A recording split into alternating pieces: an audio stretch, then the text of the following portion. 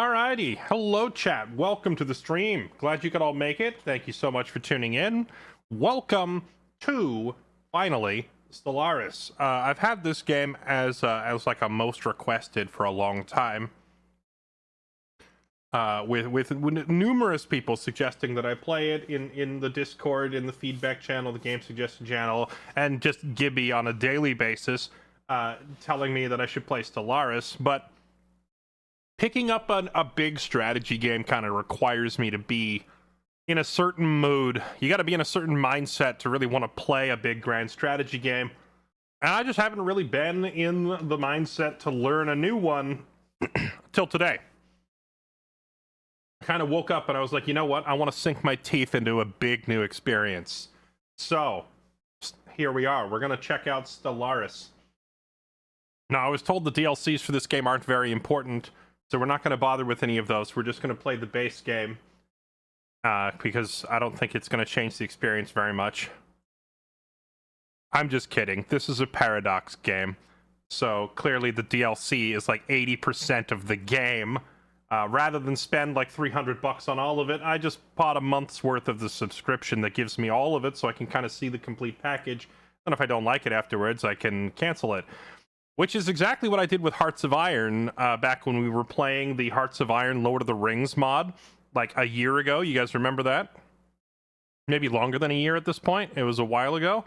Yeah, I never remembered to cancel that, so Paradox just like farmed like $90 off of me. So for Stellaris, remind me whenever we're done moving on from this game to freaking cancel it, so that I don't get farmed even further.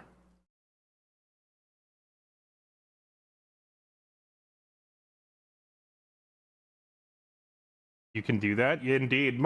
Most Paradox games have a subscription service. Well, the Paradox releases...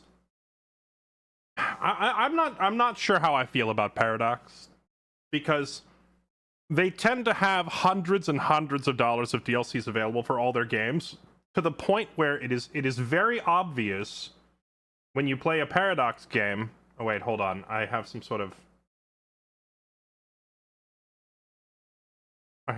like getting started screen. I think I have to sign up for something here. What is this? Log in with... I shouldn't have to do all this because I bought it through Steam. No, skip. Launcher update ready. Okay, apparently this game has some first time launching shenanigans that it needs to do. Okay, close game, relaunch, update. Yeah, I'm not really sure how I feel about Paradox games as a whole, because their business model is literally crank out DLCs and charge you a lot for them. They just farm money off of their players off of DLCs. However, with that said, a lot of their DLCs seem pretty decent, right? So I feel like if they were cranking out garbage, then I would call them a predatory trash company. But I don't think their DLCs are garbage. A lot of them seem to be pretty well received. So this gives me mixed opinions, because they're still clearly intending to farm you with DLCs. But at least the DLCs are like of passing like decent quality, right? So this gives me a neutral opinion on the company.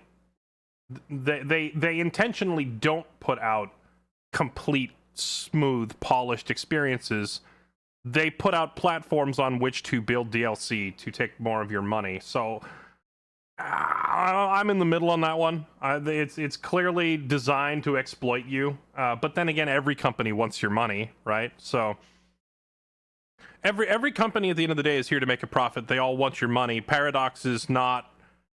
They're not shy about the fact that when you buy their games, they're really just signing you up for a platform on which to buy more of their DLCs. And I guess as long as you understand that going in, it's okay. So I don't really have a high opinion of them, but I don't have a low one either. It's decidedly neutral in my mind. Now, with that said, I'm glad they offer a subscription version of their DLCs so that I don't have to pay the $250 for all of it. They just want you to pay for life instead! Anyway, let's fire up the game. Enough talk of DLCs. I have all the DLCs enabled because of the subscription.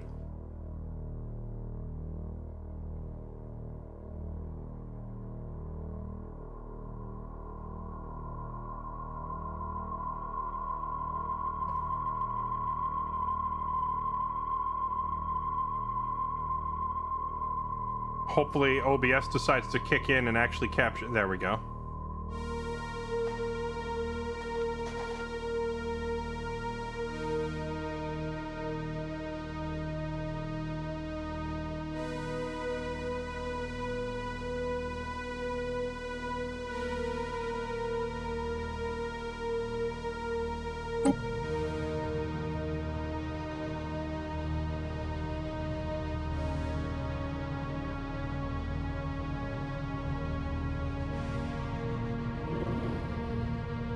Okay, welcome to the CETUS update. Focusing on economic balance and performance, significant changes have been made to the economy to rebalance it at a generally lower power level, with fewer bonuses or modifiers that stack non-linearly to extreme levels. Aw, no more infinite money? Some traits buildings and district specializations have been changed or even removed. Certain challenges that have been trivialized over the years may be much stronger, especially roaming space fauna crises and fallen empires. Navies have received major changes intended to reduce their total ship counts, making each ship individually more valuable and, we feel, more interesting. Ship defenses have been improved, especially for larger hulls, so combats may last longer than before. Be aware that the Perdition Beam on Titans now deal collateral damage. Behind the scenes, the Custodian programmers focus heavily on performance and stability. You can find the game significantly faster and more stable from the very start till the end game. Thank you for playing. You know, I did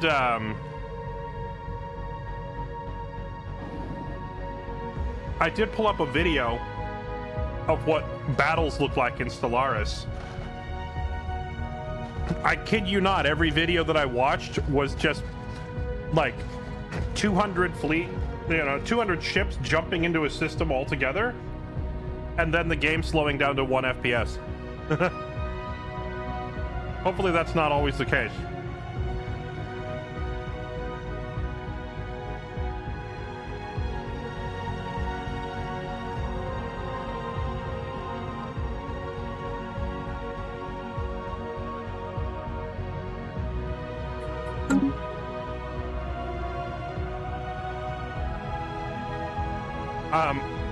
Is this a space dragon?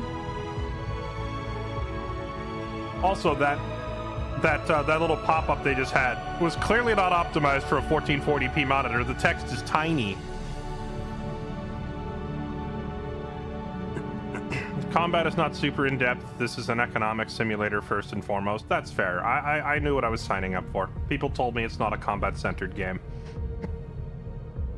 Figured I'd still give it a try because, like, I enjoyed, for example, Hearts of Iron to a certain extent.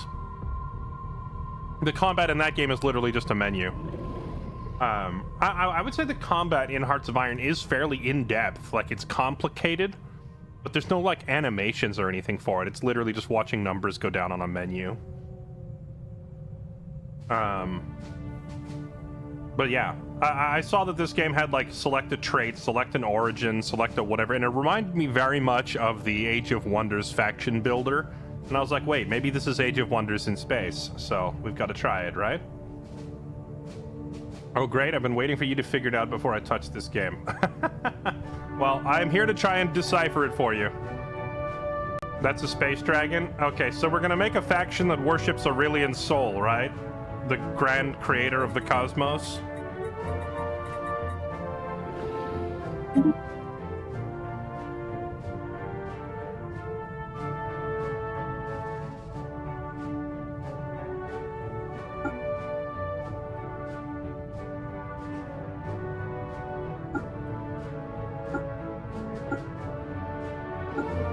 This really is just Age of Wonders in space, isn't it?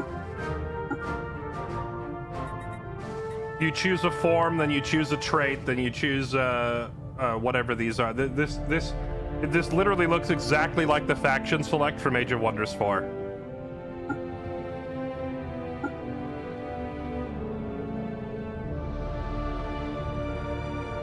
You have a whole posse of people ready to give you advice.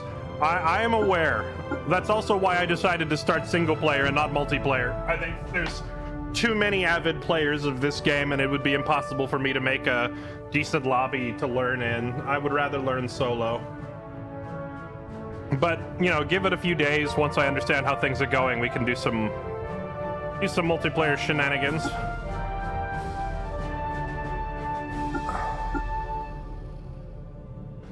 There's a lot of different forms for your people to take. War machines.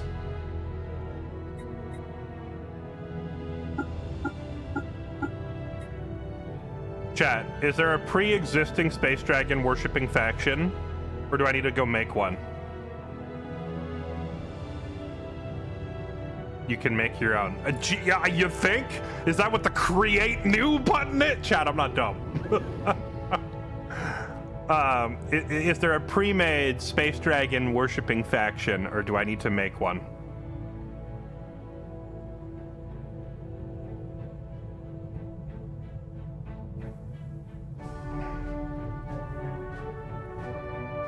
I don't know, because they change default factions every expansion. Oh, okay, interesting.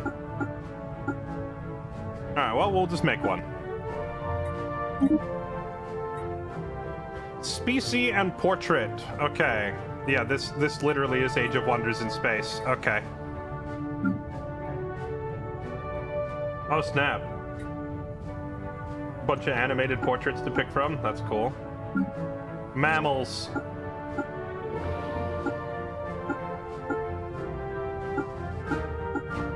So many mammals to pick from. That's not a... Wait, it is. It's a porcupine. Porcupines are mammals. I saw this thing and I'm like, what the heck is that doing in here?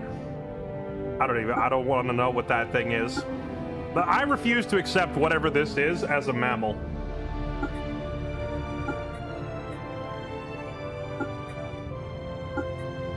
Why do they all say female on them when I mouse over the... Oh, I see, because it opens up a menu. Okay. Wait, no, hold on. Go back. Go back. Back. Well, how did I jump forward through 20 menus? What is... Here we go.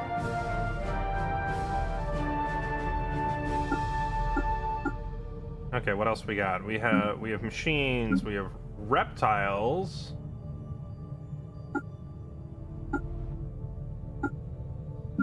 Birds, avians, okay. Arthropods? There's arthropod empires.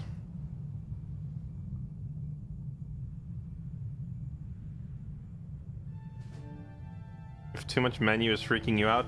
No, the fact that the back button doesn't just go back to the previous menu. They labeled it back, but it should have been labeled undo. I would just like the UI to do what it says what it does, that's all. Yeah, they're... Chat, listen. We're gonna have to do a lot of genocide. I don't mean to be that guy. I don't want to sound close-minded. But, if there's arthropod nations, I am about to become, like, freaking... I don't want to say what I'm thinking because I'll get banned, but I'm about to become a bad person in space. Because there's a lot of... There's some species here that need to no longer exist. So, we are engaging in maximum racism. And, yeah, I'm gonna be terminating some empires.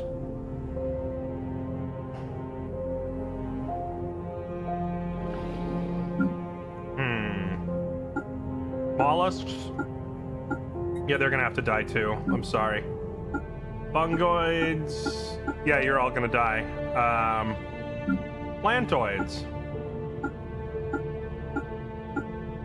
You can live. Machines?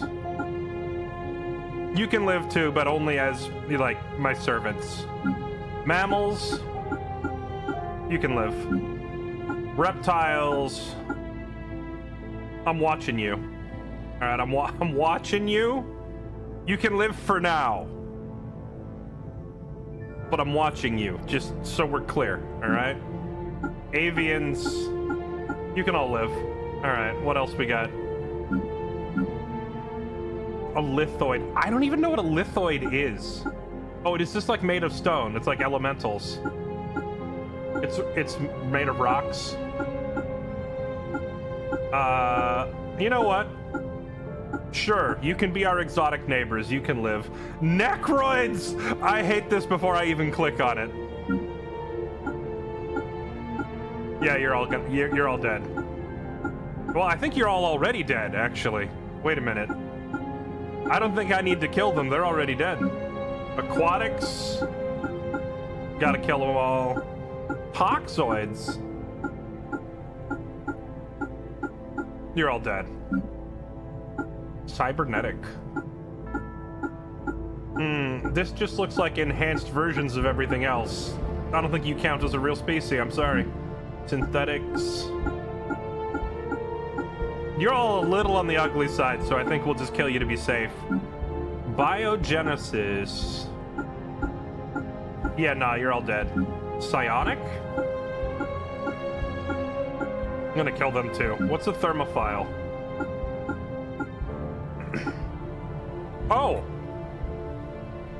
It's our Lord Creator. Wait, it's us! Alright, here we go. It is us, worshippers of the space dragon.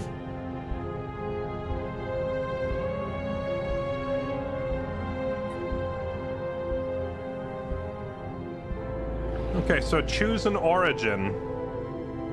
Let's see.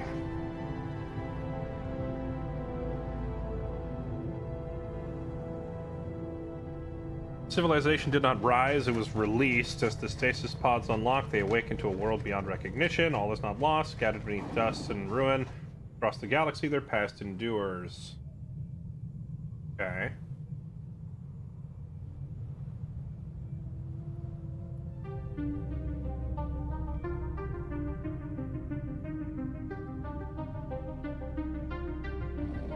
I see a bunch of requirements. Does not have hive mind, does not have idyllic bloom, does not have agrarian, does not have anglers, does not have beastmasters.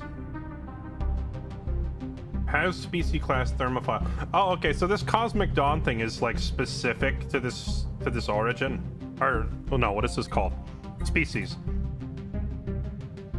It says has species class thermophile, so I assume that means nobody else gets a cosmic dawn, right? What if I looked at you?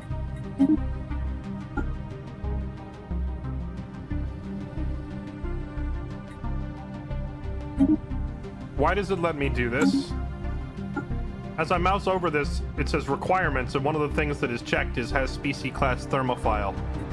So, why is it letting me do that?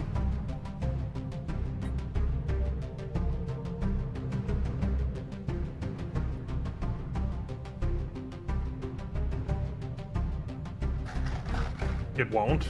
It looks like it's letting me go forward.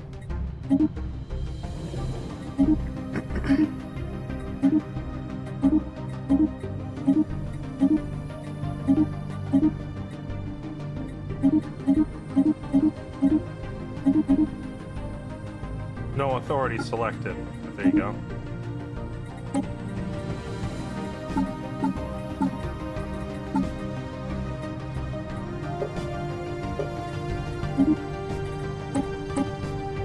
Oh, I see. It turns red. Okay, I get it now. All right, anyway, back to what I was doing. I'm just trying to understand the menu at the moment. Let's see. Through strife and triumph, society has reached every young civilization's ambition, a homeworld with unified goals, a path to the open stars. Start with initial bonus population, generators, mining, guaranteed research. Okay, red giant. The red giant at the heart of its system is warming up their planet, threatening to cook them alive. Can they adapt until the cause is found and fixed? Or will they decide to embrace the heat, capitalizing on these strange and perhaps unnatural changes? I mean, that's clearly just the machinations of our Star Dragon Overlord. He's decided for us lava people to embrace the heat even further.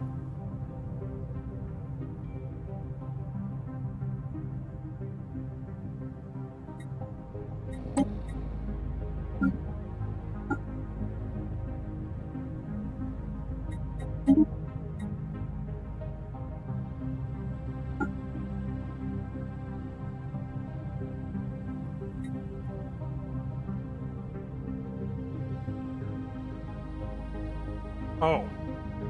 The menu scrolls down. I thought I was picking between 6. There's a lot here.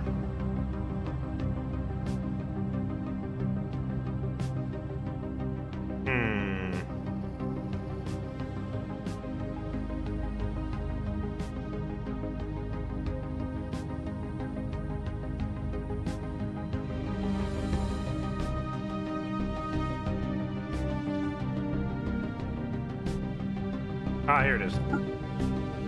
Here be dragons. Let's see. Since time immemorial civilization. Yeah, you're right. Hold on. The text is for ants. Can I scale up the UI somewhere before we go any further? Settings. Graphics.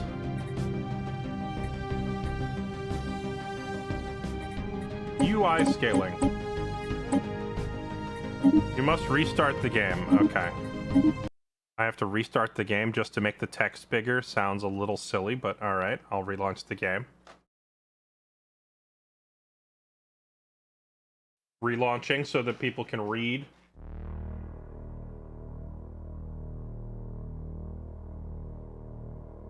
Yeah, the text is very small. Like, I can still read it, but I also have a big monitor and I'm seated very close to it, so... It's probably a lot harder to read for people in stream. Now the UI looks a little blurry. Maybe I made it too big. Oh, okay. Okay, is the text read... Now it's blurry. Hold on. I can't play like this. It's ugly. Is there a way to just increase, like, the font size?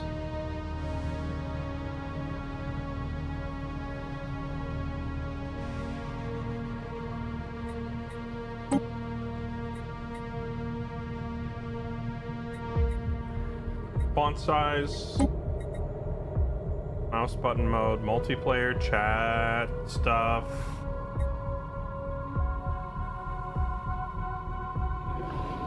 You can make the text bigger. You can? I don't see... I see make the entire UI bigger, but I don't want to increase the entire UI.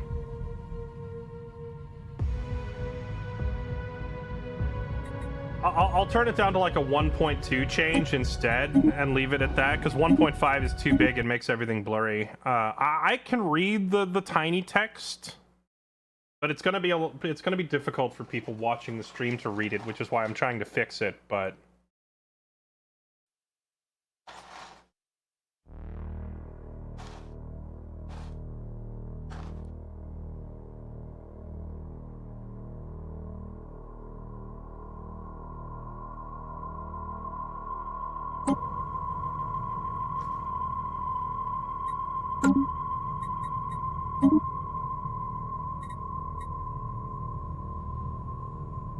This still makes it blurry. I guess I will have to download a mod for bigger fonts. I can't believe that the game doesn't have that.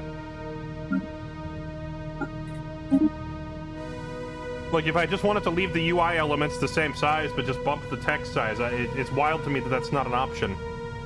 I guess I'll look for a mod, but I don't want to stop and go looking for mods right now. We just got here.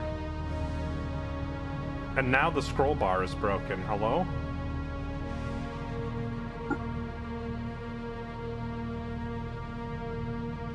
It's... What the heck? The scroll bar is broken. I need to click below it to actually move it. Okay, listen, chat, I apologize. I apologize that it's going to be hard for some of you to read it, but... I'm just going to leave it on default because changing the UI scaling apparently breaks it. And my mouse cursor isn't lining up with things on the screen. Maybe the game's just not optimized for 1440p monitors? I wasn't expecting to have this many issues before we even got in the game. Yeah, and text it is. Sorry, I know it's going to be hard for you to read it. But I don't want, like, it doesn't seem to handle UI scaling changes very well.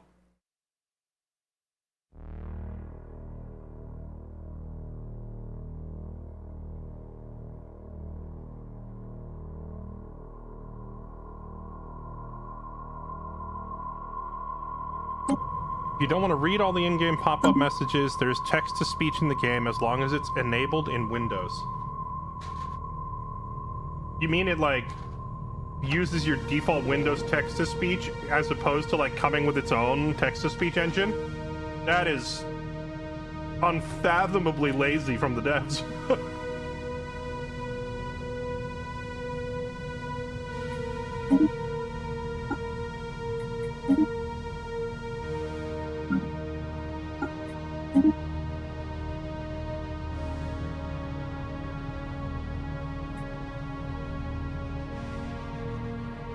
Okay.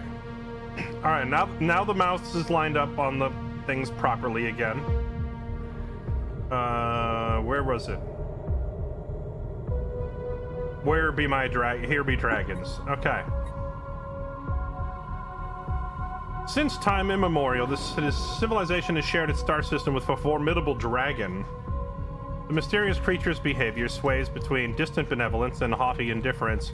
How this relationship will evolve as the planet dwellers take to the stars remains to be unseen. Your home system is inhabited by a protective sky dragon that will become wrathful if displeased.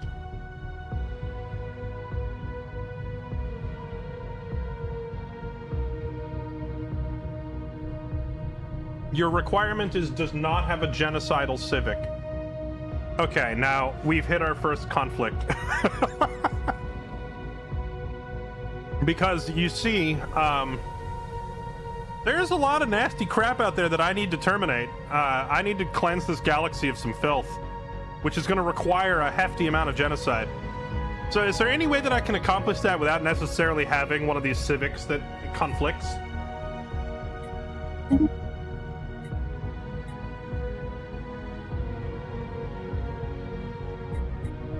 Okay.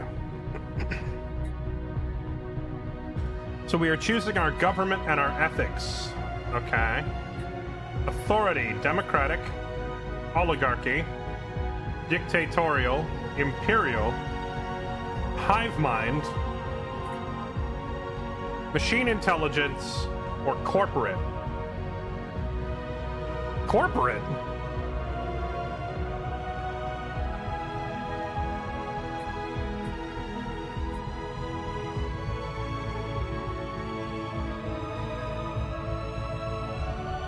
Fanatic xenophobe can purge aliens and enslave aliens. Decreased opinion for other species. Cannot give aliens citizenship or military service. Cannot use refugees welcome policy.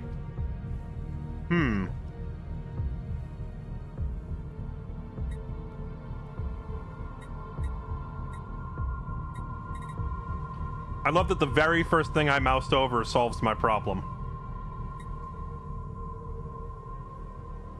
Fanatic militarist can use the no retreat war doctrine. Well, before I go all in on war, we should probably learn how to make at least some sort of an economy, right? Fanatic spiritualist can build temple buildings, cannot use full AI rights. We can't... What, you mean we can't grant citizenship to ChatGPT?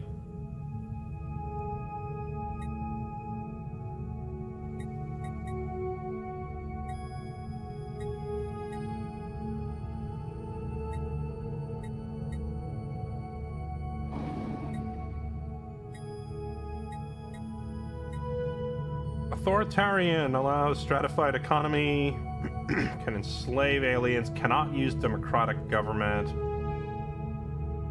increased opinion, xenophile. Oh, I see. Xenophile and xenophobe, pacifist versus militarist, materialist versus spiritualist. Allows academic privilege living standards, cannot use the AI outlawed. Cannot use robotic workers outlawed policy. Robot upkeep and research speed up.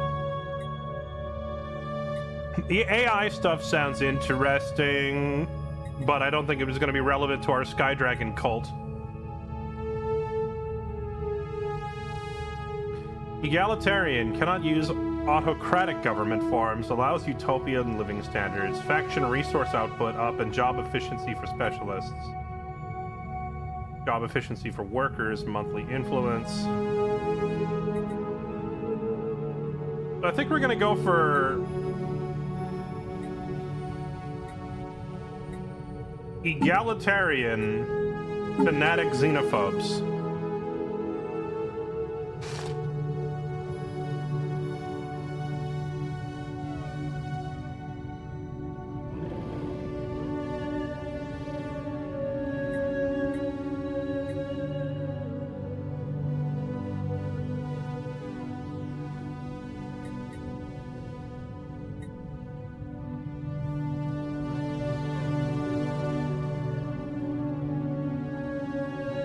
So we can have a dictatorship, oligarchy, democracy, imperial. Hive mind is tempting. Corporate. Empire size from planets down, trade from jobs up, empire effects per skill level. I think it'd be funny if we were just a giant mega corporation that works for a sky dragon.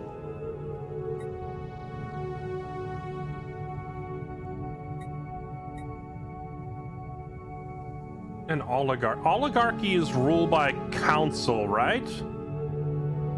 Or ruled by an elite. It's rule of the elite or ruled by a specific council, right?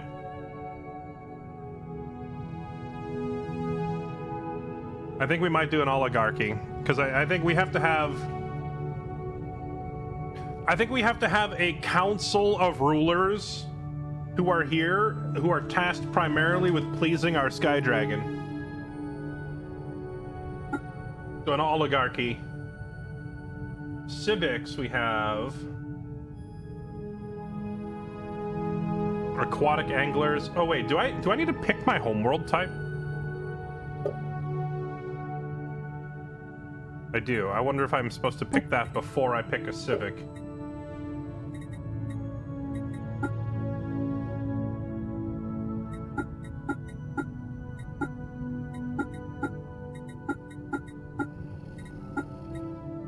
If I picked thermophiles. Wait, is this purely just cosmetic? And the actual effects that it has are... I'm trying to figure out how much, like, being on a burning planet is actually going to affect me here.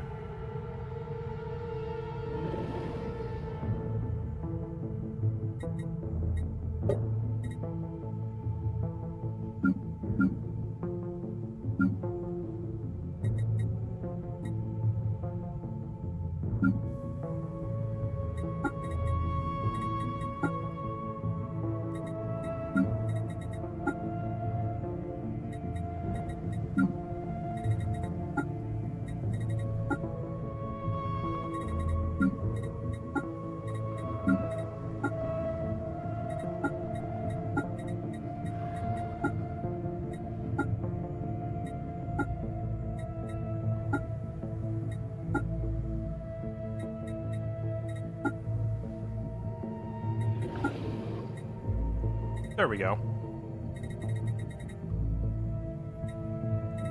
I was looking for a dragon icon. That's more of a bird beak.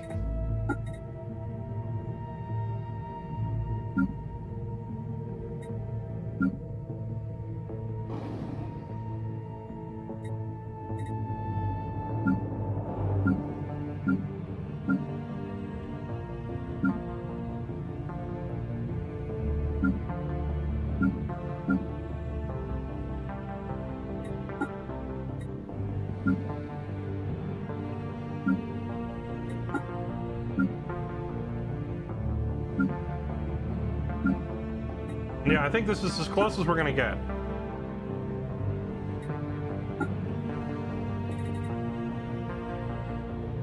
I could do that one, but is that a dragon or is that like a, you know, flying sperm?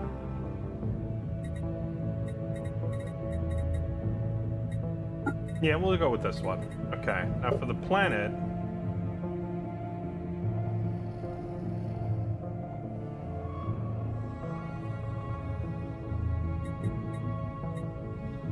Okay.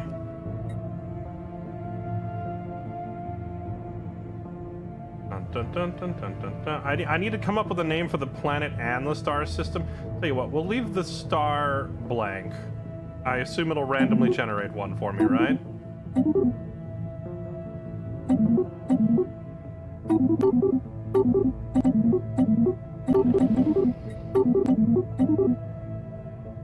Or we'll do it the other way around. We'll name the star. The star? Dracarys. Okay, there we go. We'll get our Game of Thrones reference in there.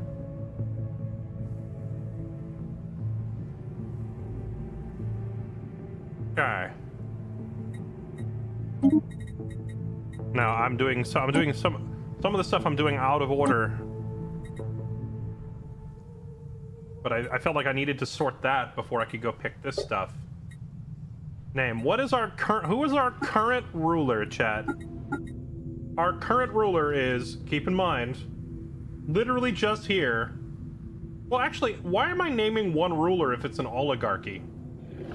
It's supposed to be a council, right? If it's a council of rulers.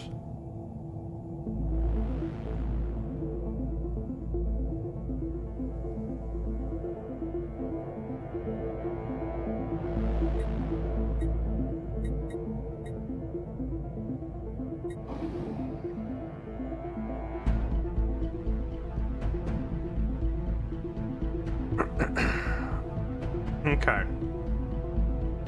He is, literally, Jim. We're not special. We're just the ones who are tasked with keeping the Sky Dragon happy.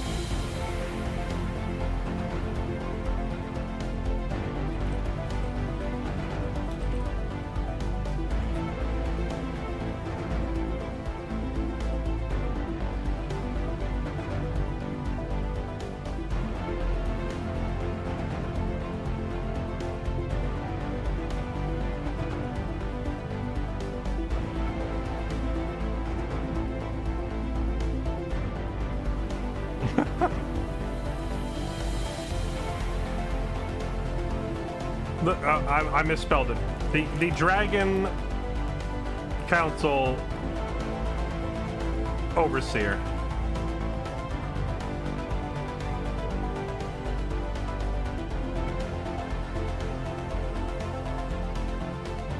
Okay.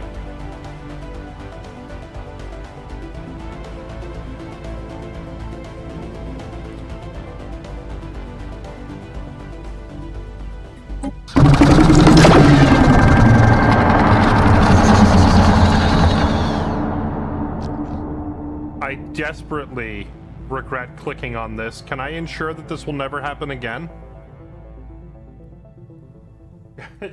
Is there a way to ensure that this noise never plays again?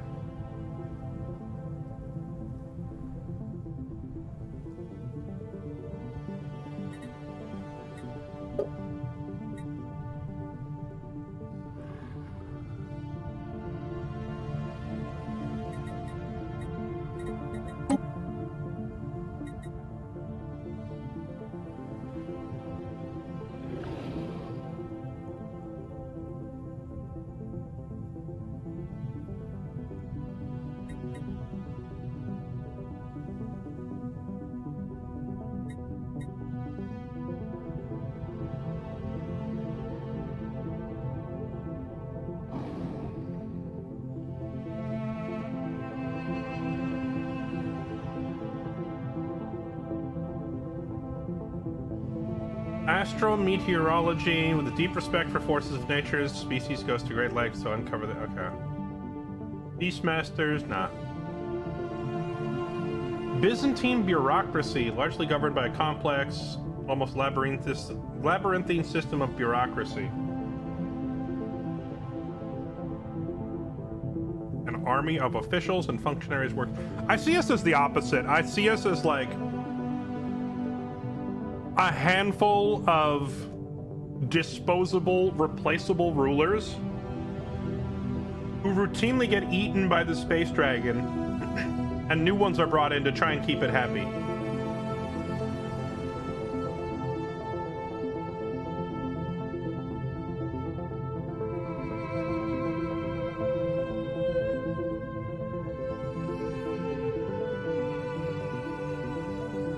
Replace enforcers with educators. Replace precincts with state academies.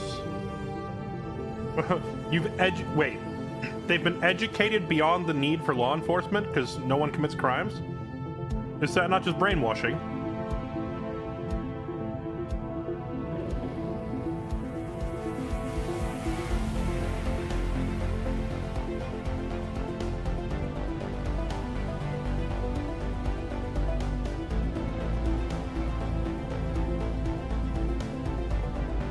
Cutthroat politics? Nah.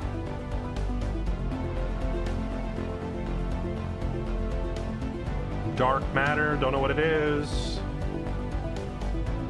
Diplomacy, eager explorers, efficient. No, none of that. Experimental sentencing.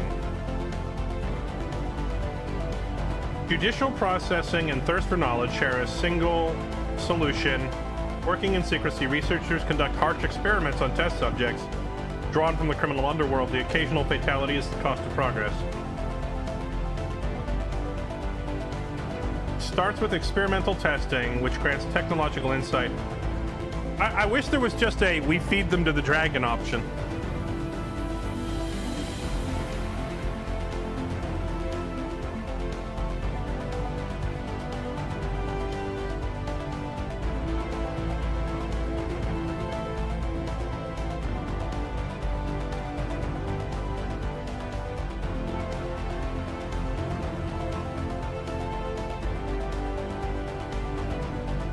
Meticulous collection and preservation of historical artifacts fascinates your civilization, but now with the mysteries of the galaxy at their doorstep, there's everything left to learn.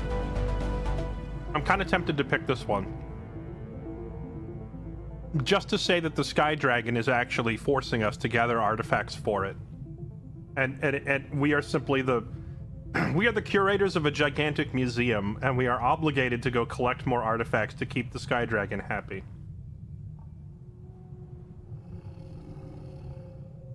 Yeah, I think the origin itself indicated that the dragon would make demands of us, so I don't really need to build in another demand.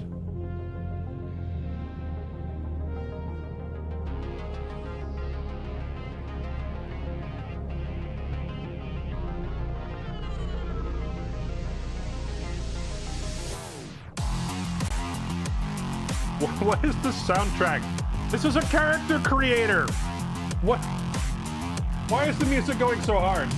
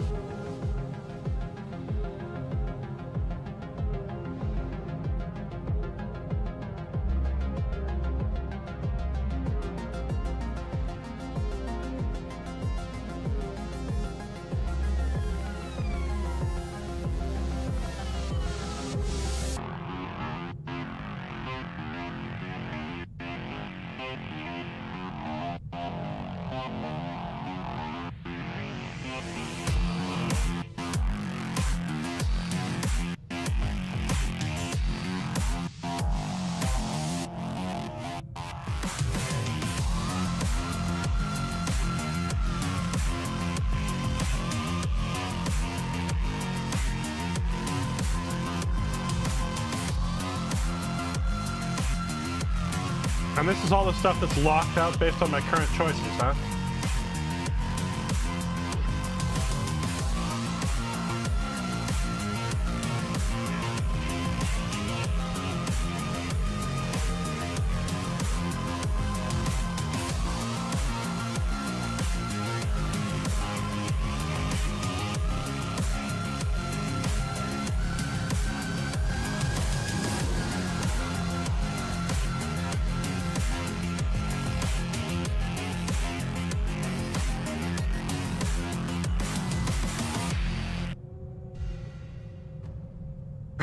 Wait a minute. In an uncertain universe, only kin can be trusted. This civilization is selective about the species it defines as, quote, equals. Opinion of empires with shared species plus 100. Opinion of all other empires minus 50.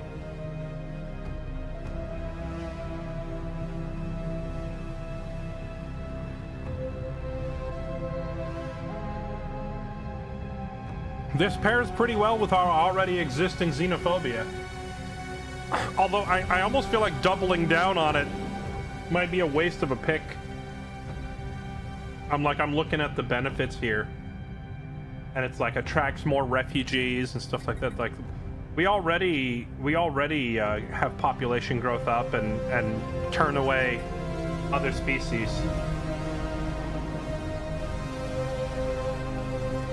Okay, well I think we're gonna take hyperspace specialty.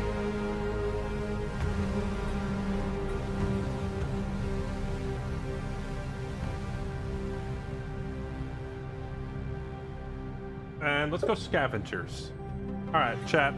How are we doing so far? How are we doing so far? We're gonna be a race of volcanic reptile mini dragons who worship our giant kin in the sky. We only care about the dragon and other like similar draconic individuals. We're pretty xenophobic towards everybody else. We want nothing to do with them. We are simply here to please Daddy. Advanced, what was this? Manipulation of hyperspace is another thoroughfare. Amplitude in the field have risen to the highest cast. Guaranteed research for hyperlane. So we should be, if I am understanding this correctly, fairly mobile compared to other civilizations. And we scavenge everything we get our hands on. And we are ruled by a council. The council of... You know what? I named him Jim. I'm gonna give him a better name. Lacortrix. You get a cookie if you recognize this name.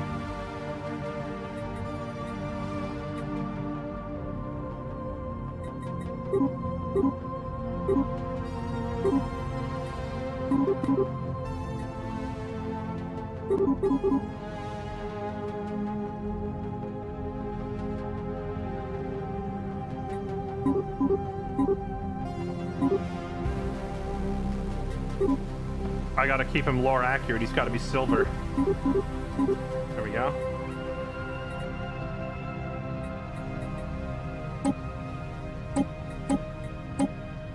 Alright, traits and trait points.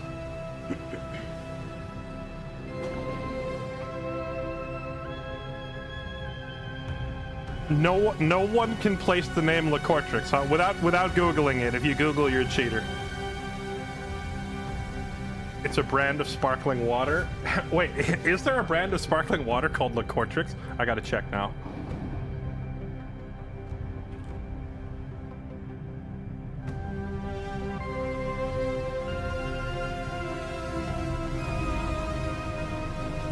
No, I don't see anything else. If you Google it, it just gives you the answer. Okay. Members of the species are highly communal, quite used to living in close proximity to... Oh, I see. That's just the first one on the list. Lacortrix is the dragon that presents itself to you at the end of Shadowrun on the Sega Genesis. That's an extremely obscure... I'm not surprised that even with almost 1,000 people in here, no one picked up on that name. It's an old game. It's a hard game, and it's a long game. And if you get to the very end of, like, you meet this dragon Lacortrix when you're like 90% of the way towards the end of the game. So it's a very obscure reference. I wanted to see if any other old timers would remember him.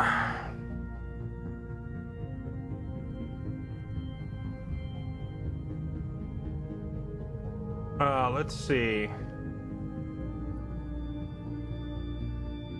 Highly communal, quite used to living in spaces. Population housing usage down. Consumer goods upkeep. Members of this species believe resources must be conserved and recycled. Oh wait, why are there red numbers? Oh, it just means I'm spending a point. Okay.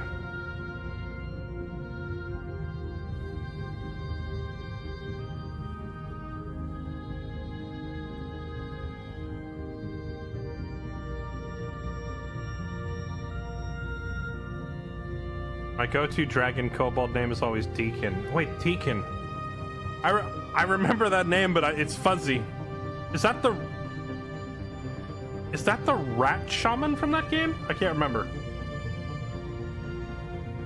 Tempered by adversity, bound by shared struggle, species have been forged into an unbreakable whole. Their collective will fuels governance, each member a vital link.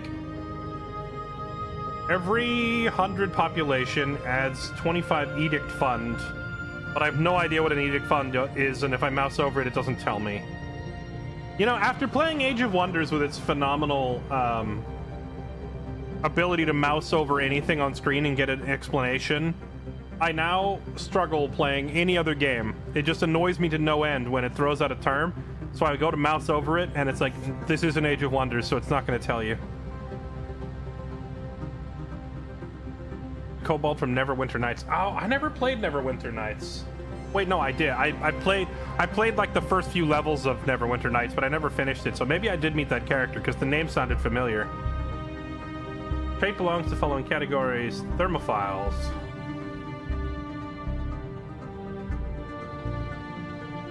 Shell Slag, Pyroclastic, Crucible Community, Radiotrophic.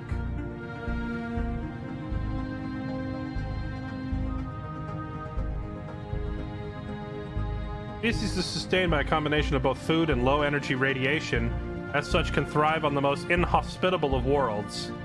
See 50% of food or equivalent upkeep with energy credit upkeep. Energy upkeep is removed for populations living on tomb worlds.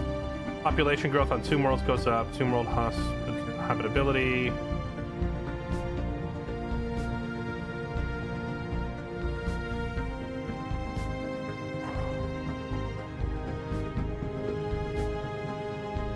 Well, we're gonna go full in on the RP thing, and we're just gonna pick. We're gonna pick all the traits from the thermophile list.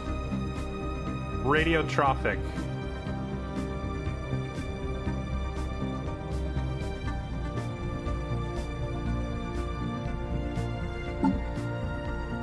What else was on this list? Crucible, Radiotrophic, Pyroclastic Channeling, and Shell Slag.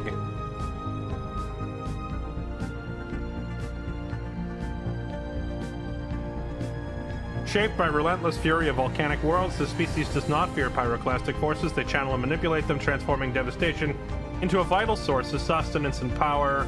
Population growth on volcanic worlds goes up. I don't know how common volcanic worlds are. So this might be very good or very bad, depending on how many volcanics I can find. I don't know what the planet layout is like in this game. This is a long time designing a faction that might just be terrible because we don't know what we're doing. An intricate symbiosis with living metal allows this species to grow not in traditional sense, but through the accretion and self-assembly of bioferrous structures. Every 100 pop with this trait working as a slave or better produces 0.5 living metal per month. I'm not really looking... I think I'm going to leave that part out. We're going to take the other three, but we're going to leave out the whole become one with metal thing. That doesn't really play into my theme here.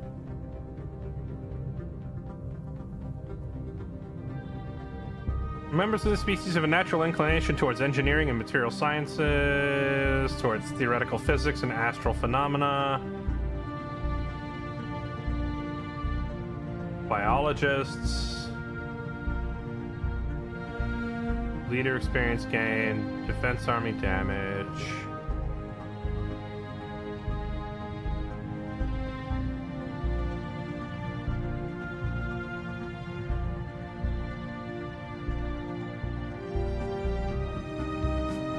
Bureaucrats.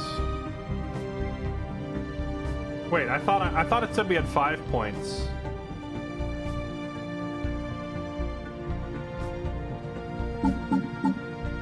Oh, I misread this. We only have 2 points. Okay. I thought I could pick 5 points worth. I can pick 5 entries. Wait, are there negatives that I can take to balance it out? Oh, there is.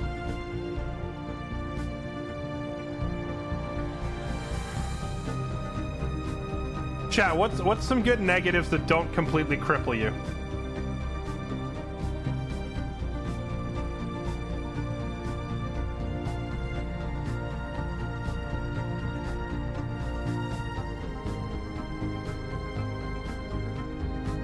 Not only capable of flight, this species possesses unique cerebral adaptations, making them to instinctively process and navigate three-dimensional spaces. These abilities make them unparalleled in planning battles, surveying planets, and managing cities.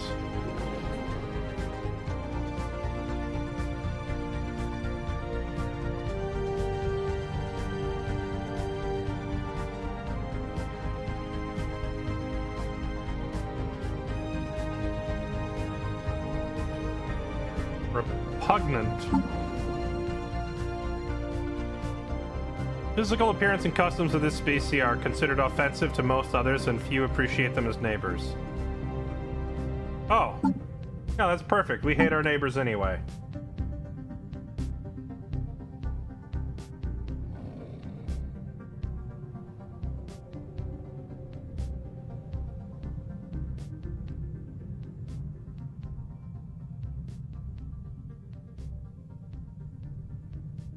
Solitary. Members of the species tend to be solitary and territorial, like dragons! Okay, I'll take it.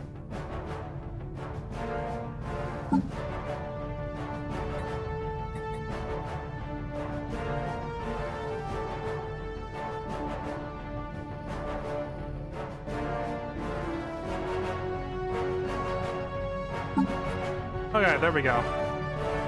Oh wait, I have 2 more points left.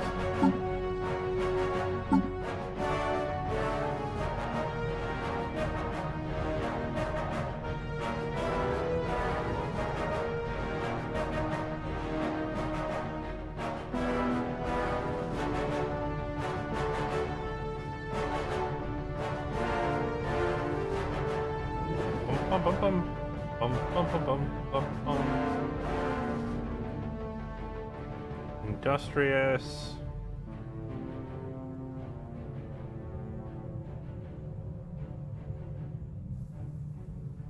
Okay, hold on. What was the it was Crucible, Radiotrophic. What was the other one? Pyroclastic or Shell Slag? What was Shell Slag again?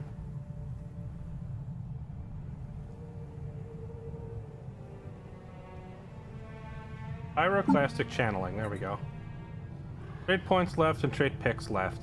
So I have a free point, but I'm out of slots, huh? I guess we can just lose solitary then.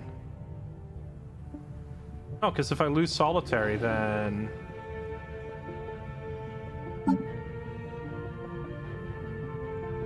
Now I have no... Wait. Well, I mean, this works. I guess it's more important to have trade points left at 0 than trade picks left, right? So this is good, right? I think we're good. I think we're good here. Okay. Next. Name lists.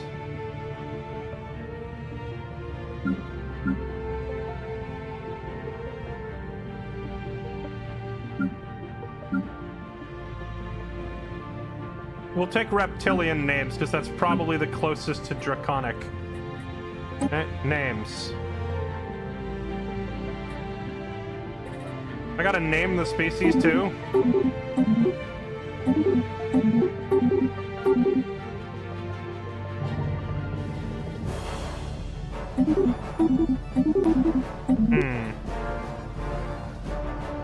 Alright, let me think about this. This music in the background reminds me of like XCOM 2 getting ready for battle.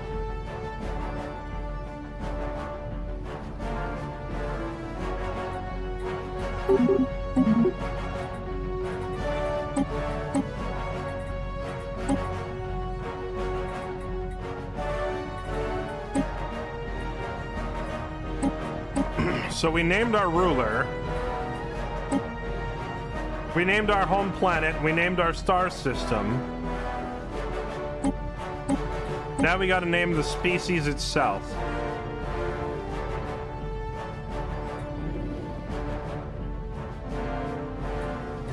Went and had dinner and we're still not past the creation screen. I don't think you... Were you expecting us to be past it? I wasn't. As soon as I saw the creator screen and realized I'm basically playing Age of Wonders in space, I knew we were going to be here for a while. I need another... I need another dragon reference for our species name.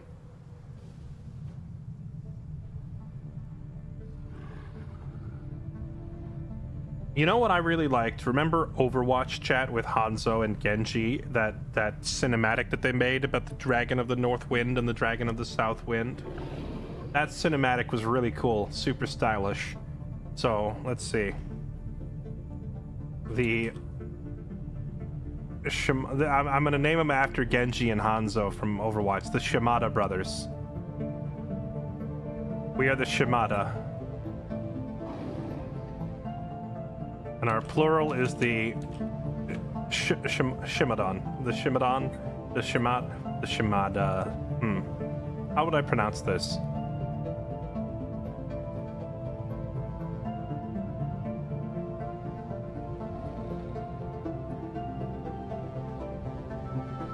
Shimadan. Okay. Name them the Parthenax. Parthenax is too well known. If we're gonna steal a Skyrim dragon, it's gotta be one of the lesser known ones. The Shimadai. Oh, that's good.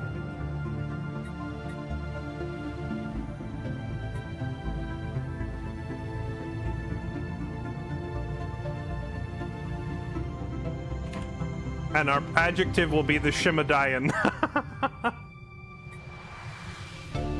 Our empire name. What?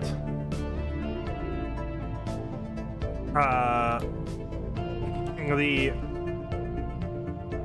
Shimadayan Council. There's too many names! Why does it want me to come up with so many names?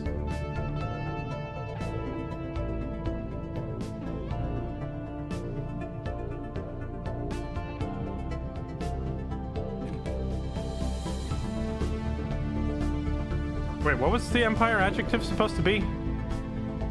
How is this different than our species adjective?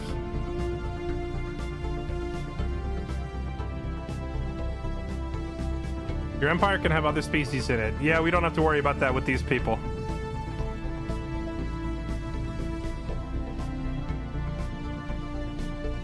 I'm just gonna leave it the same. I'm confused at this point. They want me to name the planet, the star, the people, the species, the ruler. Like there's, I can't come up with that many names on the fly. Leave me alone. City and room. Is this just purely?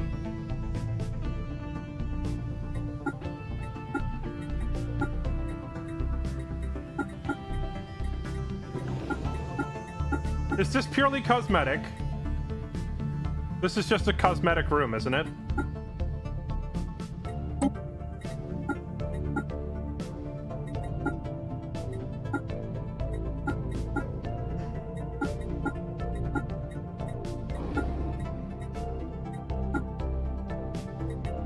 There, I like this one. Okay. Our advisor's voice. Based on government, the automatic advisor voice selection based on empire creation choices.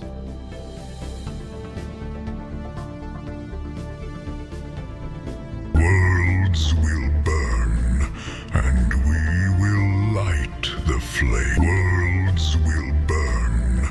Our multidisciplinary customer satisfaction special. The laws of science. Hyperdrive primed. All systems ready. Now. This channel is now under military control. To live is to consume. These alien savages must be taught to kneel when in the presence of their betters. Priority alert. Please, the descent is forcefully discouraged. Democracy sure is. The weak govern.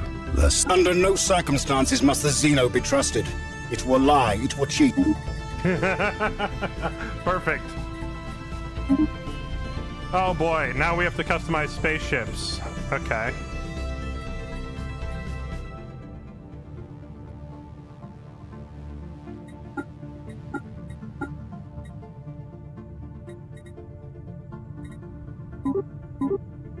Corvette, Frigate, Destroyer, Cruiser, Battleship, Titan, Construction, Colony, Science, Citadel, Colossus, Juggernauts, Habitat Central Complex. 1, 2, 3, 4, 5, 6. So battles in this game are dictated by 6 different classes of ship, I assume, and then the rest of these look like civilian stuff. Oh wait, a citadel is like a fortress. Okay. These immense ships are not equipped to fight hostile fleets. Their job is instead to neutralize entire worlds. Oh, okay. Why does it look like a freaking bumblebee then?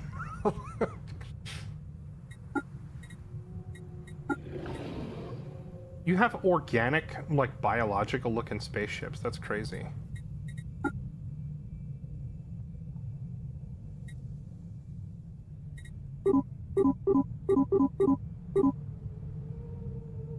Okay, over here you have like sleek, bright blue, cool looking designs. How come they look dull and lifeless over here?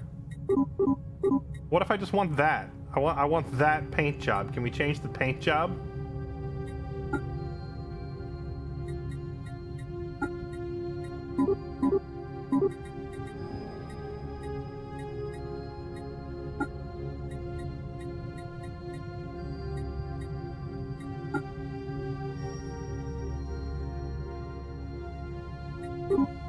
Oh, it just matches your flag color. Okay.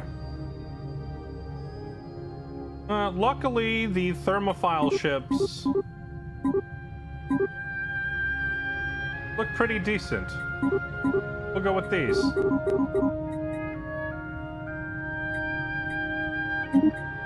Okay, ruler and appearance. We did all this already. Traits.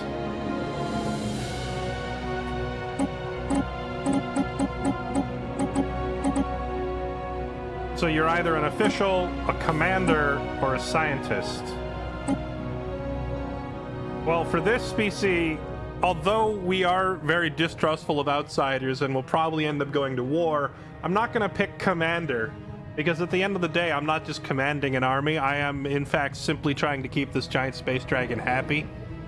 He's the boss, not us. So we're an official.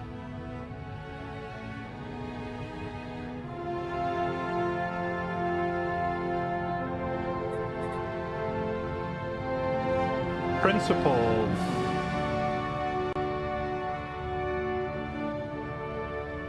Minerals from jobs. Charismatic.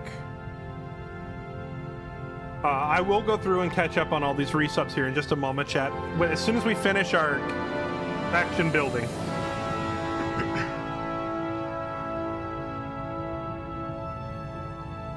And let's see. I'm assuming we're not going to have a large number of characters in this game, right? It's mostly going to be focused on planets and such. Maybe ships? I'm trying to think, what can I name after my subscribers? Do I name my military vessels? Efficient feedback loops and action-reaction analysis make this unit far better at predicting outcomes. Require... Oh, I can't pick that one. I for talent. This leader is unusually perceptive, spotting talent or others see only eccentricity or incompetence. Gains, XP. You'll have tons of leaders. Okay.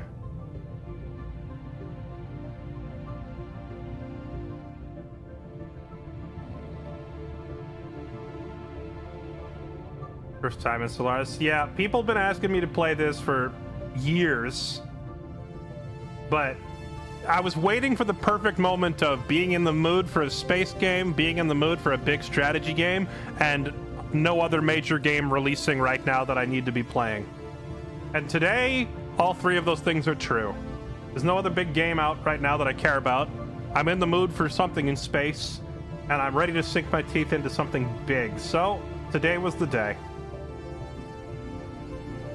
Let's see. Leader is well aware of the importance of properly structured supply chains. Dock ships and army upkeep down. Logistic understanding. Wait, so do we only get 1 trade point? That's it? We pick a class and then we get 1 point and that's that. Okay. Principal, stability up, infiltration up, mining, charismatic, logistics.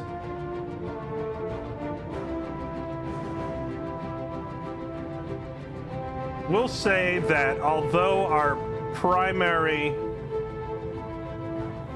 You know what, I'm gonna give him...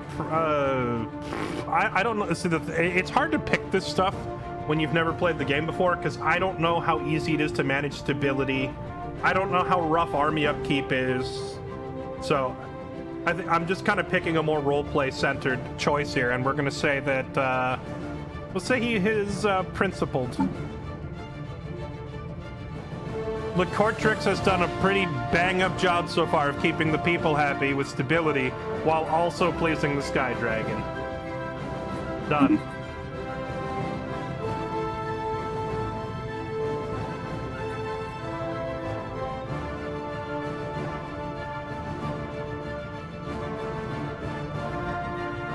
Okay, it added the word plutocratic oligarchy.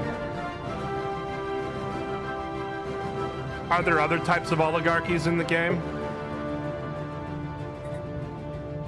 Or is that just automated based on what I picked so far?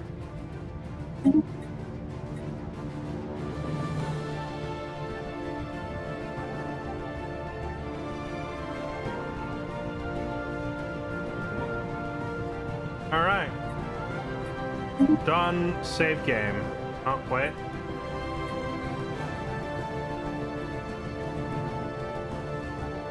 Okay.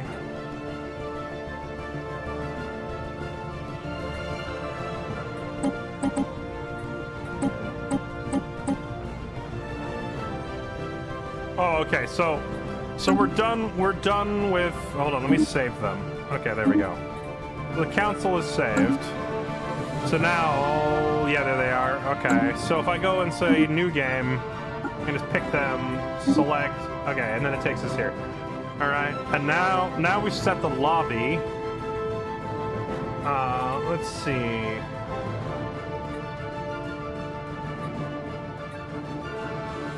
Bomb, aren't you supposed to be in the Stellaris game right now?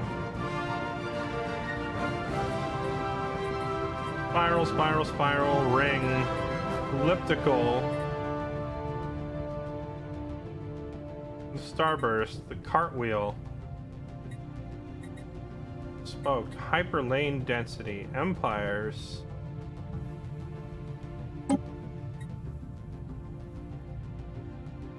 Sure, we'll just do that. Controls, how many of the regular AI empires will start with an initial advantage in resources, tech, and population? They do not gain any additional bonuses besides a stronger starting position. Not affect fallen empires. Sure, we'll say there's like between 4 and 9 empires out there, and 2 of them are advanced. Controls the maximum number of fallen empires. Ooh, I get a tooltip this time. Ancient precursor civs that start with advanced tech and powerful fleets but are generally passive. At times, they may make demands or offer tasks to lesser empires. Provoking a fallen empire is risky unless you're confident in your ability to defeat a challenging opponent. Why are they called fallen if they're so powerful and advanced? There's only one. There's one fallen empire out there somewhere.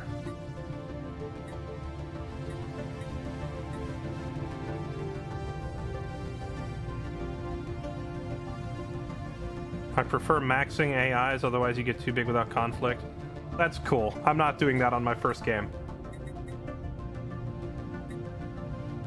Let's do a 3-armed spiral galaxy with a medium size advanced settings. I'm not going to touch any of that yet. I'll just play the game, and if I find some setting that irritates me, I'll look for it in advance and fix it later. All right, here we go. While the game is getting started, let's catch up on resubs. Ender, thanks for the gift sub to Stellaris. Wait, okay, is the game paused? It is. Thanks for the gift sub to Stellaris. Apparently that's a Twitch channel. Tolkis, thank you for the 133 months. Uprock77, thank you for the 84 months. Happy anniversary. Chaotic Blizzard, thank you for the 121. Rain City Dad, thank you for 58. Ianus Ragnar, thanks for the 116. Ghosticles, thank you for 72 months. Happy anniversary. Appreciate the resub. Vile Soda and Shorty, thank you both for the gigantic over 10-year resubs. You're both insane. And Tolkus, thank you for the 5 gifted. Appreciate it, man. Thank you. All right, here we go.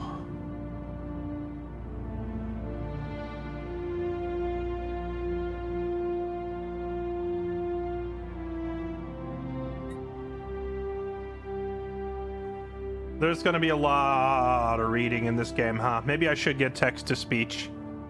I'd have to find a text-to-speech that doesn't sound like cancer, though. Like, most text-to-speech is so awful. Hey, thank you for the 10 months. Appreciate the resub. We've always known the dragon. It has graced the skies above Oros since time immemorial. Our early interactions with it scattered throughout Shimadayan folklore. For a long time, it was a story of conflict, as our early weaponry proved no match for the mighty beast. And the stories tell of a visionary who, against all odds, managed to broker peace between Shimada and the dragons. And now we can say, Ryuga Wagataki! Anyway, in subsequent encounters, the dragon has proved a distant and enigmatic figure whose example has ever spurred our efforts to reach for the stars. However, the invention of rapid propulsion systems and discovery of the hyperlane network have brought about a new uneasy period of relations with the dragon, as we are increasingly intruding upon areas it has roamed in solitude for eons. It is for us to decide what our future holds. Will we study the dragon and perhaps eventually learn to communicate, or be driven to conflict? The confines of a single solar system simply too small to share with a formidable creature. Could I have a moment of your time? No. Okay, fine. Good day, High Commissioner. I'm Veer, Prototype Synthetic Intelligence. My job is to offer advice and assistance as we seek our destiny. Sure, yeah, tell me everything. Building a star empire can be a daunting task. To help get things started, I will be providing instructional missions that cover the basic steps necessary to establish ourselves as a successful interstellar power. See, if it can read all this, why couldn't it read that other thing? Although, this might not be a text-to-speech, this might actually just be a pre-recorded audio file that matches the text. Okay, let's look around real quick. Before we pay any attention to the tutorial whatsoever, I just want to get a feel for the controls. Sioruta?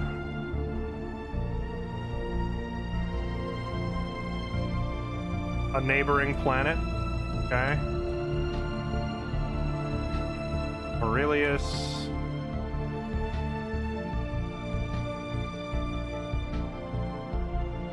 The Wettige.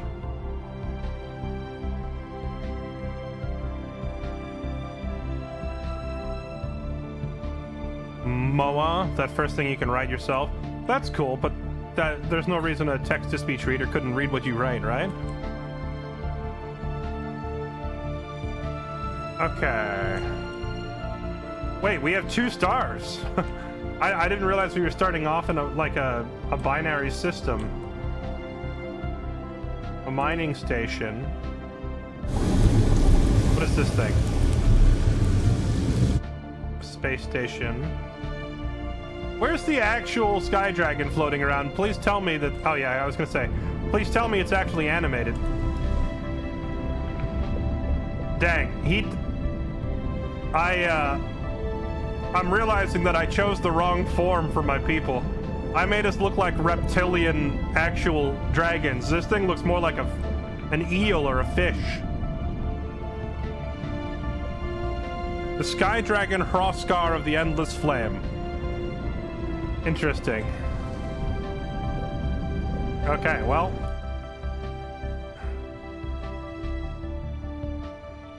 Welcome to Space Chat. There's our flying Sky Dragon that we just try to keep happy. I wonder if eventually our fleet gets big enough to where we could just kill it if we turned on it.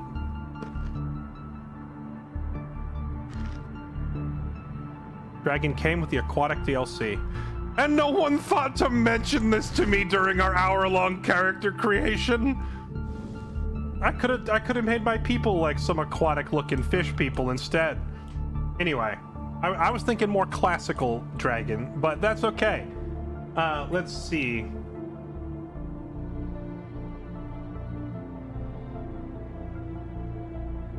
Chat watches me character create like lava reptiles for an hour, and then afterwards it's like, oh yeah, by the way, it's a flying fish eel thing. Oh, great, cool, thanks everyone. You know what? We're gonna say it's a distant kin. There's been a few thousand years of evolutionary cycles, so we don't really look the same, but it is a distant precursor to our people. Building a star empire is a daunting task. Get things started. I'll provide instructional missions, cover basic steps. Check the situation log on the left side bar or press F1. Oh my god. Chat, it's too complicated. I'm done. I'm done. Exit to desktop.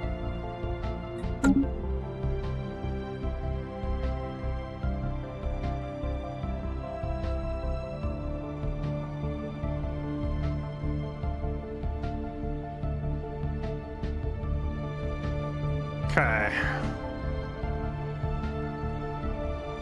Yep, firing up League of Legends. I have important information for you. Galaxy map offers a strategic view, use it to navigate around, command fleets, monitor borders, open galaxy map with M. Before we can expand, we must explore, and our science ships are the vessel of choice for such a task. You can identify a science ship by the following symbol. What following symbol? Before we can expand, we must explore, and our science ships are the vessel of choice for such a task. You can that. identify a science ship by the following symbol. 2 ways of selecting a science ship from the galaxy map or the outliners.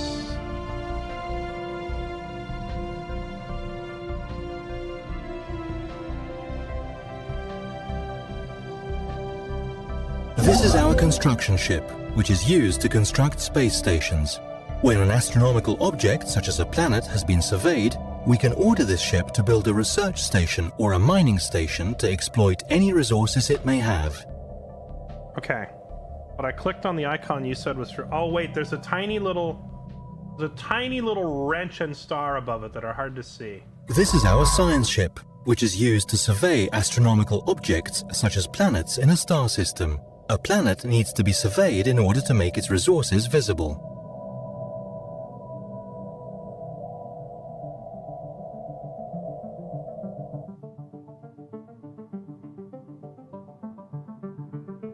Okay, so when I look at the galaxy map, it says Oros instead of Aurelius. Oh, okay, the map is big. When I look at the galaxy map, it just has the planet name instead of the star name. Does that imply that there's only one habitable planet here? Barren world. Uninhabitable. Gas giant, uninhabitable. Uninhabitable. Okay. Select the ship on the right panel, it's far easier. Oh, I see. Instructions, yeah, that's way easier than clicking out here. Alright, chat. Hold on, I know we just got started and we haven't gone anywhere yet, but I'm gonna take a quick bathroom break, okay? Give me 1 second. I will be right back. I'm gonna use the quick restroom break before we get any deeper into this.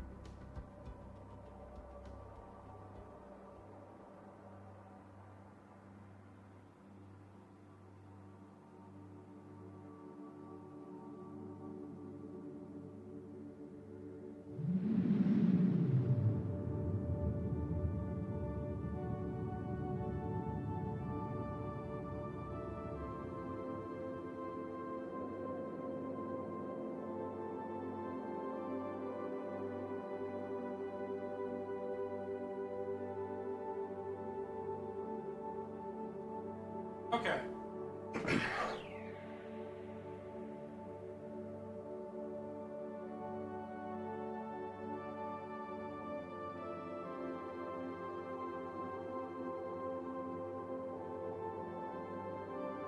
All right, I'm back.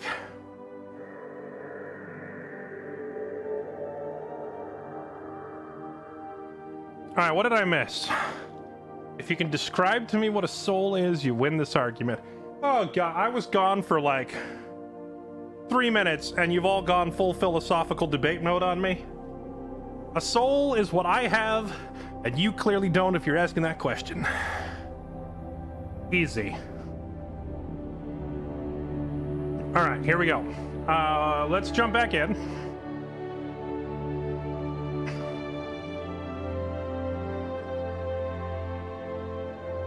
Okay, science ship used to survey astronomical objects such as planets in a star system. Planet needs to be surveyed.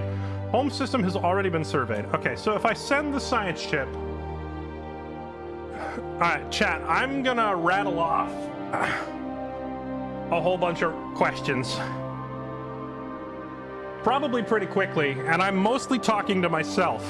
However, if you want to provide an answer, you're welcome to. Just try to use a complete sentence. Because if I say 2 or 3 different things in a row and you answer yes, it's not helpful. So here's a test, chat. I'm gonna ask a few questions. Let's see. Do I need to scan each individual planet, or can I just scan the whole system by sending the ship there? Also, can the ships be automated to do this on their own? Will they just kind of randomly go off and look for stuff? There you go. Now, if you answer yes or no to all of that, you are useless. And I will begin adding you to my ignore list. But for the people who can provide actual answers, I appreciate it. Let's see. You can automate scanning and they will grab entire systems. Promote that, man. Okay, understood. Before we can expand, we must explore. Science ships are the vessel of choice. Identify a science ship by the little neutron symbol. 2 ways of selecting it. The galaxy map. I assume the galaxy map just means clicking it here on the screen, right?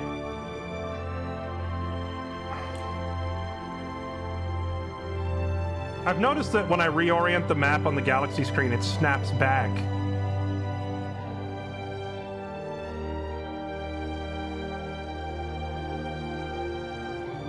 Okay, so... Unsurveyed, unsurveyed, unsurveyed. And we have no idea who's near us. There are potentially habitable planets in this system, a volcanic world. Okay. Why can I see that? Is that because I chose that hyperlane awareness trait? I chose a trait that said something about intel on nearby systems. Survey. Now, if I click survey, will it automatically send... I only have 1 science ship, so if I click survey, I assume it's going to send him right there, right?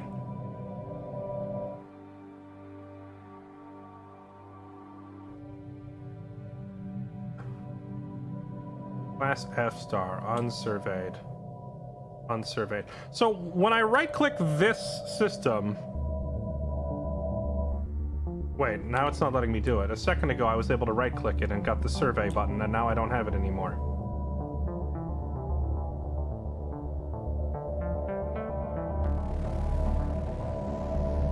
You can see more. Okay. And it's because I chose... Can I review my own... Can I review my own ruler that we made? Manage leaders, research tech. The technology screen is where we will be directing our research efforts. Technologies are categorized into 3 different fields, with each field typically having 3 available research options. Physics, society, and engineering. Research attack selects research. Choose from available options. Assigning ahead of research speeds up progress and is strongly recommended. Traits can also provide additional benefits. Research can be automated by clicking on Enable Auto Research button in each respective field.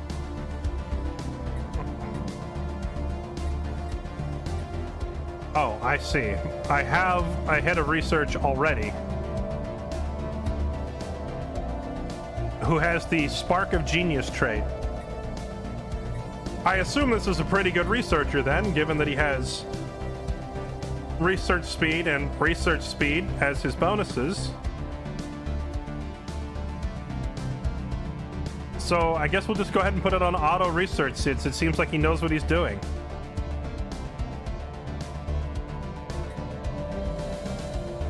I'm just kidding. Why would I do that? Let's see. So where did this guy come from and how did he get picked? And why does he have a perfect trait for this? The council screen is where we appoint the leaders who will guide us into the future. Their personalities and traits will influence our empire for good and bad. We can set agendas in order to focus their efforts in a specific area. Okay.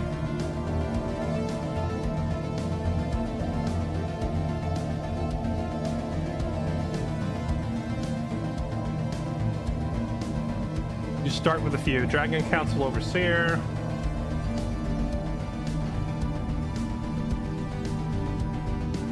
Council screen is where we appoint the leaders who will guide us into the future. Personalities and traits will influence our empire for good and bad. Okay. So we have our Dragon Council Overseer. This is the guy we made. Minister of Defense, Minister of State, Head of Research. Do they all get good traits? Because this guy has a good trait. Minister of Defense, Adaptable. Previous job, Engineer. Ethic, Egalitarian. Previous job, Technician. Ethic, Xenophobe. Previous job, Entertainer. Trait, Resilient. Okay. I'm going to assume that all of them are competent at their job, and I'm not even going to waste time on this screen because it's too much info for me to keep track of right now. Okay, let's try to forward the survival. Or the survival, the surveil. Okay, the first time I right-clicked on one of these, I saw an option that said Survey System, and now it's gone. Oh, is it because I had it? Oh, it's because I had a ship selected, and now I don't. Okay. So I can't just click the system and say Survey, and the game automatically picks a ship. I have to manually tell it, you go there. Okay. Now that we have given a command to our science ships, it's time to set off. We will need to unpause the galaxy map simulation before anything can happen. Now that we have given a command to our science ships, it's time to set off. We will need to overcome the vast distances that separate star systems. Our scientists have developed the hyperdrive. This device permits travel at speeds far exceeding that of light between systems connected by hyperlanes.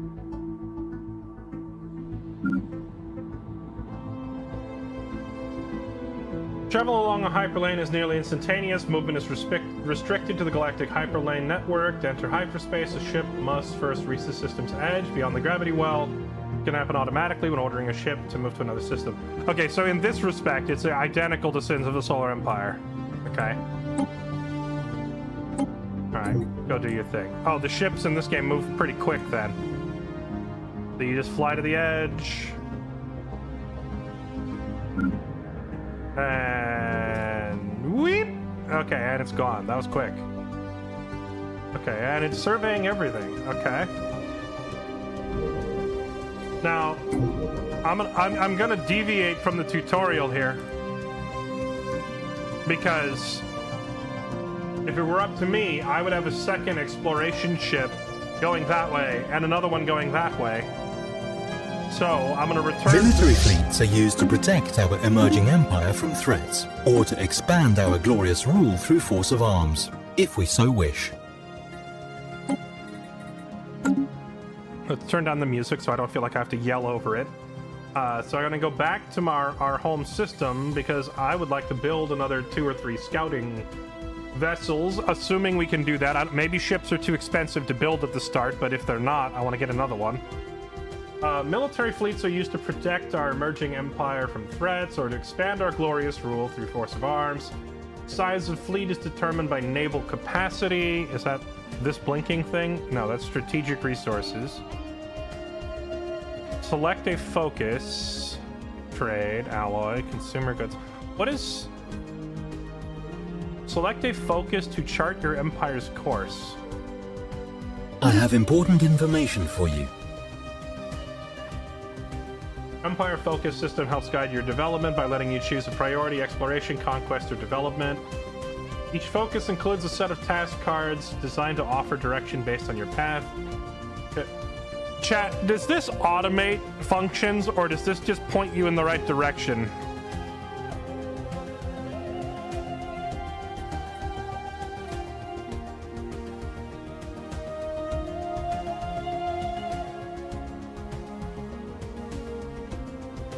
You can completely ignore this menu. Ignore this for now. Tell me why.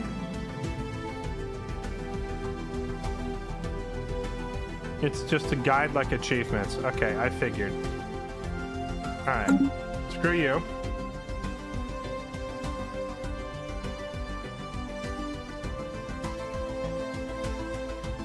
Okay, I don't care about all that. What I do care about is how to construct a ship.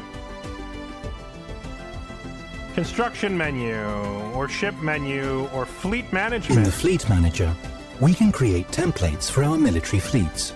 As our fleets grow in size, these templates make it easier to quickly order replacements for any losses they may have sustained.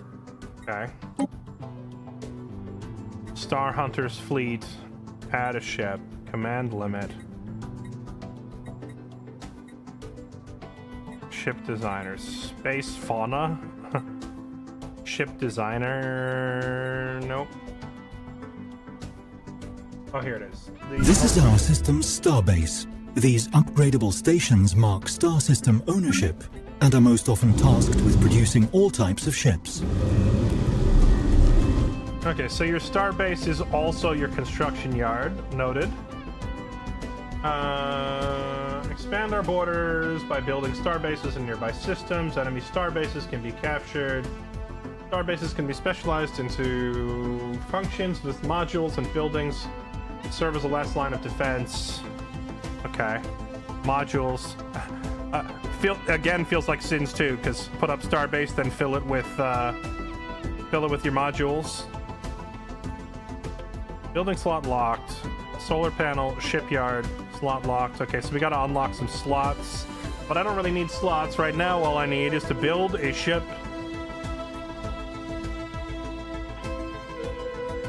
Shipyard.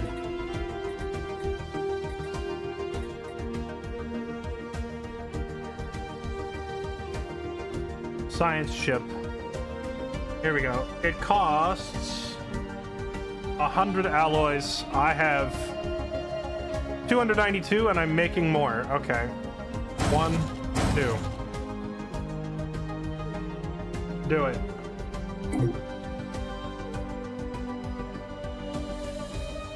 Now, I will say, having to click the shipyard or find the shipyard and then hit another key to toggle over to the shipyard and then look for the ship. I wish there was a faster interface for this, but I think we'll be okay. If I were playing against other players, I would want to be faster about these hotkeys. How's that survey job going? Dang, the ships move around very quickly in this game compared to Sins.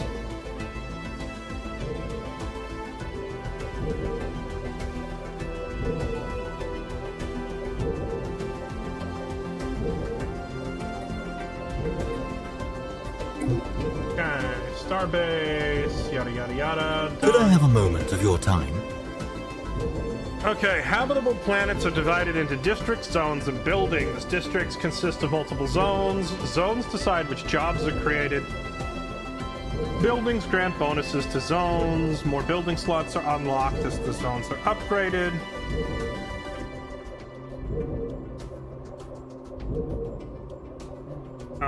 are two ways of viewing a planet from the galaxy map or the outliner. Okay. Select a planet, click the different tabs. Well, right now we only have one planet, so I'm assuming they mean this one. Mining stations are used to extract the minerals and strategic resources of the object they orbit. I was reading that other topic, you stick to one thing at a time so I can learn.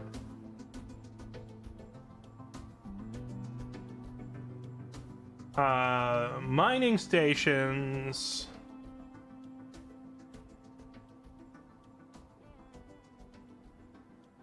are used to extract minerals and strategic resources of objects they orbit. Mining stations are not needed to access the resources of colonized planets, but can only be built within our borders. Okay, then if it says they're not needed, then why am I building it? You need research before you unpause. No, I don't. I don't care. I cannot learn the game by bouncing between 30 different menus and never understanding any of it. I need to focus one thing at a time. So, mining stations. Extract minerals, strategic resources. Are not needed to access resources of a colonized planet. Okay, so I could put them around a uncolonized planet as long as it's still within our border then, right? Where is this mining station? It's not on the overview, so do I have to find it and click it? Okay.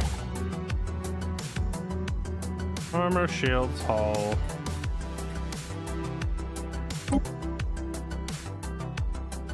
I don't need to do anything with this, do I? It looks like it's just kind of doing its thing. Here is something that you perhaps didn't know. Surface tab provide. I don't want to read the. I just want to read the other thing. Why do you? Bleh!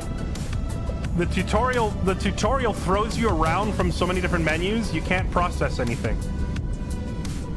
I wanted to see the districts and the buildings it just told me about. Surface tab provides overview of planet's infrastructure. The districts and building section shows constructed and available building slots, respective districts. Districts and zones provide housing, jobs, resources. Automation toggle allows planet to manage itself based on fucking planetary border. Okay.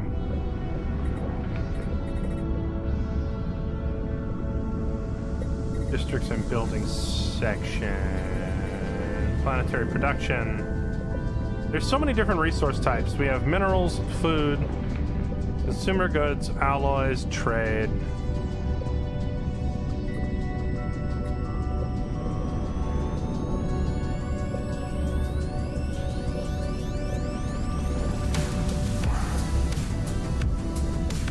Bum bum bum bum bum bum bum bum bum bum. Planet management in this game is horrendously, unnecessarily in-depth. Perfect.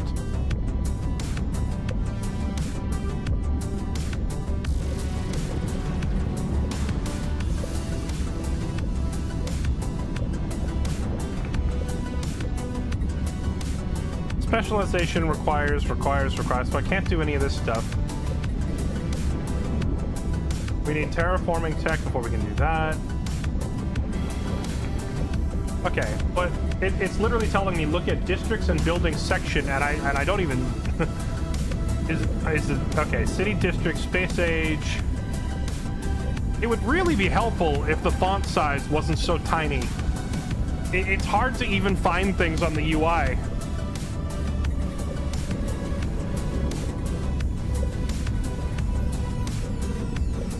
Medical center, Hollow Theater. I assume this is okay. So this is our buildings tab or building section, and this is our district. Archives, building slots, mixed industry, building slots. Okay. Your UI is small. I've changed that. I tried earlier. The only option it had for changing the UI was UI scale. And when I turn it up, it makes everything blurry because this game's not optimized for a 1440p monitor. I would rather have small text than blurry text, but both are bad, and it's shocking that the game has that issue. Also, the game requires me to fully restart the game just to toggle the UI scale, which is absurd.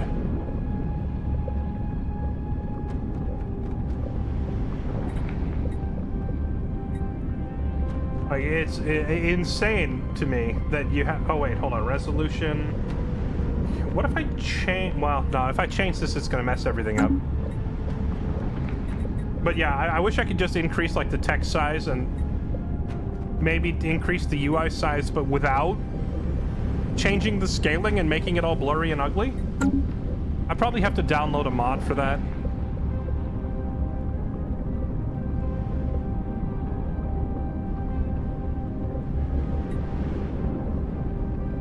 Okay, districts and building section shows constructed and available building slots. Provide housing, jobs, resources. Automation toggle allows the planet to manage itself based on focus. Okay. It looks to me like it's already automated, is it not?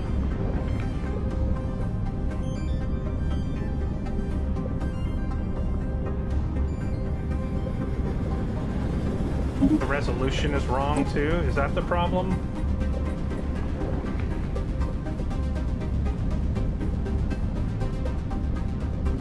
I mean, I don't see an option to change it unless I take it off of borderless.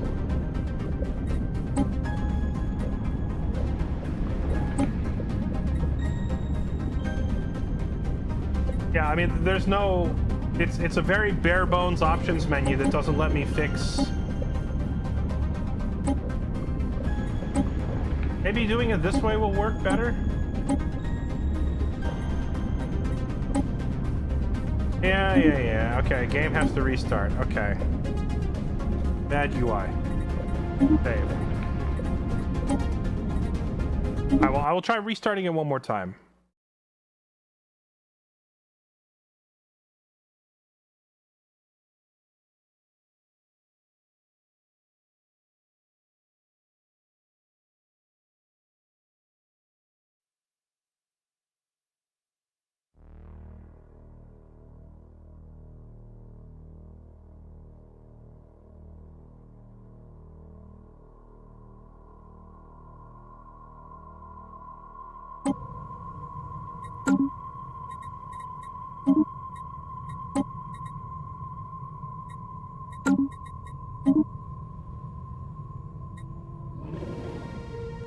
Did you know?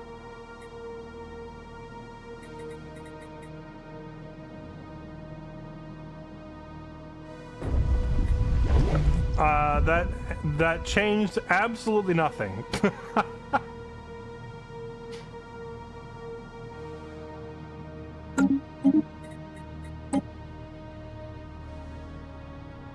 Yeah, that made zero difference whatsoever.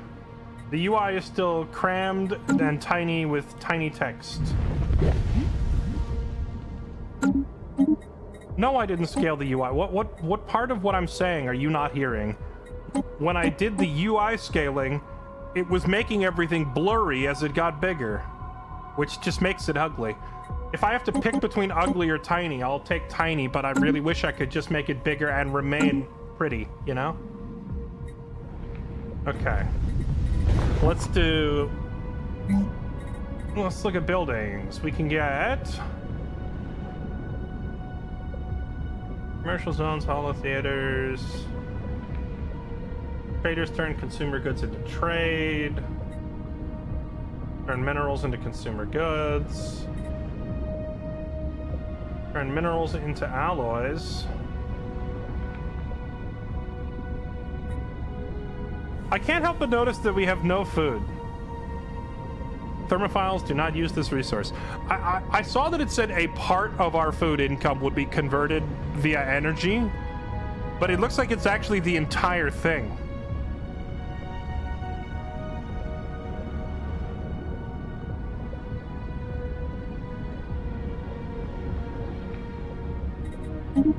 I could try, I mean, now that it's at 1440, maybe I can do the UI scaling without it being hideous.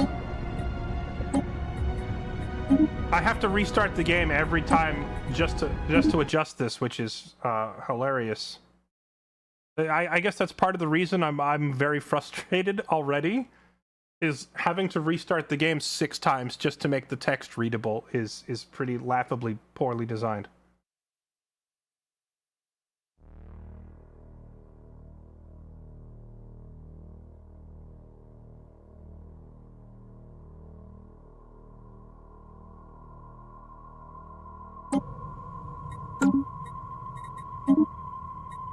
Yeah, see, the text is blurry. Like, it's noticeably uglier.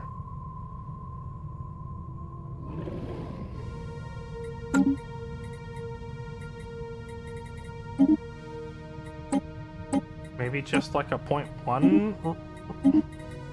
Is there a mod I can download that will fix this, chat? Because maybe I should just mod the game immediately. Hold on. Maybe there's like a community-made mod to make it where the UI doesn't suck.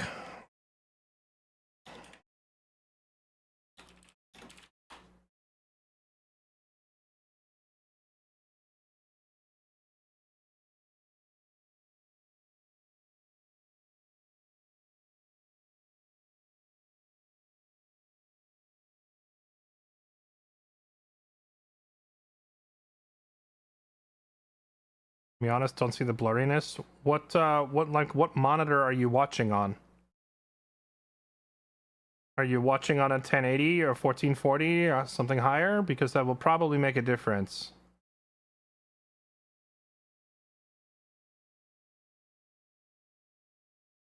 Dynamic UI overhaul. All right, let's try this one.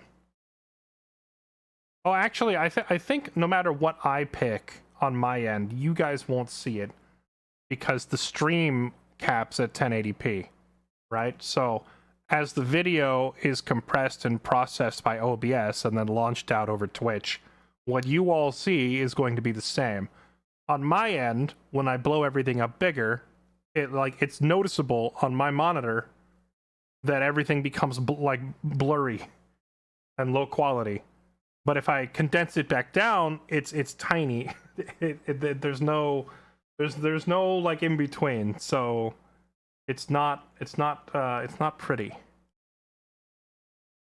4-page workshop. All right, I'm sorry, chat. I'm enjoying the game. It's just the UI is horrible, so bear with me for a second while I fix this.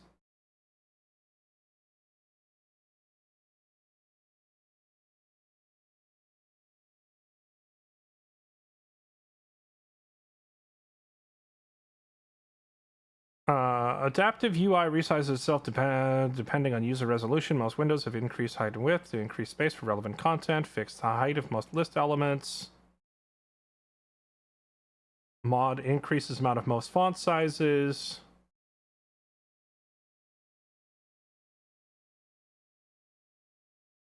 Is there like a mod menu in the game where I can choose this once it's fired up? Okay, here we go. Mod added. Done. Mods.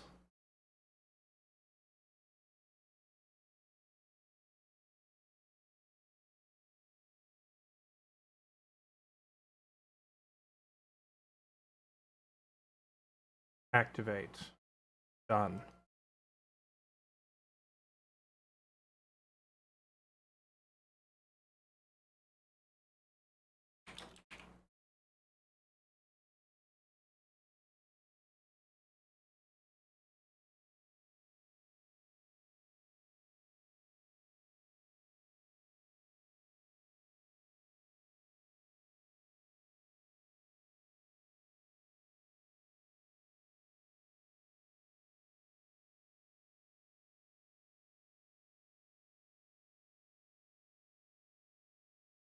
Okay.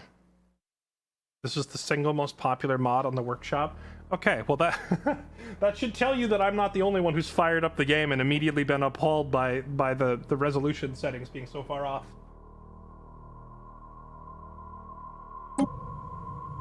Oh my goodness, it's so much cleaner.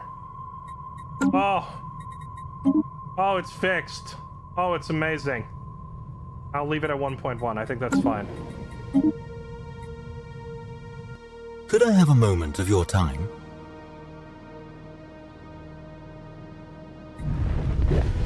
Oh, it's infinitely better. Okay. I'm just gonna put this back to default then.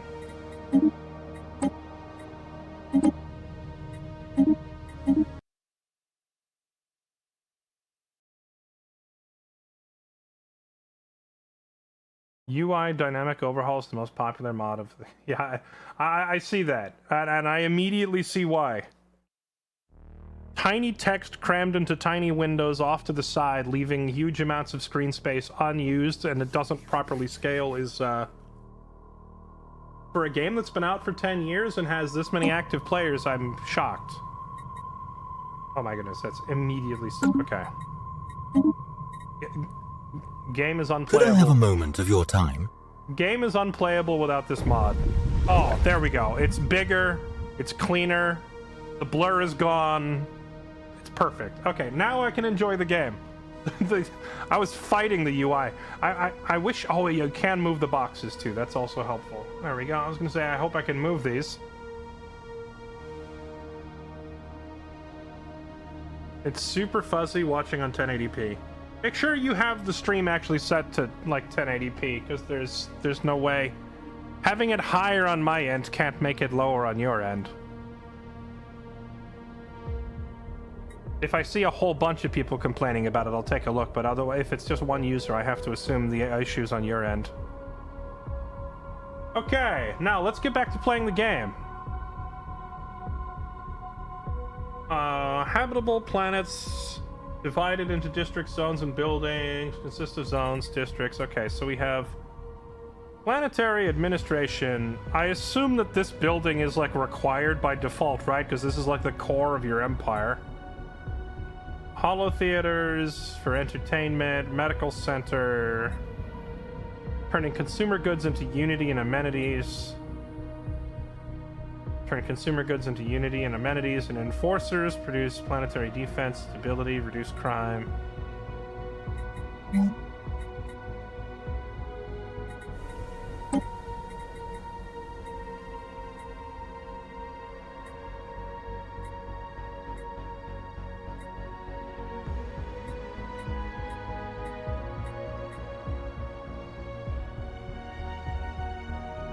So that 360 resource that looks like a clock is just, I assume, telling you how long it's going to take.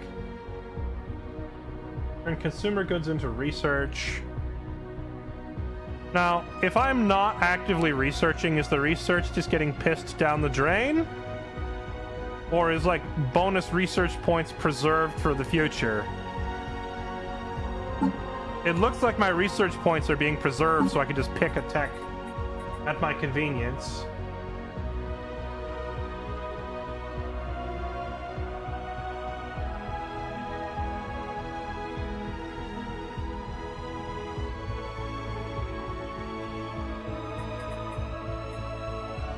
Stronghold turns it into planetary defenses.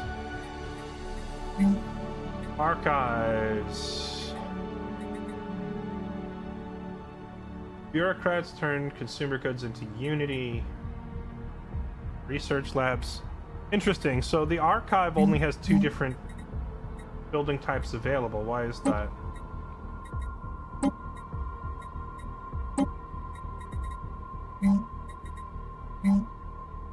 Mixed industries. So you have...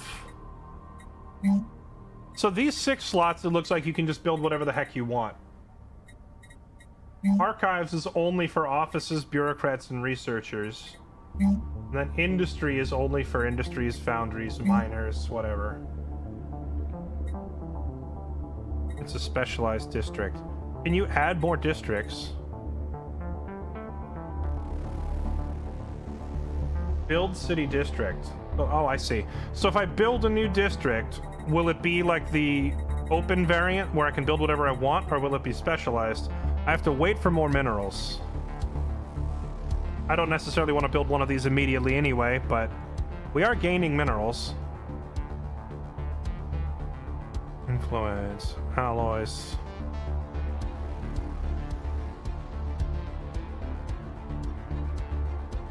Let's see. Alright. we'll come back and check. I might spend my minerals on that just so I can learn how the system works. But in the meantime, let's wait for our ships to finish building, and then we'll move on.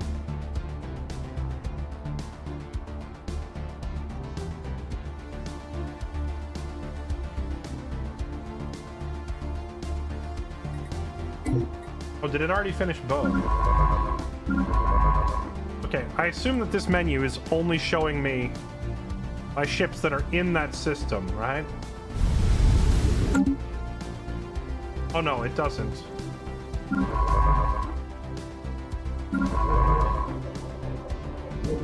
I see, right, it tells you what system they're in right here. Okay, so these are the two that I've already built.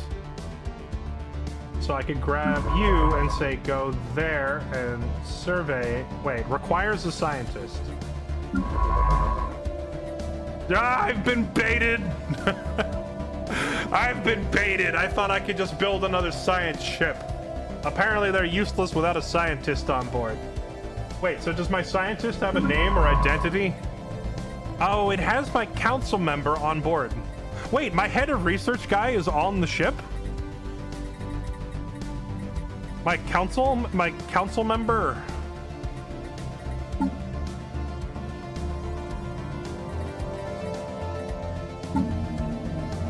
This guy is out on the ship. For some reason, I assumed he was going to be in a lab on my homeworld. Bottom left, hire scientists.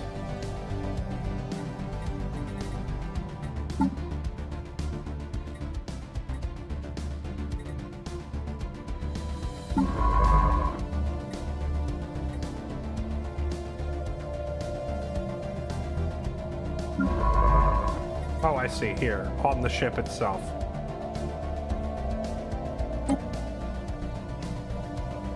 Recruitable leaders. They cost Unity. I can't afford that many of them, so let's see, how does Unity work? Reflects a society's collective resolve, ideological strength, embodies their shared purpose that binds people together, guiding their institutions and governance. Essential for internal affairs, to unlock new traditions, recruit leaders, ascend colonies.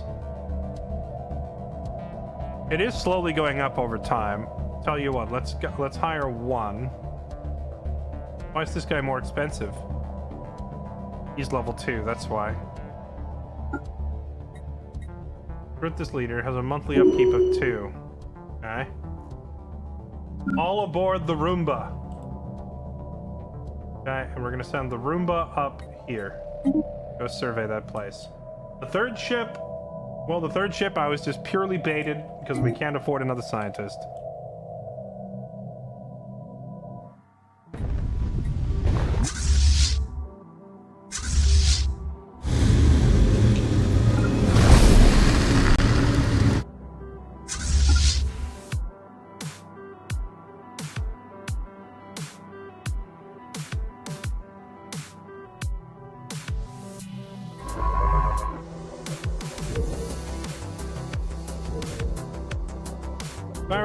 Barren world, toxic world, another barren world, a frozen world, frozen world. Abnormal conditions. As our science ship scans the surface of wettage, it becomes clear we found something out of the ordinary. Its composition and history provides it with extra materials we should take an opportunity to gather. Surely come across even more irregularities like this as we survey new planets. Okay.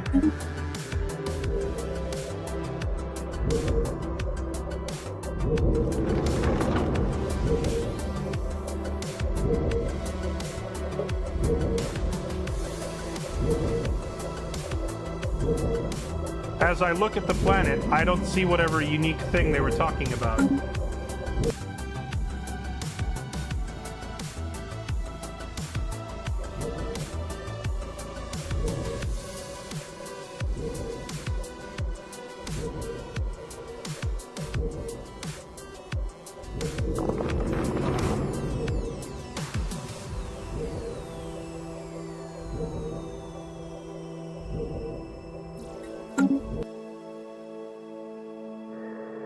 Okay.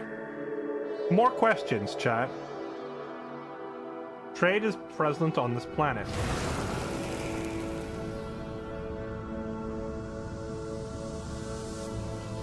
How does this planet have trade if it appears to be unpopulated?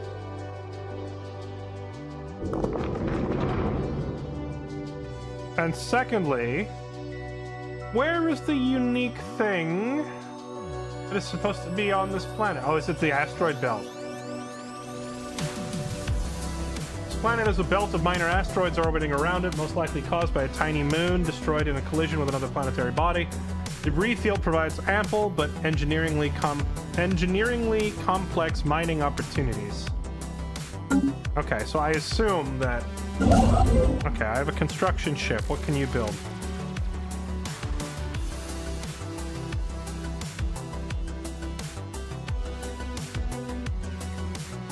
Build starbase, build research, build observation. I'm assuming I can just have this guy come down here.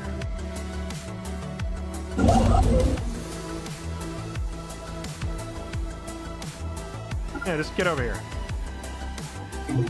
Anomaly found. The Zombos found an anomaly, a colossal impact crater. Hints that something big once collided with the surface of this moon. Sure, investigate. There's my construction ship. Star bases. They cost 90 alloy. They cost energy over time. What's my current energy? My current energy is positive 11. I can spare one. Okay.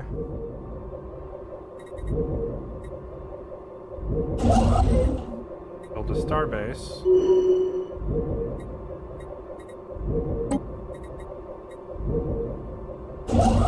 Well done. The first survey of a star system the resources we have are good.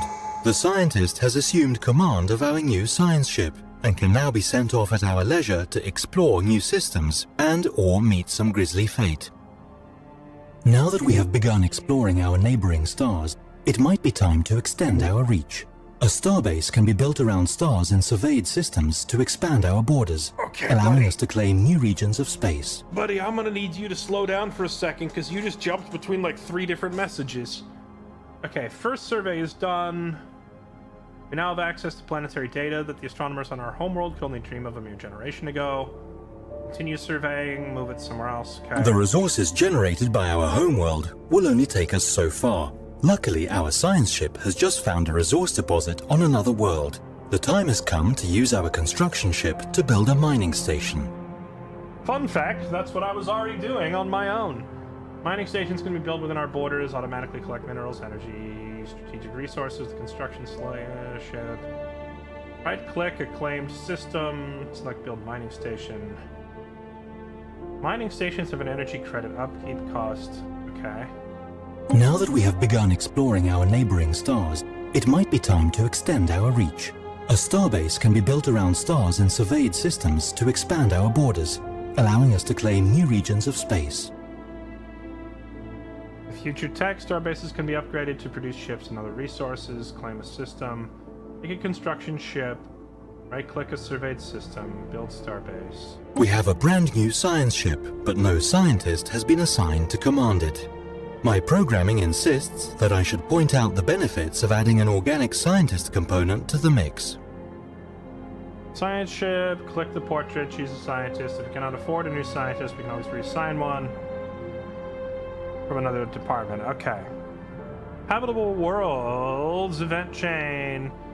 We now know without a doubt that a thriving biosphere is not something unique to Oros. Both the scientific community and public at large are eager to learn more about various forms of alien life throughout the galaxy. Efforts to catalog the life forms we encounter are already underway, but our xenobiologists urge us to focus our planetary survey efforts on habitable, life-bearing worlds.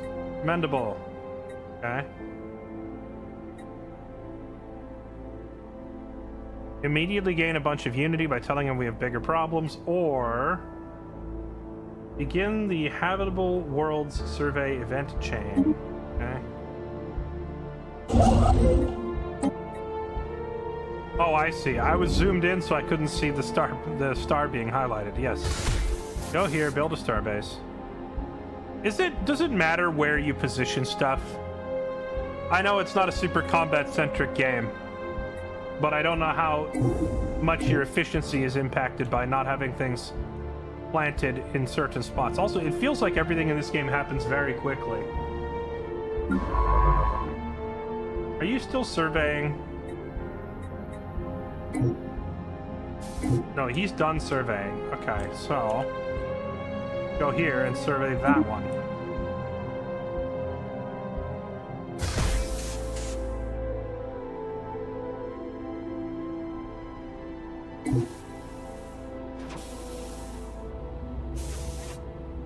Council agenda ready.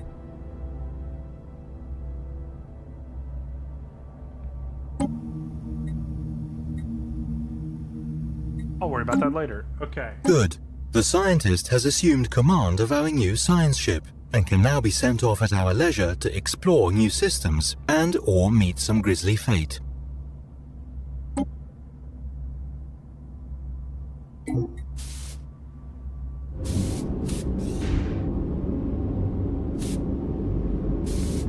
Why does my starbase have tentacles?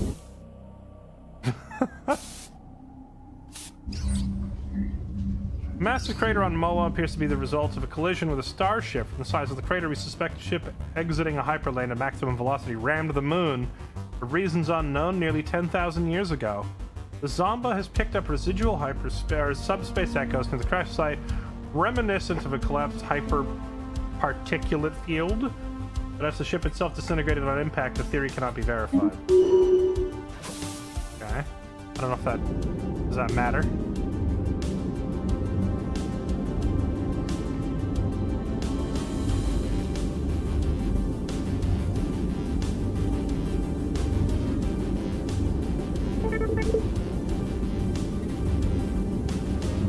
Zarkorax has discovered a previously unknown strategic resource dubbed living metal in the Haldus system. It has characteristics usually seen only in biological life forms and will always attempt to regenerate back to the shape it was stabilized into. We cannot extract this resource yet, but we could establish control over the system for future exploitation. We are sure to find more of these types of resources as we continue to explore the galaxy, each with unique properties and applications, potentially useful. Far out. That is where the frontiers of our domain now lie. Construction complete. Okay, borders of Empire have expanded to include the system where we built the starbase. Our newly built starbase acts as an outpost with limited defensive capabilities, no room for modules and buildings as such. It does not yet appear in the outliner until it has been upgraded. To upgrade it, click the base. Oh wait, click the system on the galaxy map, select the starbase, and then upgrade from there.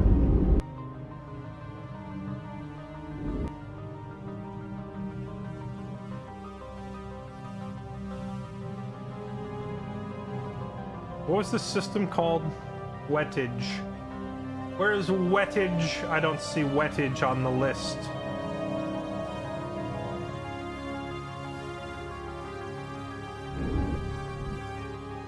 Okay, whoa. Alright, move the camera back over there, please. I'm trying to look at that.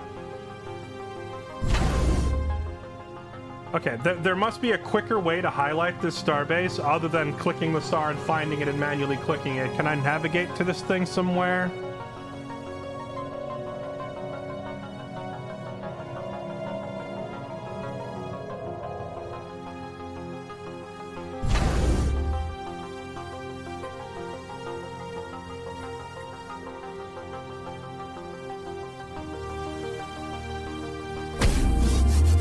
Okay. Oh, now it appears.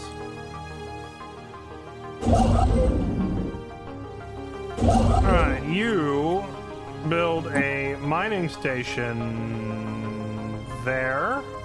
You can build a mining station at the star? What does that do? Does it collect energy from the star? Let's find out.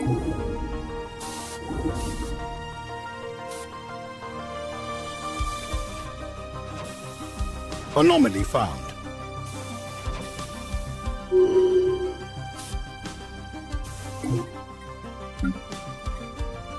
Glowing webs of an unknown origin periodically illuminate the surface of MOA 1.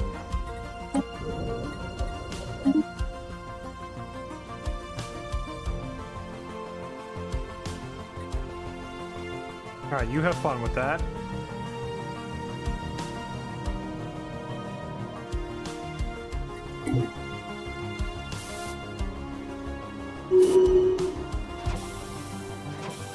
Exotic gases.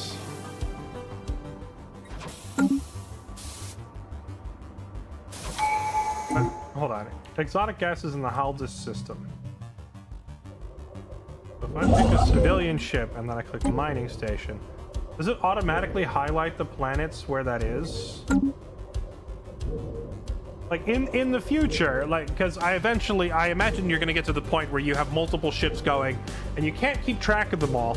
So if you get a prompt that says you found resources on this planet, is there a way to tell right here at a glance where the actual valuable resources are? Or do I have to click each planet and look?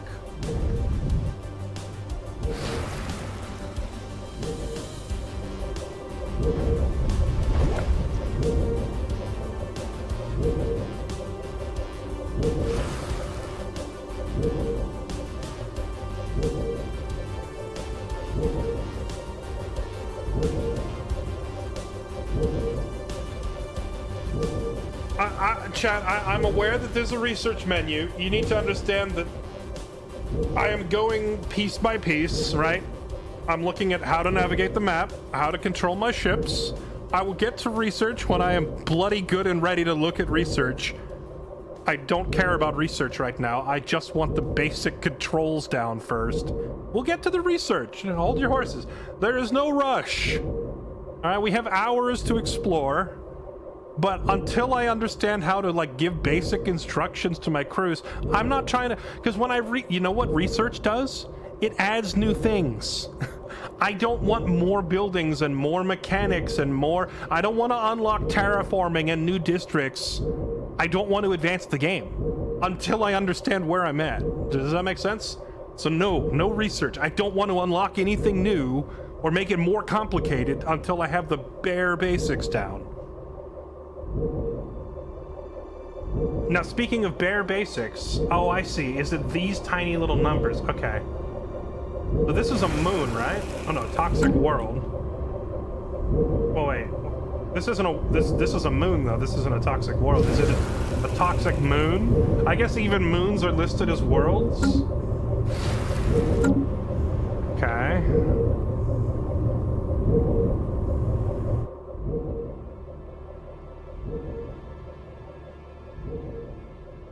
And then...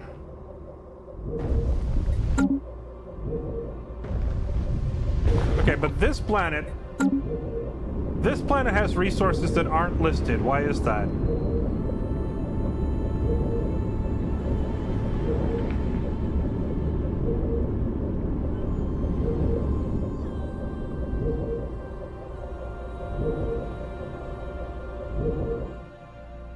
From the galactic map, you can see total resources. Living metal, exotic gases. Okay, I see living metal and exotic gases. I don't see alloy listed. It only shows up after survey. How do I even know there's resources there in the first place if it hasn't been... well, first of all, how can I tell if it's been surveyed?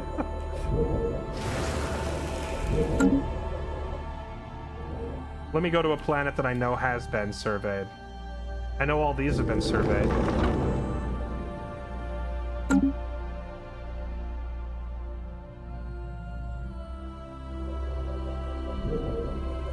The white letters mean it's been surveyed. I see. Okay. So, basically, this ship has just gotten here and just gotten started. We just need to give him more time to finish. Let's go back to messing with this construction. Which is almost done. Okay. Very good. The new mining station is operational, and it has already begun gathering resources for processing. Income from various stations is added to the Empire's total income, which is displayed on the top bar. Hovering over different resources reveals a breakdown of income sources.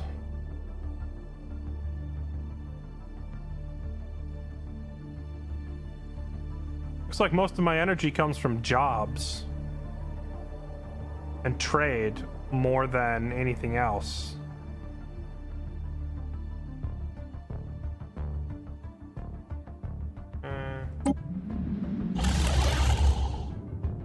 Now, where can I tell what this mining station is actually gathering?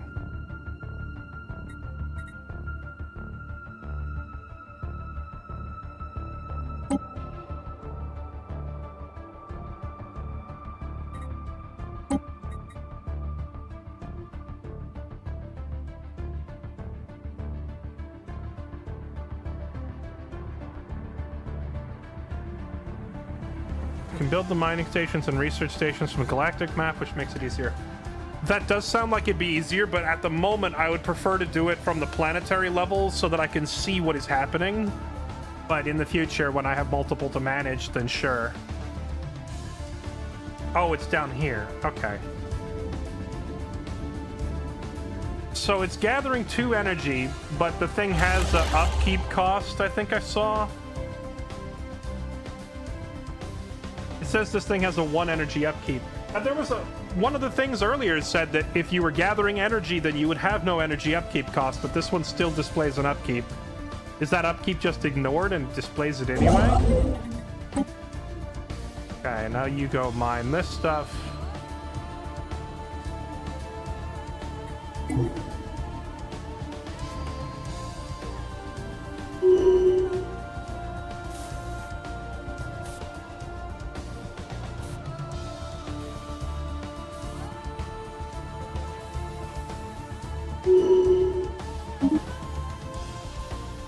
We have the ability to manually design new ships in the Ship Designer screen. This is a fairly straightforward process, though one that can be fully automated if we so wish. Fleet management, ship designer. I'll do that later. Not interested right now. Too much other stuff to keep track of. Construction complete. Okay, builder bot. What's this? Science Officer Zerazor reports that MOA 1 is covered from pole to pole in a web-like network of electrical filaments. Networks respond to external stimuli. Zomba experimented in sending a low-voltage pulse to the surface, which resulted in a wave of illumination rippling through the network like a circuit board. The webs rearranged themselves. A second low-voltage pulse revealed that the filaments had been organized into a new pattern, centered around where the previous pulse had contacted the surface of MOA 1. Zerazor concludes that this discovery confirms her long-held theory: life can exist as almost purely electrical impulses independent of cellular or viral structure. Obtained a specimen of electric life. Disturbing.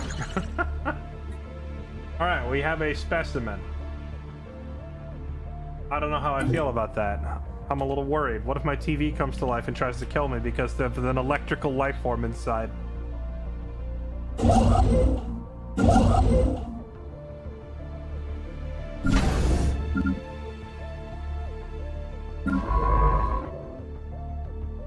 Okay, then the Haldus system. I noticed that when the construction ship was in wettage and I clicked on mining station, it showed a green circle. Do I have to build a starbase before I can build the mining station? Maybe that's the problem. Oh, it doesn't give me the starbase outline either. Why not? Not fully surveyed. So you have to fully survey the place first. Then I assume you have to place a starbase before you can place a mining station. Observation posts can be built in orbit around planets inhabited by faster-than-light travel civilizations to study their society. Okay. Well, wait a minute. Well, hold on a second. Observation posts can be built in orbit around planets inhabited by pre-FTL civilizations to study their society.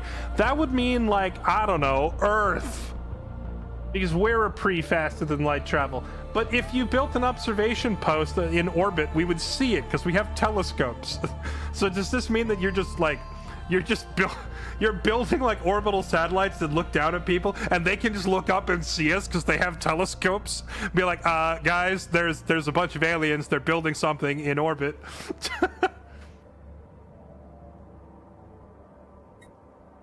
Let's see.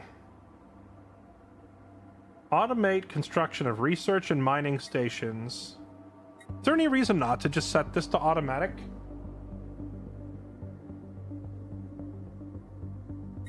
Or is there like, you have to pick, is there ever a situation where I have to like pick whether I want a research station or a mining station over a planet, or can I just build both?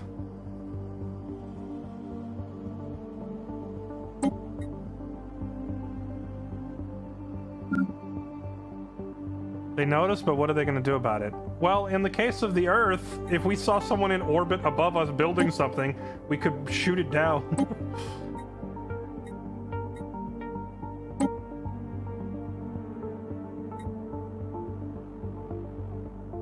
You always want all resources. Okay, so we just leave this on automatic then.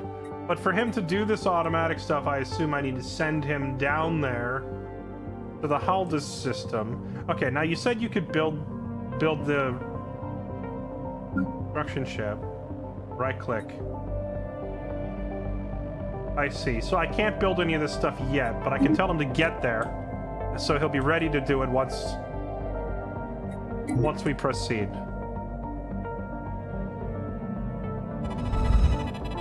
Contact, simple forms of life. Council is abuzz with news of alien organisms discovered. While far from intelligent, there is life out there, inescapable reality. Fortified defenses, which gains a new research option. Or diversity enriches our collective wisdom. We're space racists. We're fortifying.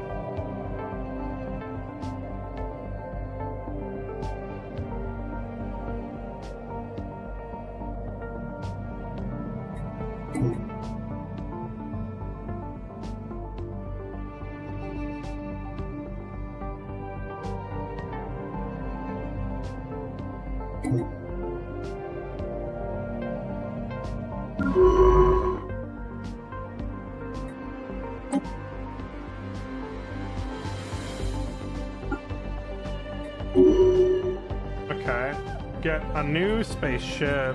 One of our science ships has just surveyed a world that would make an excellent candidate for our first colony. It is of the same planet class as our homeworld, so our colonists should be quite comfortable there. Construction complete. Okay, before colonizing, we need to expand our borders. I already sent my construction ship down there, so we have a science ship now. Can I set science ships to just automatically move and survey the next world?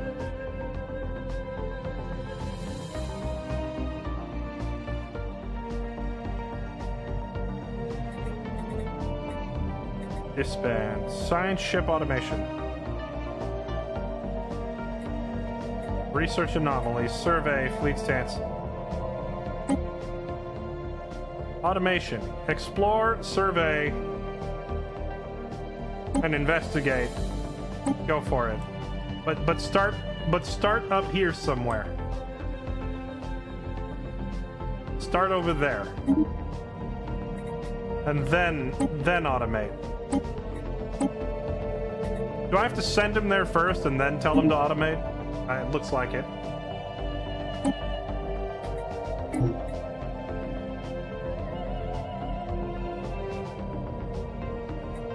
There must be a way to automate this. Is it shift?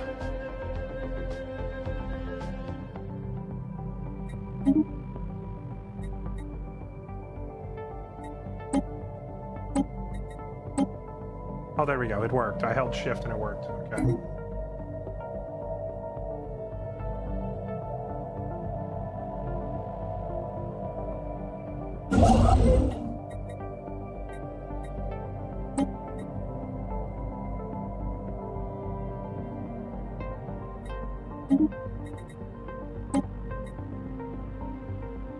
told my construction ship to go to Haldus and then automate.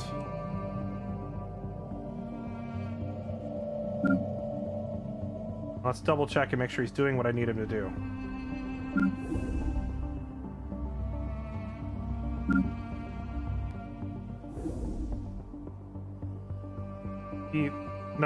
No, where are you going? Why are you going back to Aurelius? Go back here and build what I told you to build at Haldus. System survey complete.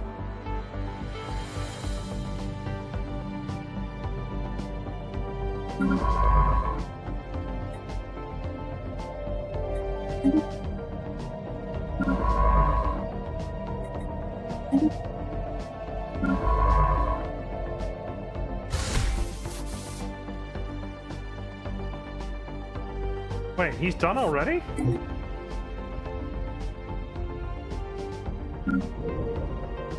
Oh no, that was a different... No, not you. You. Okay.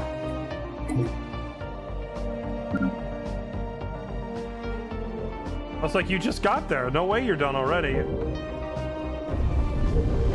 Remarkable. We have discovered spacefaring alien entities that may or may not be intelligent. But, let's face it, probably are. Their true nature will remain a mystery to us, until we complete the appropriate project to investigate them. I suggest we do so post-haste, lest they investigate us first. Okay, first contact, open situation log, click on show first contact. Can also be initiated by clicking the icon on the galaxy map. Is that this blue icon? Yeah. It said open situation log. Where is my situation log? F1? We've made first contact with mysterious aliens in the Stellaris system. For now, we've codenamed them Kappa Menace until we can find out more about them. If they possess a language, we should decipher it so we can assess how much of a threat they pose. Assign an envoy. Show first contact. We've made first contact with mysterious aliens in the Stellaris system. For now, we've codenamed them until we can find out more. Okay. Assign an envoy. Learn more. Okay.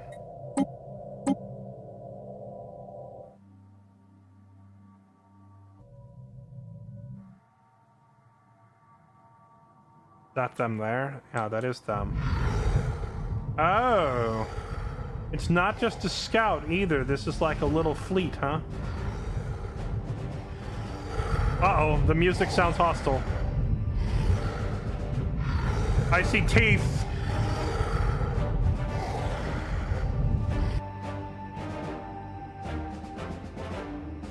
Why? It's playing the Avengers Assemble music. Literally stealing the theme from the Marvel movies. Okay, well. Click on the envoy button to assign an envoy. Gee, thanks, man. I would have never figured out I could assign an envoy by clicking the assign envoy button. Okay. Send an envoy.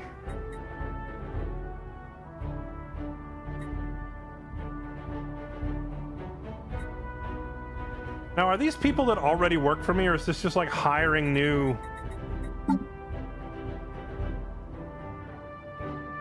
Commander, scientist, official...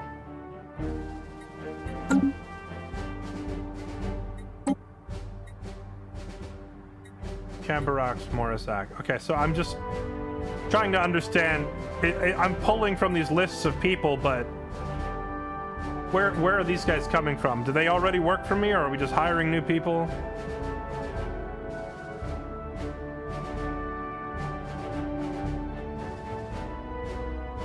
They already work for you. So where would I see my list of them? Where are they coming from?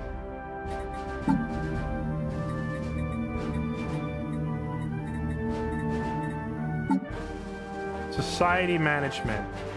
No, not even gonna get into that yet. Technology leaders. Species.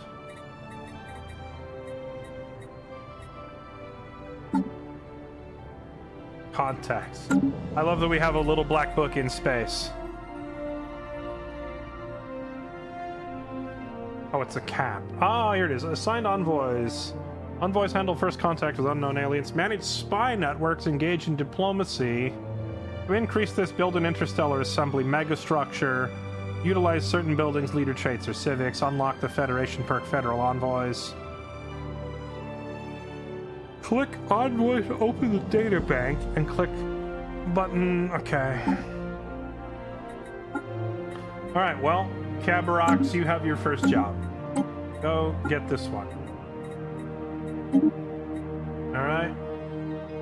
Good luck. Tell them we're gonna turn them into sushi if they come any closer. Resume. Now let's see if they immediately try to murder me. I'm watching. Wait, that's my head of research on that ship.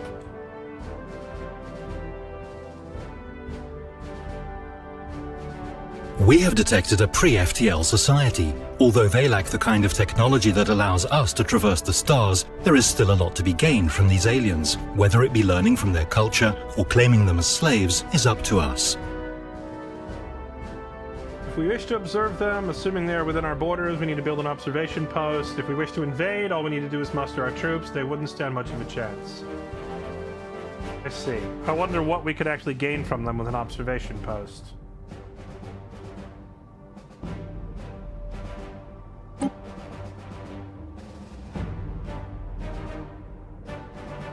We've detected the presence of an alien civilization on Homam 1 in the Homam system. Early space age evidenced by primitive satellites orbiting their homeworld. Their nation states are on the path towards joining together in a global government. It's likely only a matter of time before they venture beyond the world and join the galactic community. Consider building an observation post. Which they will definitely notice and panic. Which would be a hilarious way to troll them, so sure, let's go for it.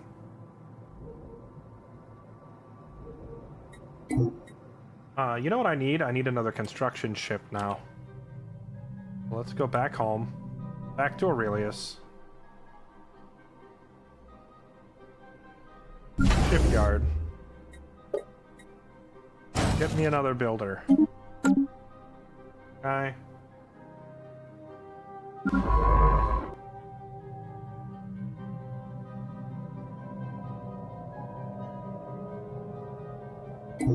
Construct. We should now be ready to extend our great civilization to a second world. This will require the construction of a colony ship. Contact reports savages. News of savage creatures exhibiting rudimentary intelligence, so-called civilization Homam 1. Not received well on Oros. A profound sense of unease permeates public debate as a vocal minority advocates establishing Shemadian hegemony over the alien planet by any means necessary, while most Shemadai would seemingly prefer to avoid the alien creatures or forget them entirely. Fortified defenses. Diversity enriches wisdom. It doesn't show me the effect this time. I'm just going to fortify again. Let's see. Colony ship.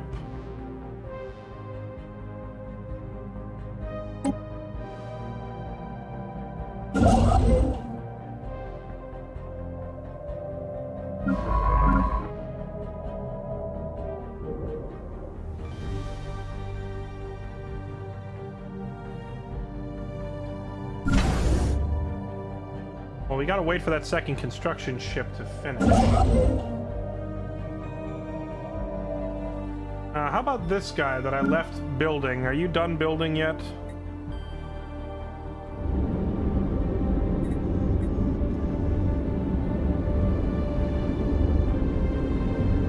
Did you already build the mining station?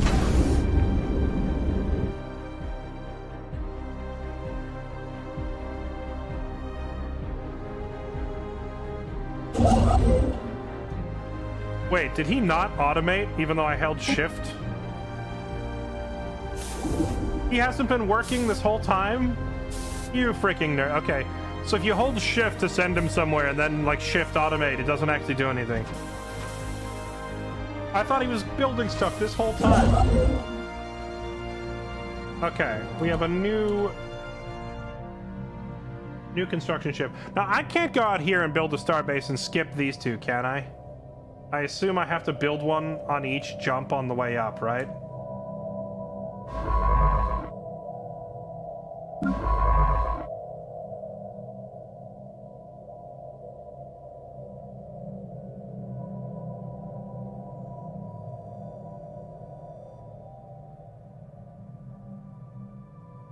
You can skip, but it costs influence. Okay. In that case, go here and just take this one. But all we really need is an outpost, right? We're not trying to build a big starbase here when there's not even a populatable planet there.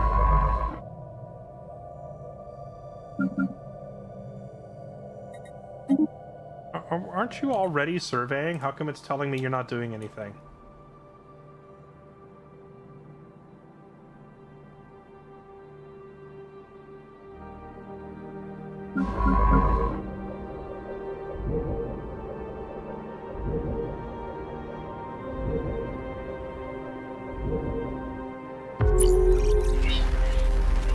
Another first contact, the Romanus.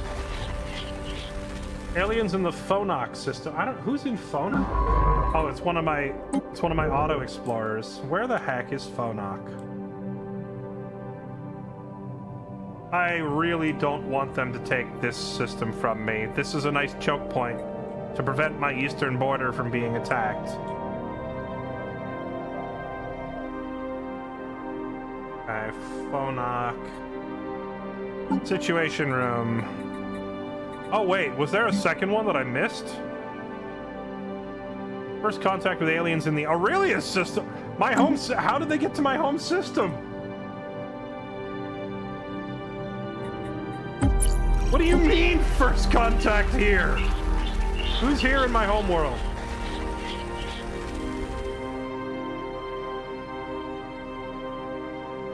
Okay. Where on the UI can I spot these foreigners that are here?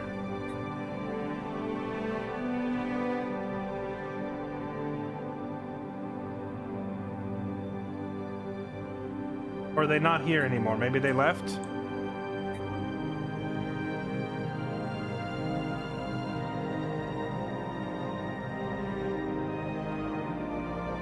There's a skull.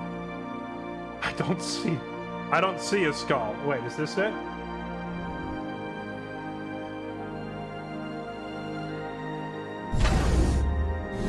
Well, that's my starbase.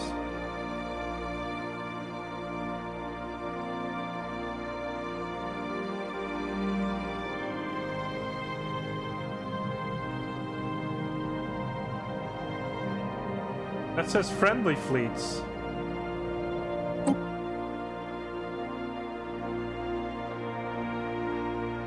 It's not talking about the Sky Dragon, is it? The only skull icon here is the dragon.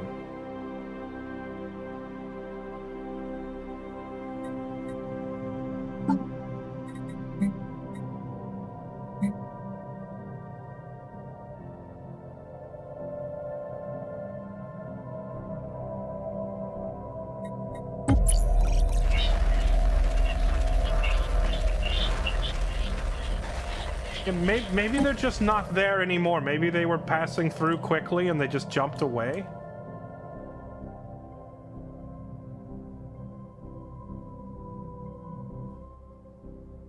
Upper right of the map, yellow icon. I don't see anything.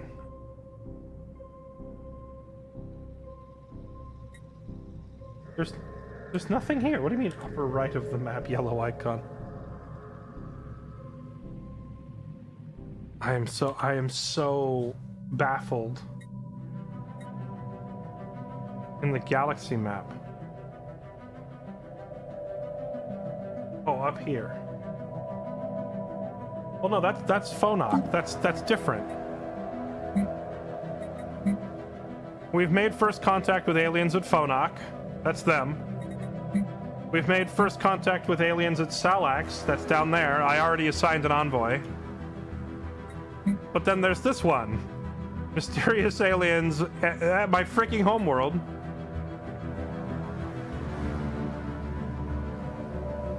That's what it would look like if they were there. Okay, so, I mean, I don't have enough envoys to investigate both. So I guess we'll just investigate these. Maybe the one in my homeworld is just telling me I can make contact with our Star Dragon. Also, there was another habitable planet right here. We want to go for that next.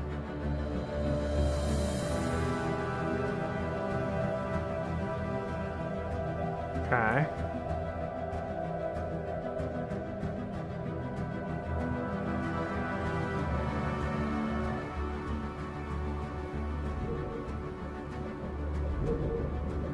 It's another fleet of flying squids.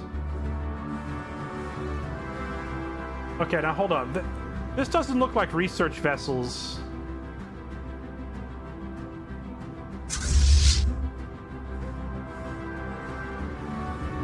This looks like 9...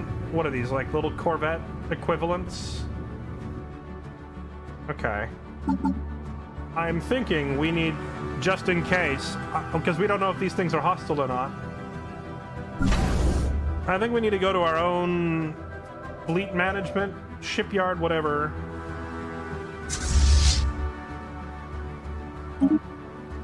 Our fleet.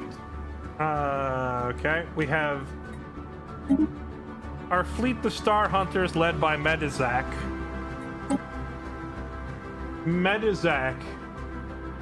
Let me see.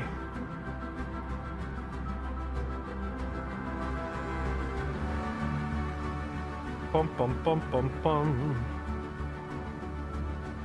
Who's the longest running sub today? Hage. Shorty. Alright, Hage. Minister of Defense. I need a bigger fleet. I can tell you they are void worms. I'd rather you not tell me about the aliens. I saw someone already mention that we can find Earth. I'd rather not.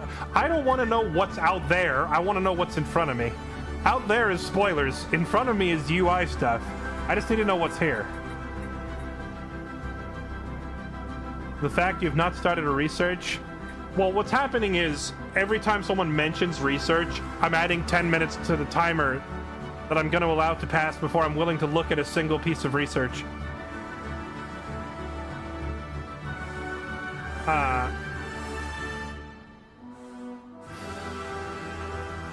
I got to figure out how to fleet management. Here. Retrofit, disband, ship details, copy templates. Oh, add a ship. I've saved up quite a bit of alloy.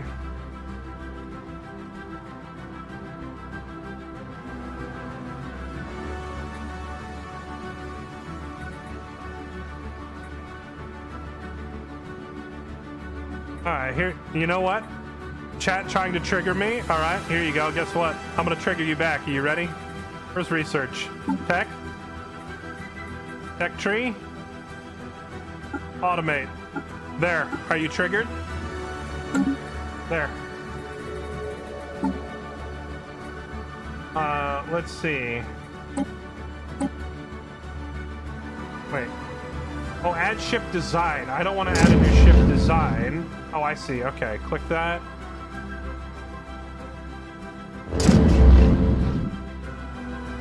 Design was automatically generated. I don't want to design. I just want to tell them to build one. Oh, here it is. 3 out of 5. There we go.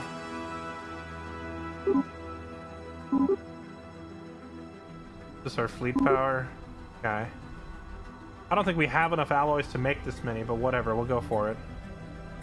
Now, will it automatically start building immediately?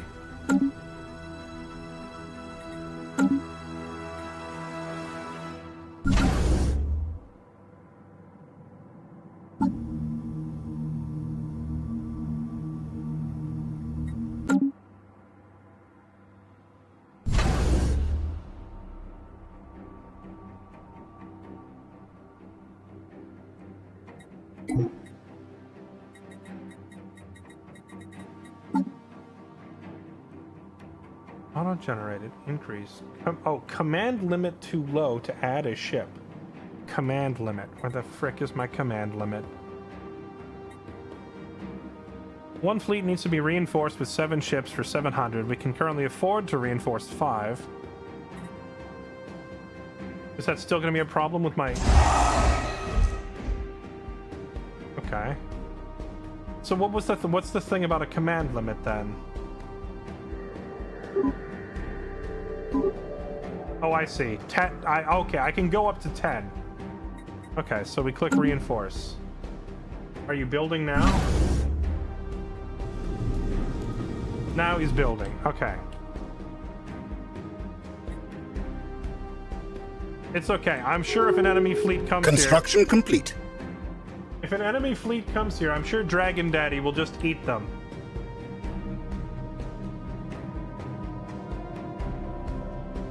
Construction complete. Okay. Is it going to say construction complete after every ship?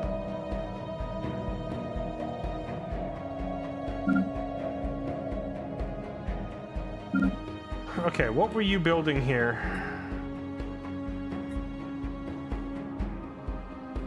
Oh, right, I had him building an outpost here, but nothing else. Okay.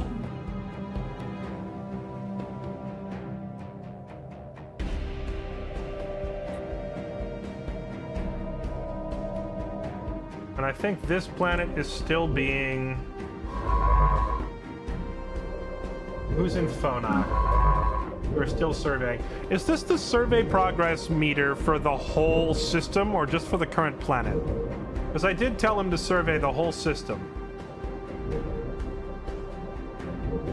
Well, actually, whenever you click survey, it's for the whole system, right?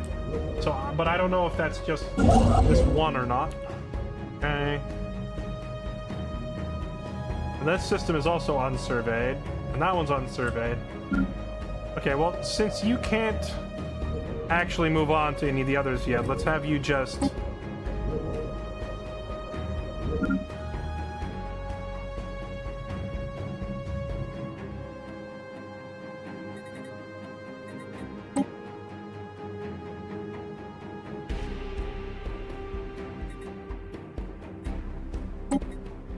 Oh, I see. Okay, so this is research. I see that this planet doesn't have the little mining icon next to it. Society research. Okay, I was operating under the assumption that stars are where you farm energy from. But that's only because this star has the energy icon. And this is a Class F star. Let's say. Often referred to as white dwarfs or yellow dwarfs. Okay, which is funny because it looks blue. And then this one, a red dwarf, which we already knew just from glancing at it. For a red dwarf, all we can do is build research. Now, if I put this guy on auto, if you put your construction ships on auto, chat, here's the next question. If I tell the ship, yeah, just put up all those research posts. When he's done, is he gonna move to the next system? Where, like, will they move to the next system to build stuff, or will they prioritize? Will they just finish and wait here?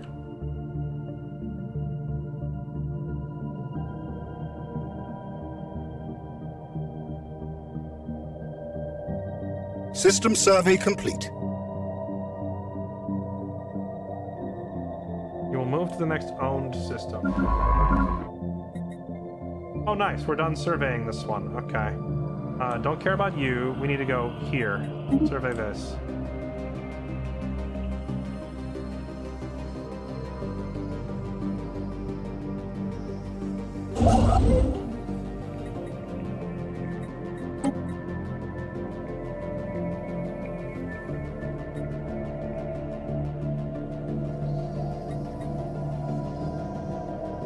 Ship is already... Oh, right, I don't have any minerals. Okay.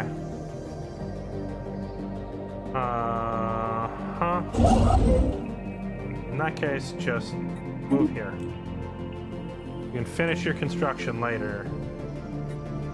Build an outpost. I'm trying to claim this star, because this star would make a a nice choke point preventing entry into my systems from this side. So I'm trying to go claim it before any nerds get here before me, and try to claim it.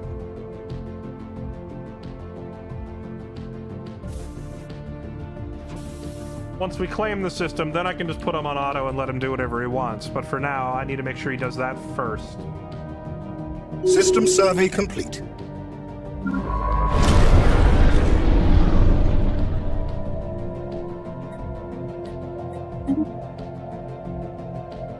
Situation log updated. The Erasian Concordat. We've discovered artifacts from an ancient civilization on Salax B1. From what we have translated so far of their language, they called themselves Erasians. They're an interstellar power that held sway a little over 1 million years ago. They were 6-limbed mammals with several references to some sort of plague called the Javorian Pox, which swept across their empire with devastating results. Okay. Your attention, please. Discovered an artifact. These are a resource, a catch-all term for strange items which we do not understand and indeed may be inexplicable. These can be used in a variety of decisions. To interact with minor artifacts, click Discoveries button on the left side and look at your collection. Discoveries. Collection. Well, I remember we found this life sample before, but I don't see the artifact.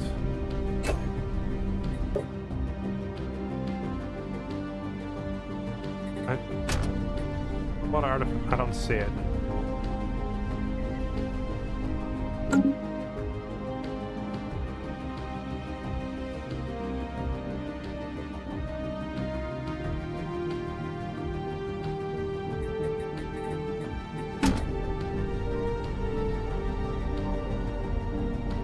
Oh, I see. It's just... So the artifact doesn't have a name or whatever. It just gives me artifact points.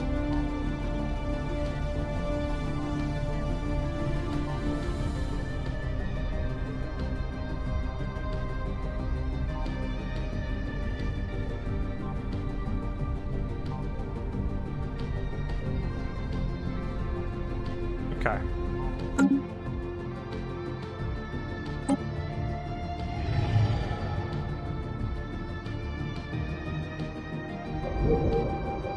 Hey.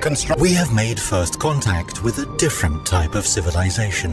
One which is generally unwilling to engage in diplomacy with others. Oh. Okay.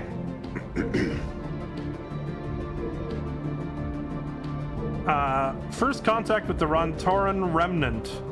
Pitiful creatures, know that we roam the stars for eons before your hapless species mastered spaceflight. Many of your wretched little ships cross into our space. Do not expect them to return. Militant isolationist. Okay, and these guys are where exactly?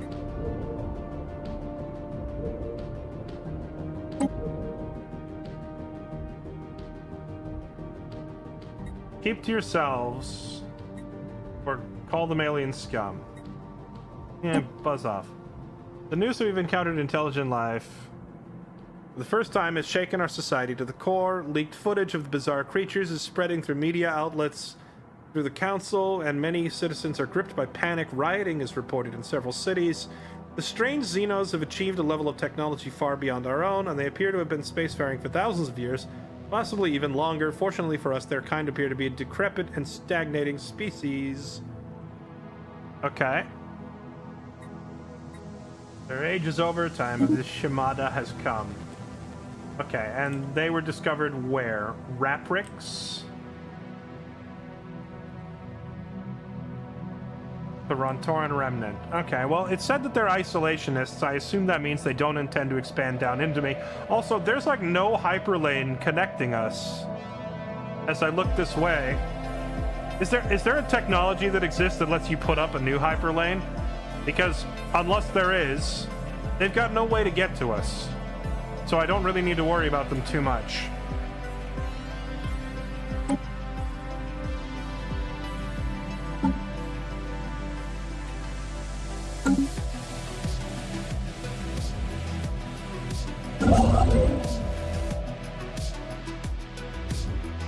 you put up my outpost yet? You did. The mining stations.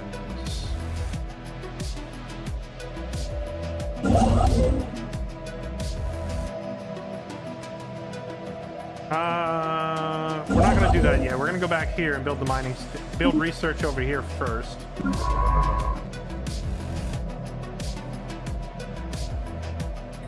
Explore. Anomaly found.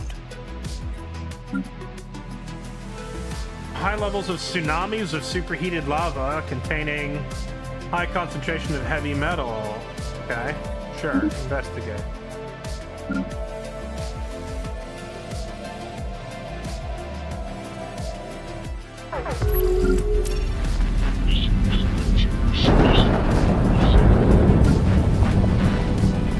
Encounter in the Great Wound. Why is it so loud?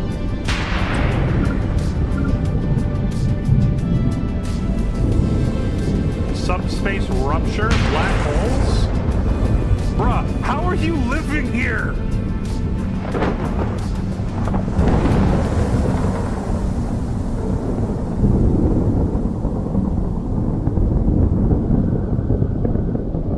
That's really, really loud, and these people just live in this?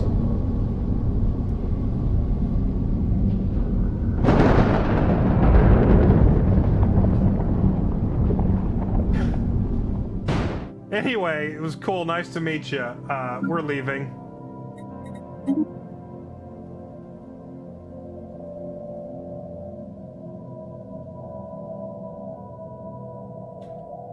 Okay, I don't have any more envoys available, so I can't even really talk to these guys. All we know is it's a freaking black hole, and they live there, apparently. Okay, let's go down here next. System survey complete.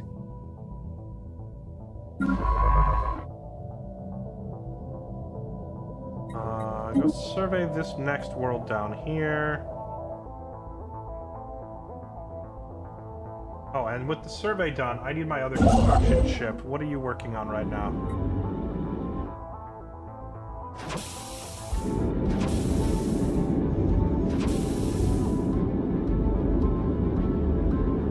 Can I tell what he is building currently?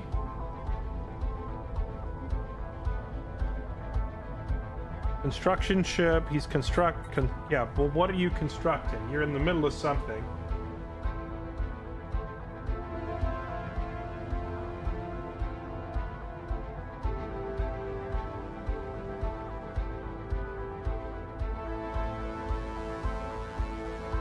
Oh, I see. Building research station.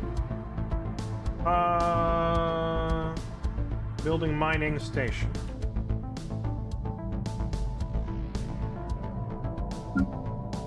That can wait. If I give him a different order and tell him to buzz off right now, will he get the mats back? Or will he just leave it unfinished?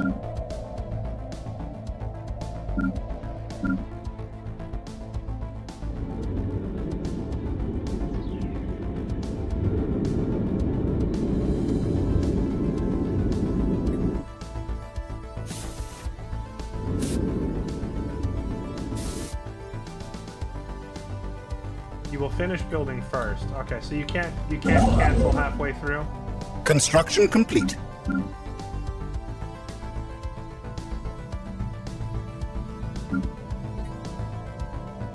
Unsurveyed. Unsurveyed. We surveyed that. That's unsurveyed. Well, then you go do that. Spaceborne depravity encountered. What does that mean? Spaceborne depravity.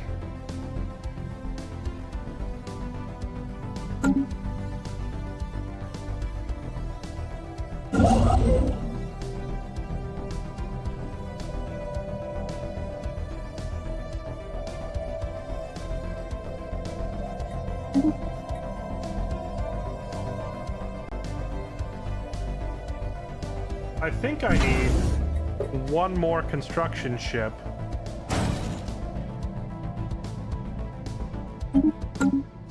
because I have two that are like expanding my front borders, but I need one to run along behind them and build up all of my mining and research buildings. Zerazor has confirmed that lava oceans on Nosaxa, they contain exceptionally pure forms of almost every known rare metal in our element catalog. This concentrated collection of liquid metals gives rise to highly volatile electromagnetic fields, causing frequent formation of molten metal tsunami. Using predictive modeling, we've identified brief but regular lulls in wave intensity which can be used to harvest it.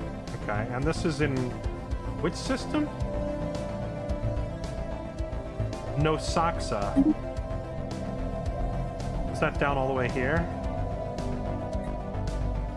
Where the heck is Nosaxa?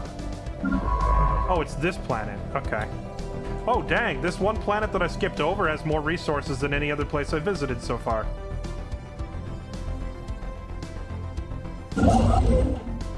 Okay, now we have a new construction ship, the DiGiorno Pizza. The DiGiorno. Which you are just going to be left on automatic to go finish putting up all that other stuff I need.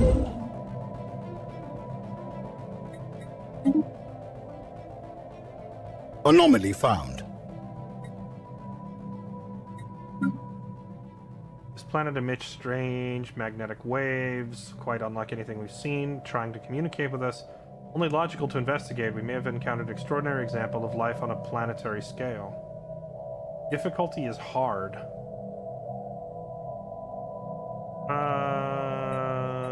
Let's leave it be for now, because I need to get over here. Or I just need to finish surveying the system for now.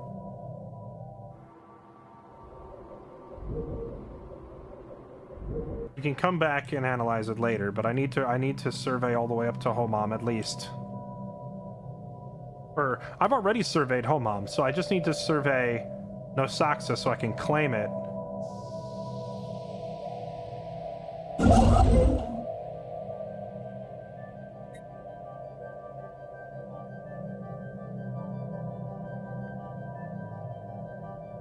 Okay.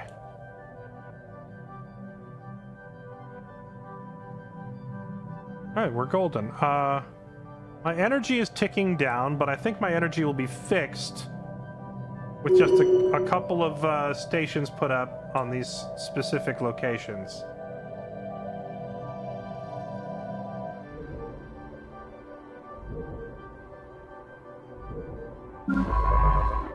How close is this place to being surveyed? Almost done. How many war crimes have been committed? Well, so far, I've encountered worms, black holes, and space Rome, and I don't think we can actually fight any of them. System survey complete. Oh, nice. We're done. Okay. So now, build a starbase. Construction complete.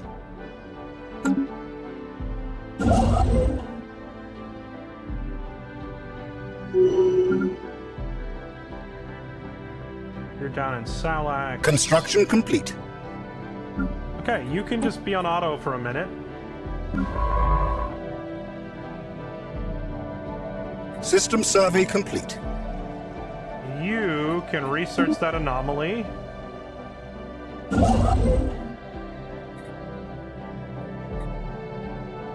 If he's set to automatic, but it shows he's not doing anything, does that mean construction complete? Run out of things to do? Does that mean our whole empire is caught up and everything's built?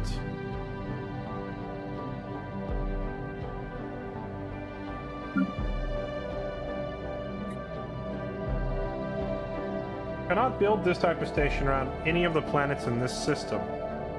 Living metal. I assume this is a research limitation, right? I just don't have the right research type to get gases and living metal yet.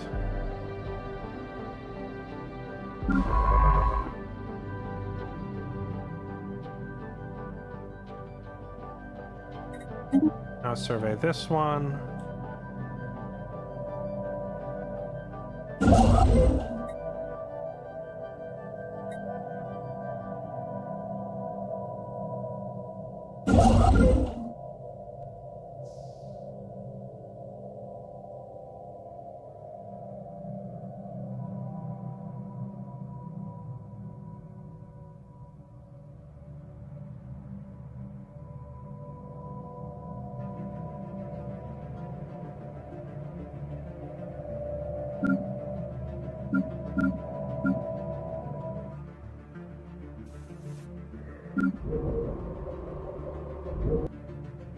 Okay, so I have this ship set to... I thought I had him on auto. Oh wait, no, I didn't want him on auto. I wanted him to first go... We have mastered a new technology. Go put this starbase down first. Once we claim this spot, and claim this spot, then I can go back and worry about developing everything deeper.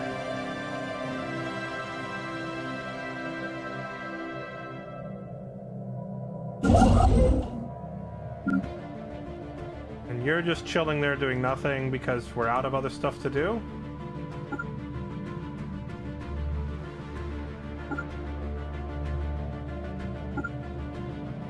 Hold on, how come he's just moving instead of bringing up the context menu? Sure, go to Yarak.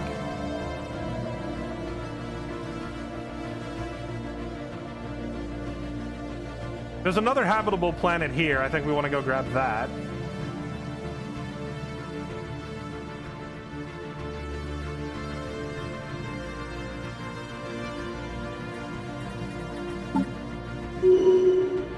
Construction complete.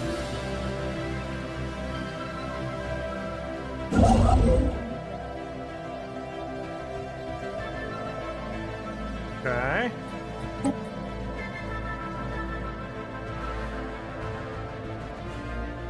We have mastered a new technology. We have mastered a new technology. Alright, our energy output has been stabilized, as I figured would be the case.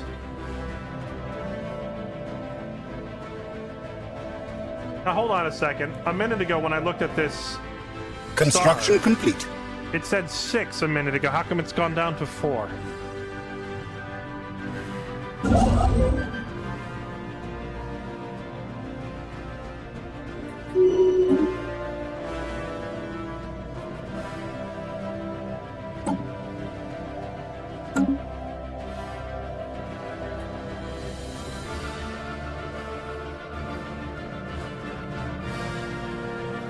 System survey complete.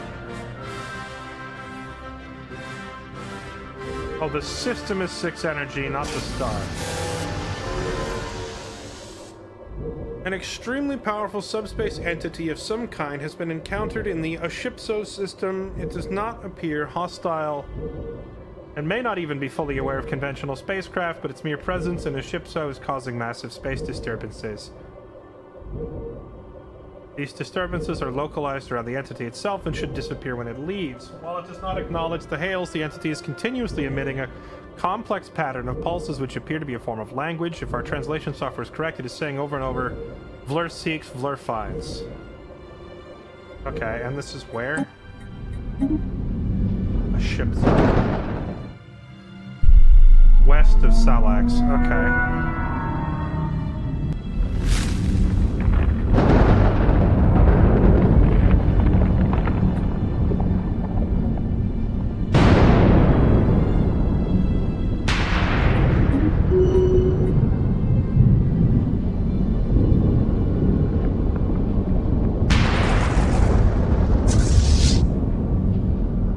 This the Vlur? Yeah.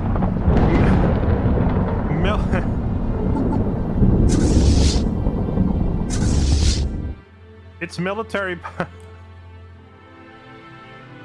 My military power, for reference, is 478. The military power of this creature called Vlur is 28,700. A casual 57 times more powerful than me. Interesting.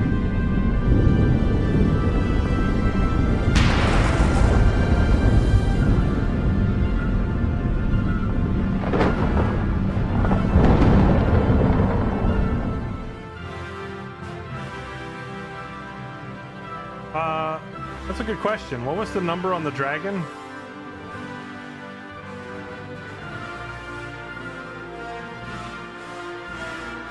Okay, where is our space dragon? There he is.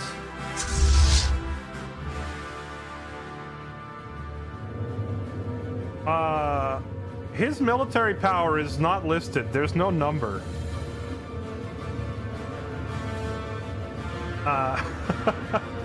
The dragon doesn't have a number. Incoming Katie raid? Oh, snap. What's up? Hello, everybody. Come on in. I saw Katie was playing Stellaris. Game needs to be louder, 57 times louder. Okay, hold on. The soundtrack is really good, but it also sometimes decides to just go giga for no reason and become even louder. Welcome, everybody. Come on in. We are also playing Stellaris. This is my first time playing it.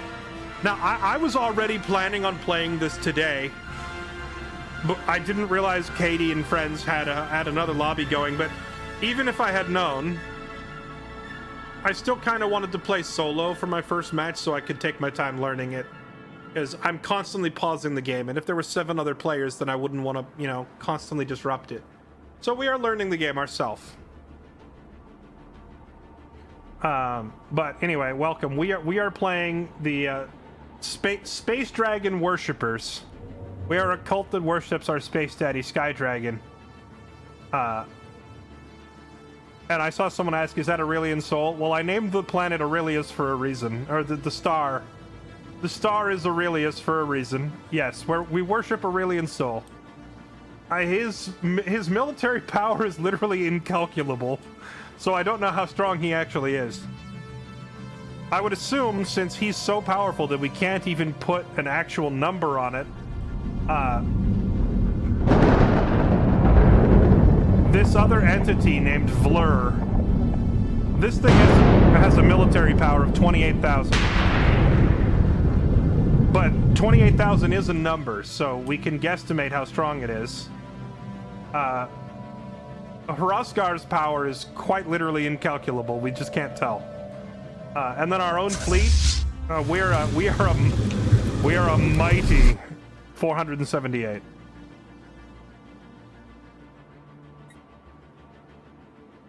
We are at 478. Vlur is 27,000, and Space Daddy Hrothgar is literally incalculable.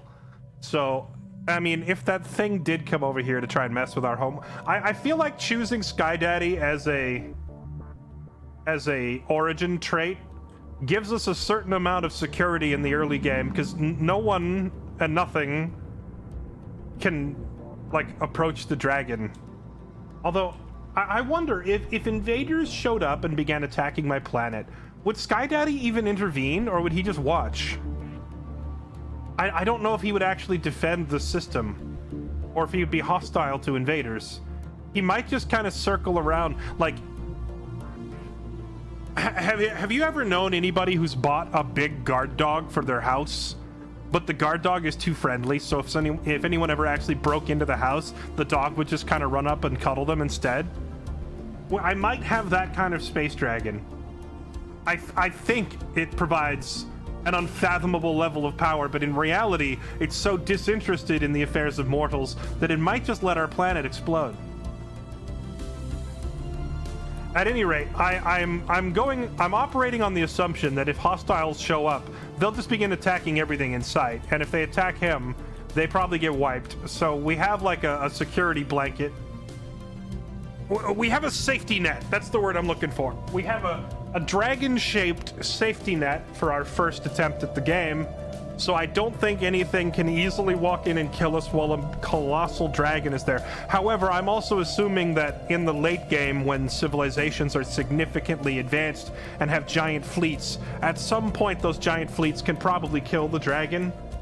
But I would also presume that there's nothing at this stage of the game that can really mess with me. Maybe these black hole people, I don't know yet. We can't even talk to them. I wonder if I can get more envoys. Unassigned envoys. How do I get more of these? Build an interstellar assembly megastructure.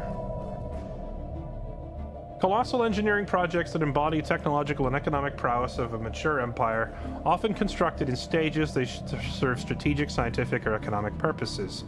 Building a megastructure requires significant investment, advanced research, a stable logistical foundation. They're initiated using a construction ship, typically at a designated location in space. Once completed, vast installations reshape the galactic map, standing as enduring monuments to ambition on a cosmic scale. Okay, well, that's one way to get an envoy. How about something a little more within our price range?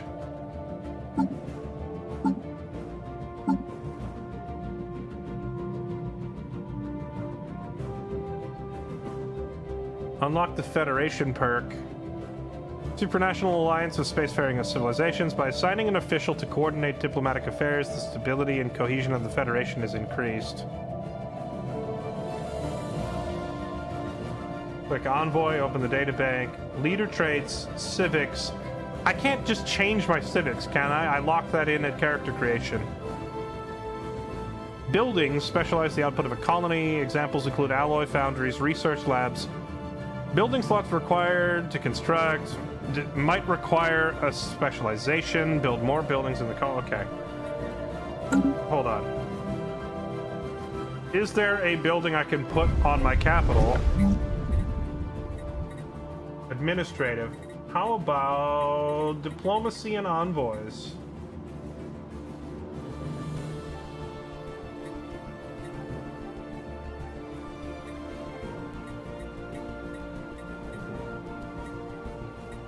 Nothing of the sort. Probably because I haven't researched it yet.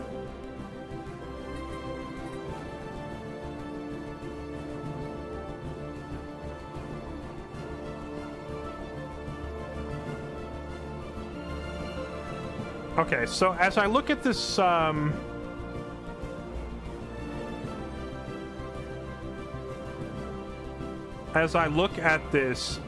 geothermal power plant, it says approximate jobs production 28.32. Is that how much power this thing is currently creating?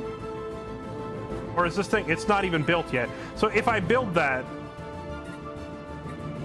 does that mean that this goes up by 28?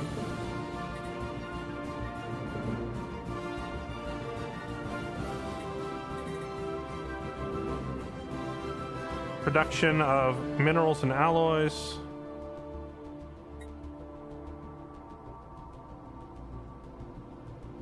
Thermotechnic Forum Auxiliary Center. Increases unity, research.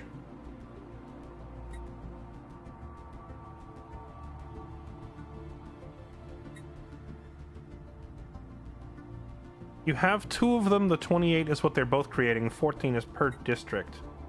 Oh, I see. So when I click build, okay. So wait, okay. So when I click build, I'm not adding like a whole new thing. I'm just increasing this bar by 1. Let's find out.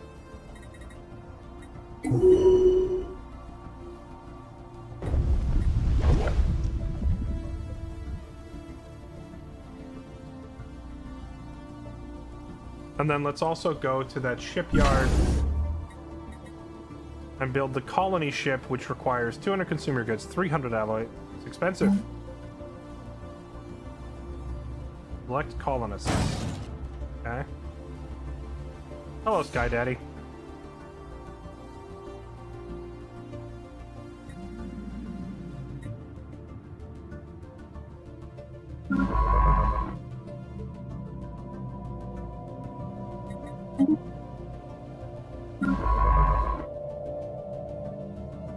Construction complete.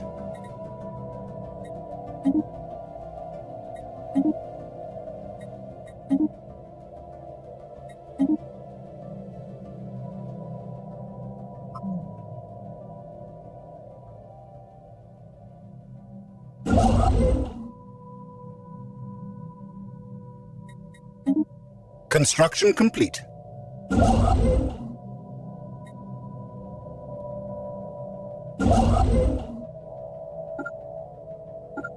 Okay, Okay, so how come sometimes... Whoa. Chill. Where are you?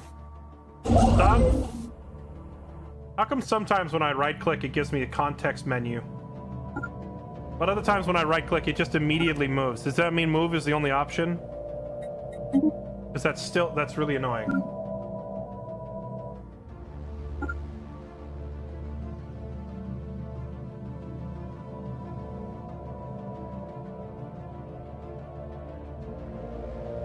Okay, so if there's no numbers underneath it, that doesn't mean I'm making nothing. It means there's nothing left to claim, right?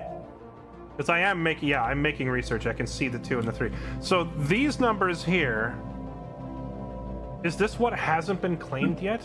And if so, cannot build this type of station on any of the planets in this system. But it says there's 3 unclaimed minerals here. So why can I not claim this? Is this just like I need a certain type of research for this? Another ship is performing or has performed it. Oh, okay. So the problem is just somebody else is already doing it. Okay. System survey complete.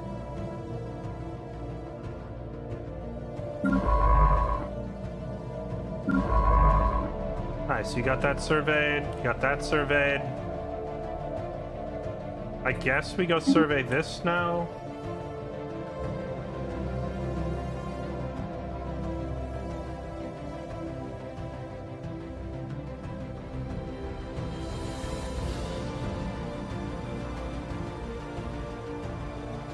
Our new observation post has come online and will proceed with its mission, as long as the awareness of the object of our study stays low. Alright, we're observing that primitive species we found. We will gain observation insights, unique line of technology from this outpost until the pre-FTL society reaches max awareness. When missions will be disabled, instead we will be able to do diplomacy. We could reveal ourselves early if interference policy allows it. Okay.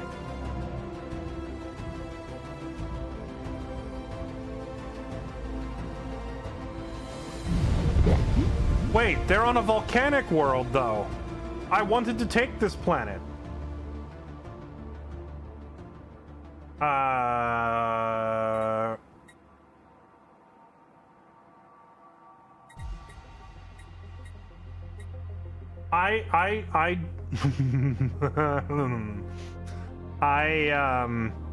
committed a lot of resources and time. I literally expanded on purpose, building a chain of star bases out here to specifically take this system and take this planet so that I could reinforce this location. The music is suddenly going hard because I think it understands what I have to do.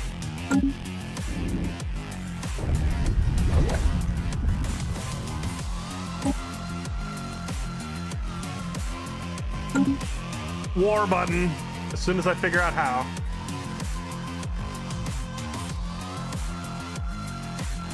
Where's my observation post actually built?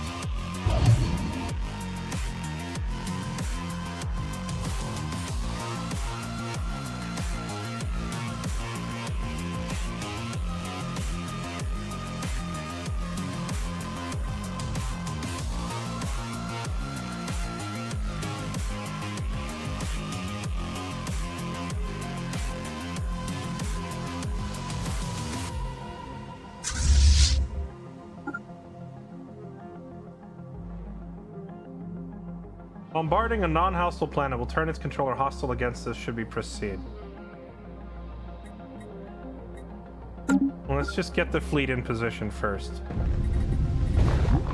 Can I see their ruler? Diplomacy. They're also thermophiles. They look like squids. They are fanatic militarists. Anomaly found. Xenophiles. Fragmented nation states. Yeah, no, I think you're all gonna die. The colonists have all been transferred to the new colony ship, and her captain reports all systems go. A momentous day for sure. My colony ship is ready. Yeah, we're gonna need you up here right away. We're about to do a little colonizing. Space Britain has arrived, and we'd like to have a word with you about your native population.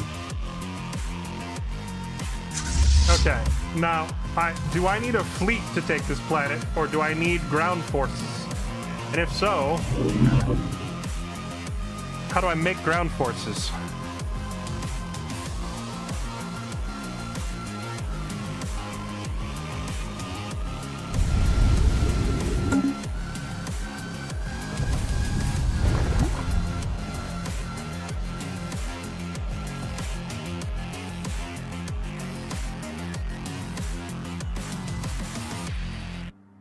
Oh wait, management, economy, armies. Here we go. The planetary patrol. Okay, so I have several armies. But planetary patrol sounds like this is like my own police. Assault armies come with their own transports for invading other planets. Okay, now the advisor said that taking such a planet would be trivial. Does trivial mean I only need one assault army? Or does trivial mean, like, I need 3 or 4 assault armies? My leader is leveling up. That's cool. Level up. We have mastered a new technology. Leaders. Leveling up.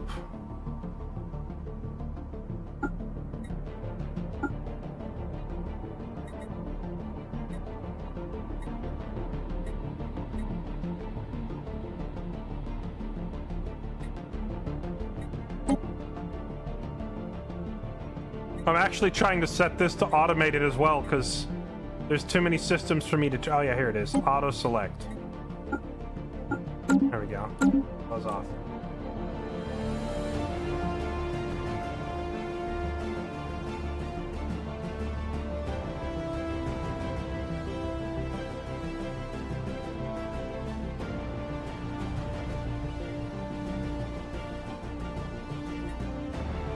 Okay.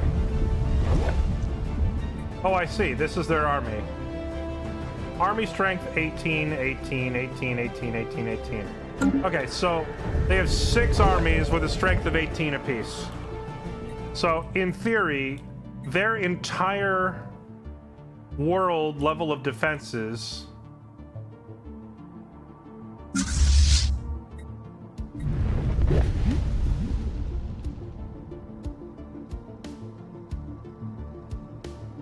Where's the strength of my army? How can I see how strong it is? Is 23 the strength of my army, or is 23...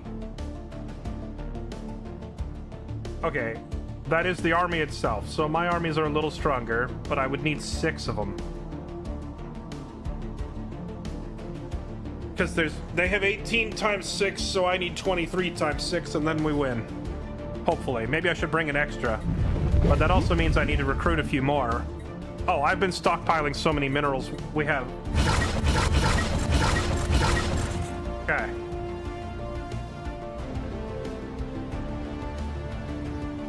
I'm gonna bring an extra one on top, because I don't want to cut it too close.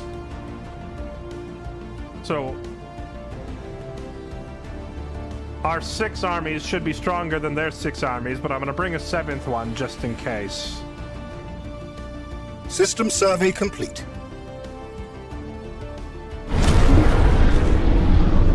The Kiesel system.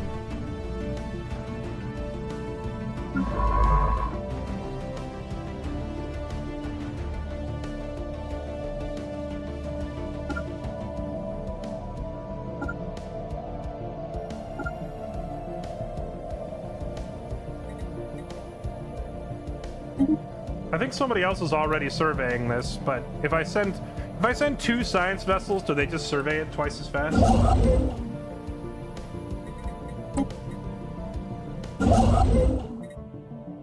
If I leave a ship on automatic, I wish it would, like, have an icon. Is there an icon over here that tells me it's on automatic? So I don't have to keep checking in on it to see what it's doing.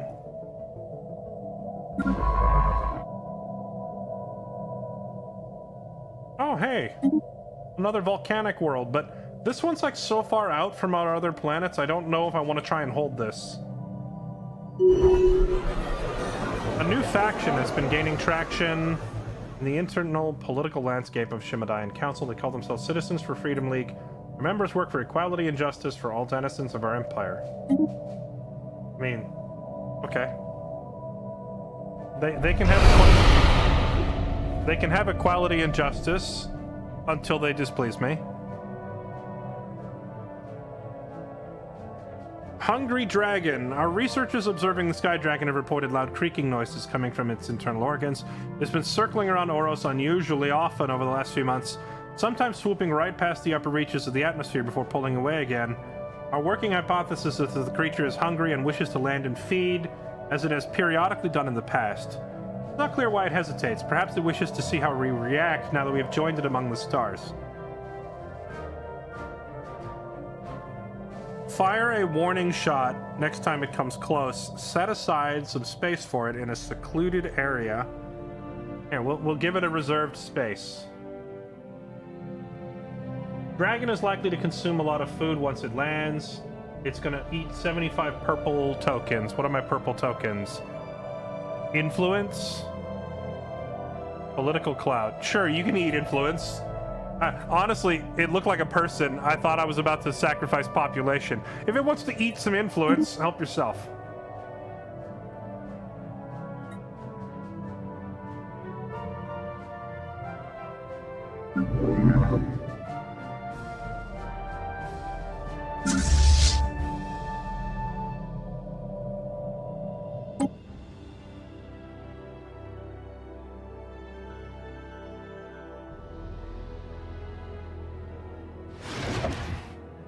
Oh yeah, I needed another colony ship, actually. Oh. I accidentally skipped it. Hey, chat. So I need someone to go freeze frame whatever that said. Wait, can I pull that back up?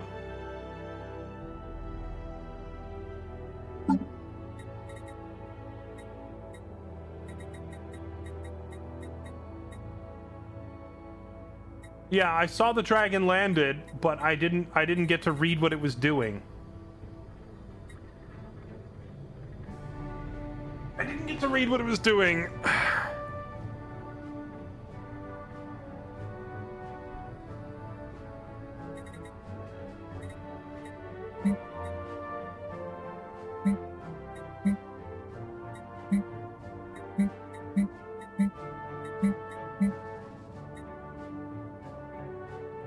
I didn't get click happy. I was trying to... Chat, sometimes you make me want to run headfirst into a brick wall. Did you know that?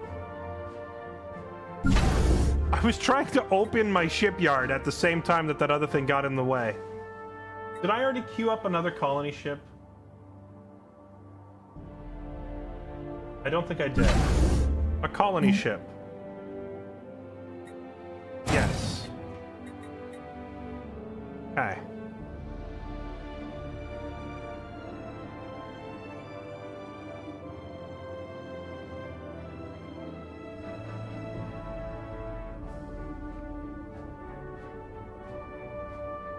Our attempts to establish communications stand testament to our technological ingenuity, but results are lacking. It is likely that the other party possesses only an animal level of intelligence, if any at all.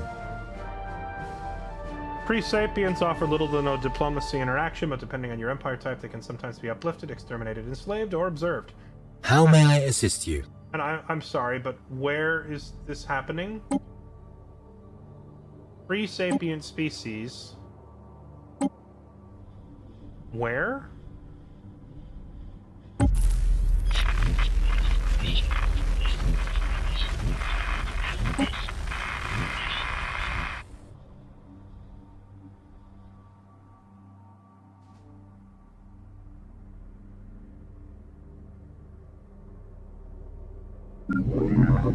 Yeah, we have a colony ship that I sent up here, but it's already parked in orbit waiting to land here.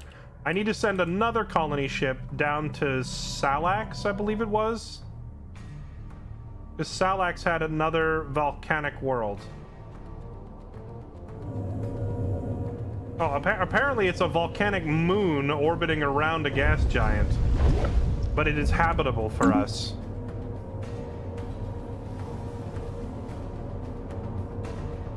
Oh, is this the clip? Alright, let me look at this. Let me look at this clip that I accidentally buzzed through.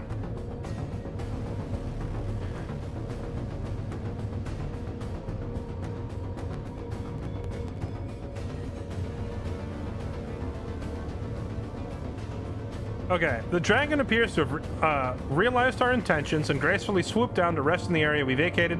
A large supply of food was left behind.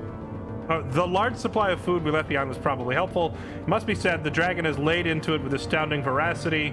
Our researchers are observing it from a distance. Okay, so we did in fact just offer it a buffet, and it accepted the buffet. Okay.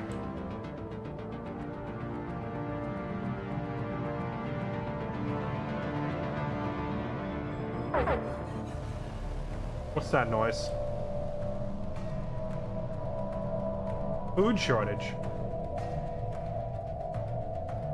Wait, why? Thermophiles do not generally use this resource. Our food deficit is out of control. We have to cut back on expenditures or increase our income, failing which we will face bigger penalties. Situations to... Why am I even using food?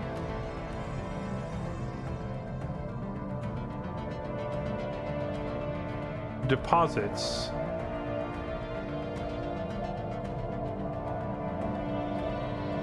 I fed it to the dragon, but I don't have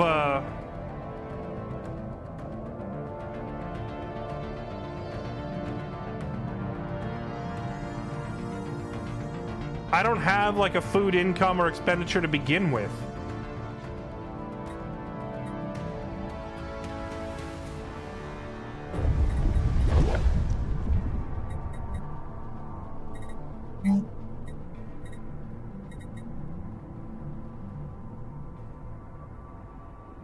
So we're gonna have to set up a hydroponics farm just to feed the dragon? Okay. It'll be fine.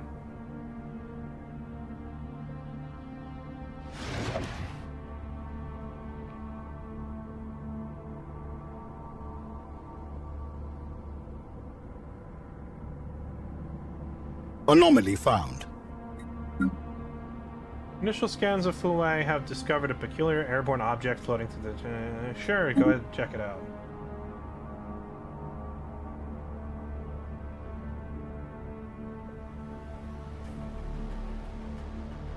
Yeah, like our people literally eat heat and radiation.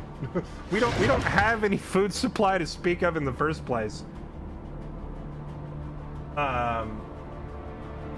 18, 18, 18. What was it? 18 times 6? That'd be 100 and... Okay, so in theory, we already outnumber the army on that planet, but I'm gonna bring some extras just in case.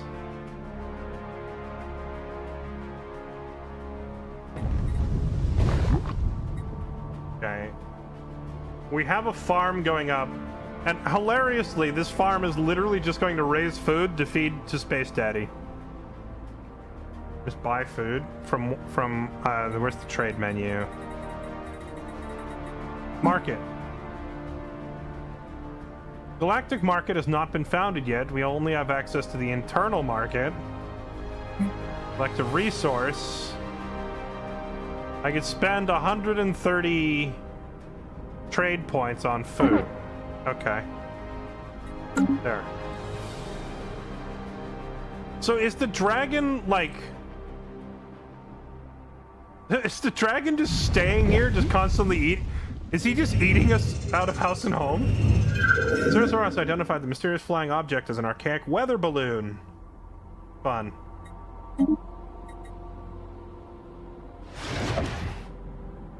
We have mastered a new technology.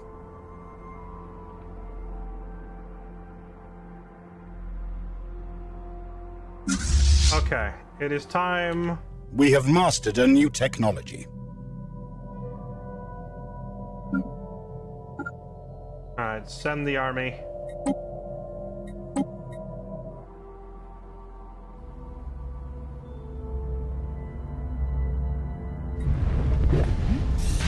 I forget if I have like one more army building here or not. No, that's the whole army. Oh wait. One more just finished. You also go.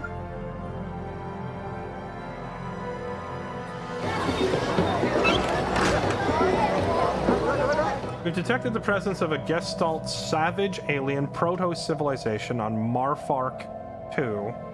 Our probes show that their Neolithic culture has mastered fire, developed a rudimentary spoken language to communicate between hives. We've yet to see any evidence of metallurgy or written communication. What kind of planet are they on? Arctic world? Yeah, we're not big on those. They can keep it. We've decided you may keep your planet. Also, Thea, thank you for the 10 months. Shadow Doctor, thank you for the 37 months. Ender, thanks for the gift sub to Lorem Ipsum. Retnik, thank you for the 33 months. And Nethrismian, thank you for the 20 months. Welcome back. Appreciate the resubs, everybody.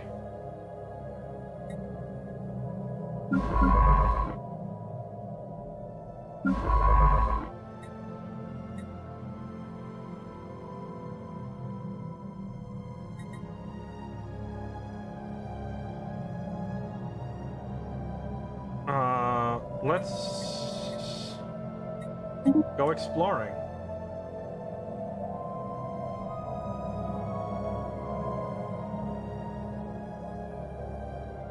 System survey complete.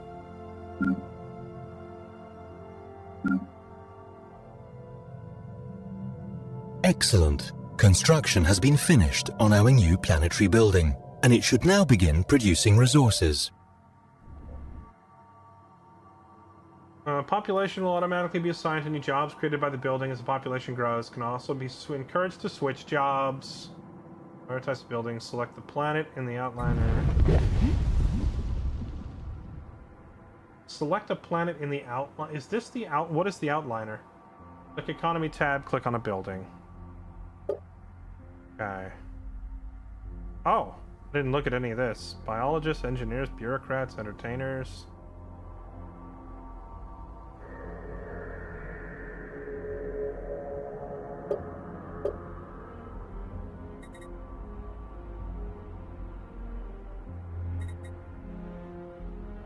Okay. So how come I'm still at a minus 15 if I have this thing creating 14 food?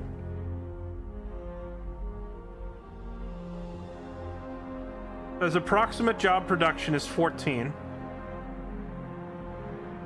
So I thought I would be at like a minus 1 instead of a minus 15. Okay, so first of all, let's buy more food for Space Daddy.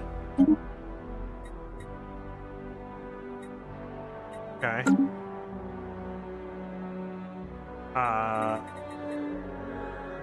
Approximate jobs production 14.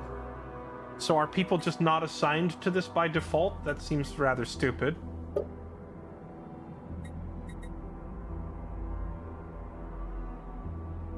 Produces 15 food. Click to toggle if this job is favorited, increasing its priority. What does the 200 mean? Does this mean I have 200 farmers already?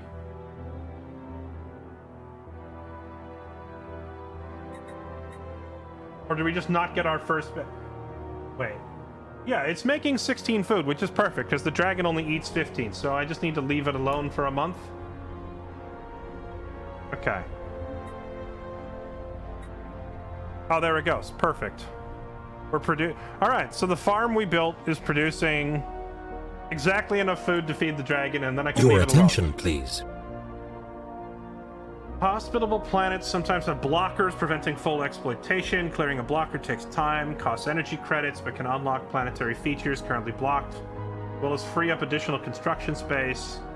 Select a panel in the outliner, or select a planet in the outliner. Click management.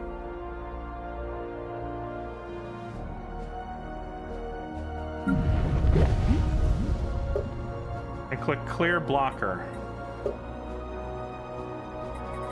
Oh, so there's stuff blocking me, but it wasn't visible on this screen? Time to clear.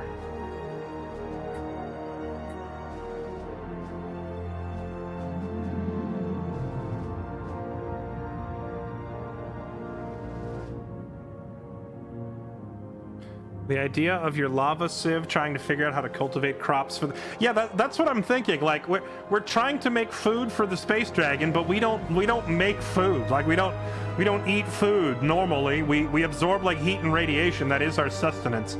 So suddenly Sky Dragon Daddy is like, you know what? I want a buffet, and we're like, give us a few months to figure out how to research farms. But I think we're not actually raising crops. I think we're probably just like raising sheep. Well, sheep in turn would need crops, though. Oh, that's a good question. I don't know how we're feeding. I don't. Don't ask questions you don't want the answer to. If you don't want to know where the food's coming from. Let's just say that crime is way down right now, and leave it at that. Ever since we've had to feed the dragon, crime rates have plummeted, and leave it at that. Easier than figuring out how to grow crops and sheep. Let's see. Sprawling slums.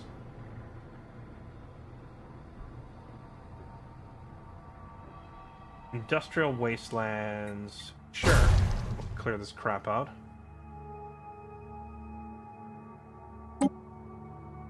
Okay, what about that other colony ship? Oh, nice. The other colony ship is done, and I need you to go to... Was it Haldus? Or was it Salax? Salax. Okay.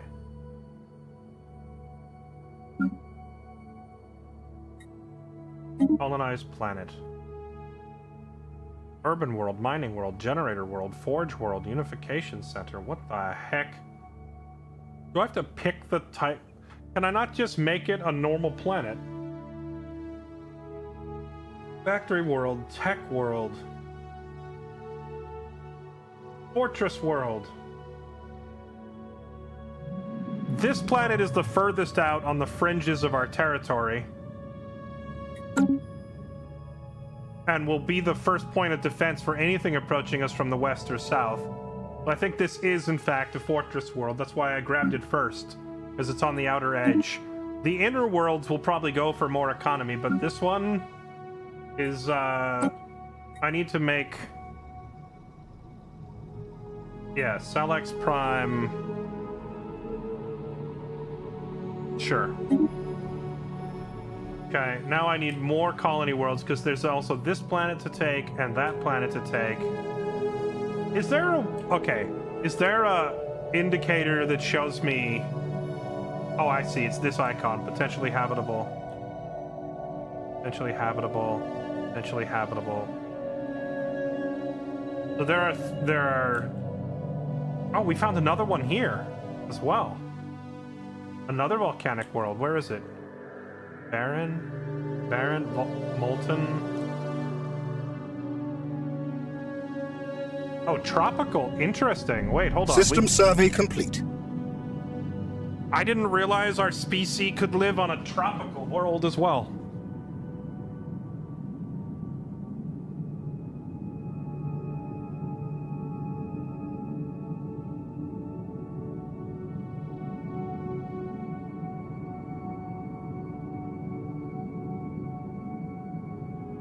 Leave what on auto?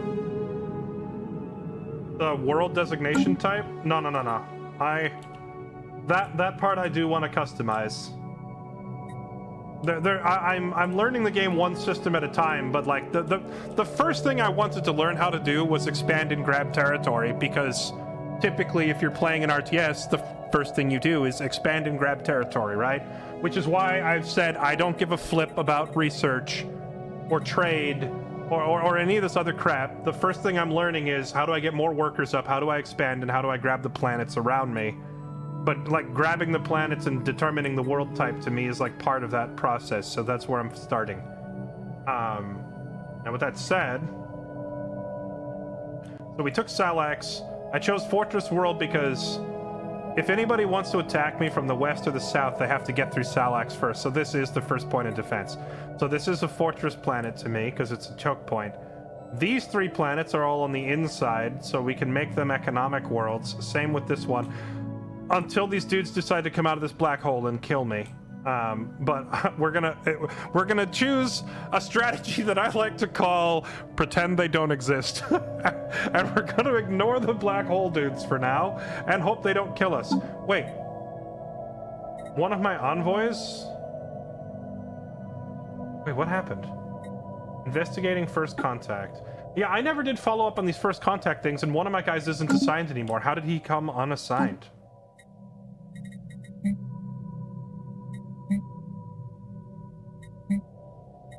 Sign an envoy.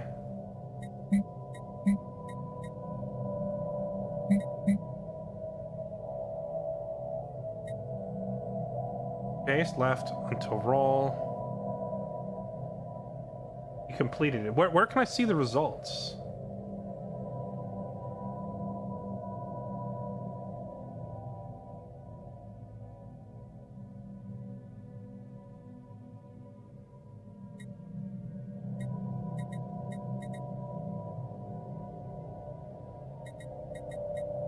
Can I go back and find the results of what happened there?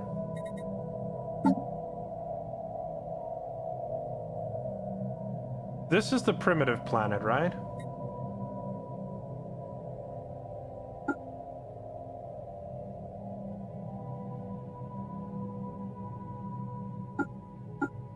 This was the fallen empire north of us. Wait, was that first contact, was that the fallen empire? I didn't think it was.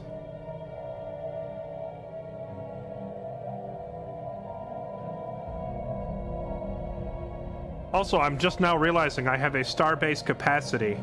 So...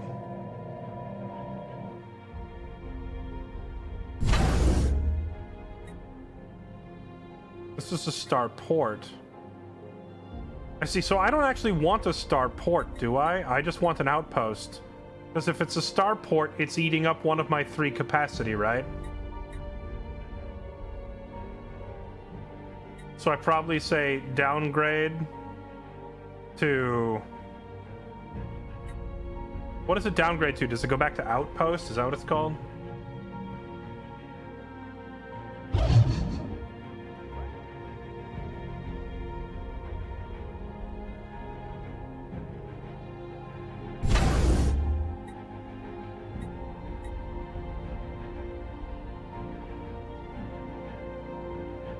Starbase capacity only upgrades when you only counts when you upgrade them to full bases. Well, no, it counts as soon as they become the starport. Because I built this one and it went up to 2 out of 3. But, well, actually, no, I do have a habitable planet here, though. I was thinking I would put a starbase at every habitable planet, but if I have a limit of 3, are starbases more defensive or are they more economic?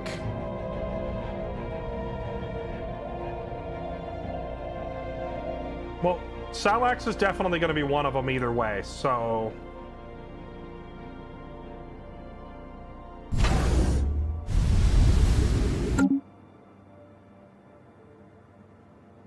mining station, starbase, you're going to upgrade. Okay.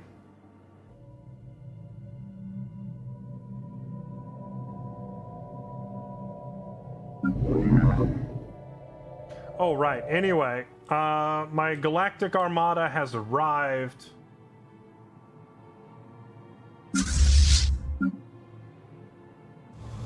I somehow accidentally split my transports into 2. How do I combine them?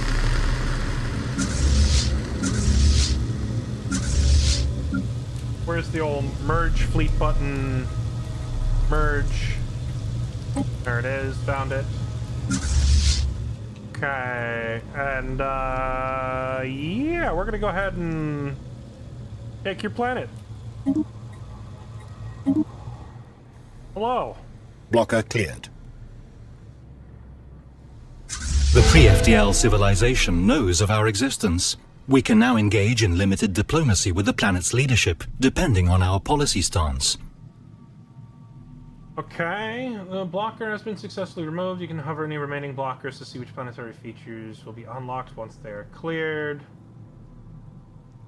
The pre-FTL civilization knows of our existence.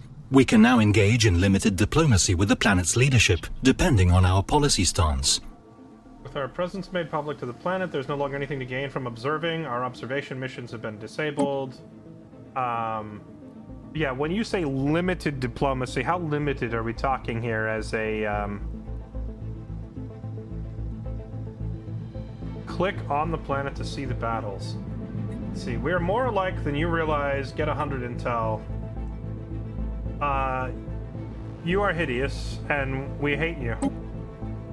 News: we've made formal contact with an intelligent yet undeveloped civilization has shaken our society. Leaked footage. Yeah. It's more of this crap. Homom 1.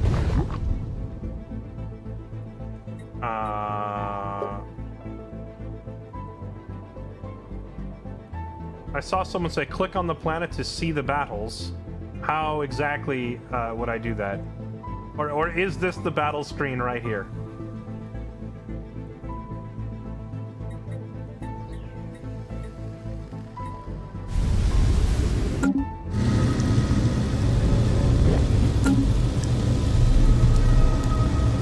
This is the battle screen. How exciting. I love people baiting me, being like, yeah, zoom in, watch the battle. You freaking nerd. There's no battle to watch. There's a menu. Alright, menu time.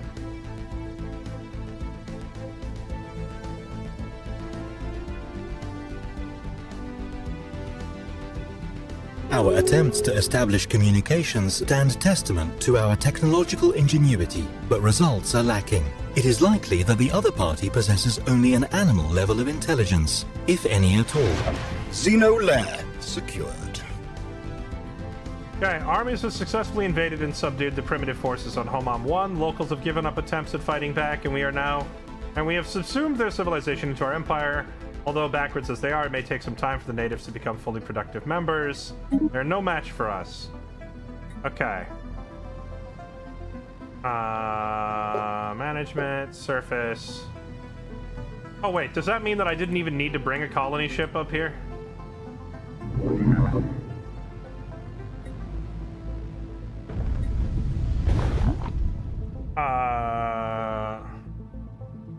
Stellar culture shock.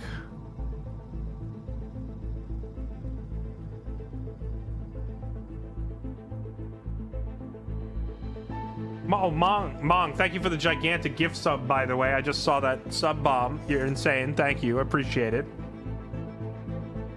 City districts. You can choose specializations. Nice. But my people don't live here at the moment, right? It's these other aliens that were there first.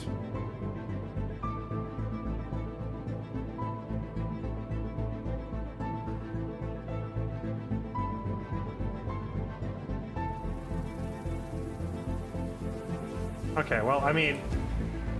Hold on. Come here. Go land.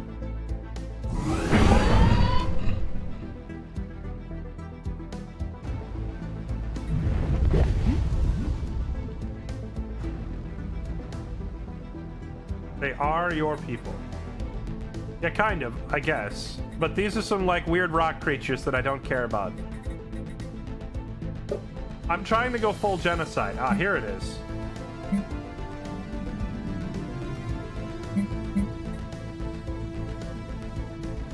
Population growth, 0. Interesting, okay. It won't land, it will only enter orbit. Okay. So what happens to a ship once it's in orbit? Nothing, it just... Why is there even a function called enter orbit?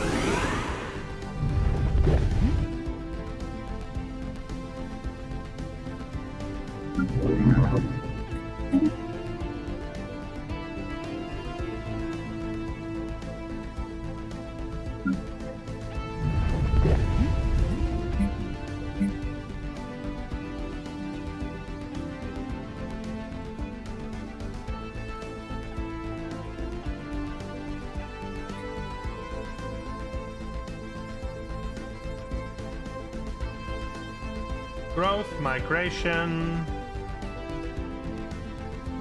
Alvama. What is Alvama? Oh, Alvama is it's their species. I see.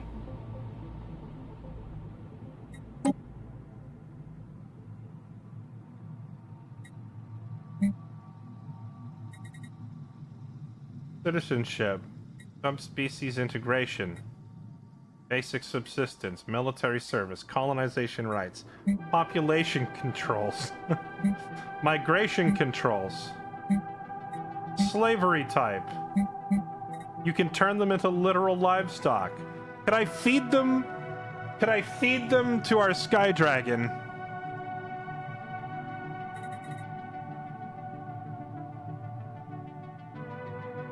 Crimes against humanity. I told you right from the start that we were going to do terrible, terrible things in this game. It's like RimWorld, where you can just be a horrific monster and execute civilians, except that we can, like, do it on a galactic scale instead of, you know, 50 cavemen at a time. You could. Wait, how would I do that? Would I migrate them? Migration. This will change your species, right? Do I migrate them all to the other world where the dragon lives and then keep them in pens and feed them to the dragon? You need to change your civic controls. Okay, how do I change my civic controls? Under government, I assume. Edicts.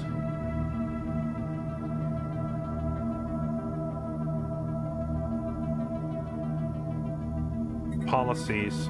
Okay. I need to figure out where I go to actually change any of this. Is it under society management? No, that's traditions.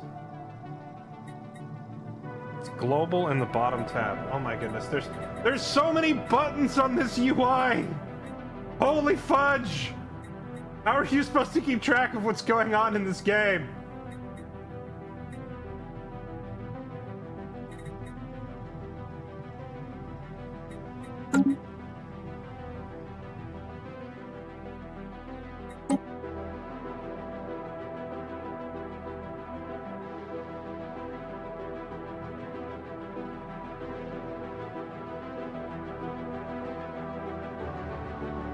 No, you have the government tab. Chat, it's because you're all yelling opposite things at me. Half of you are saying stay here on species right screen, and half of you are yelling go to government tab. So, I'm trying to figure out who is giving me the correct advice and who is a moron. Because currently it's about 50-50. Set rights. I can't purge them, it's not an option. So I'm assuming I need to enable it as a government screen. Tabs at the bottom. Policies. Purging. It says it's allowed. Okay, so if it's allowed, then where is it?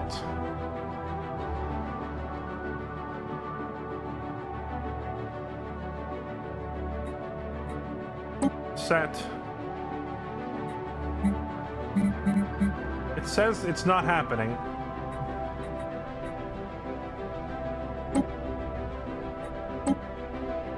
No.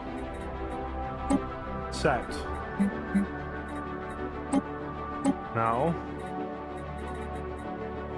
Oh, you have to first turn them into livestock? But I still can't purge them if I do this. Citizenship.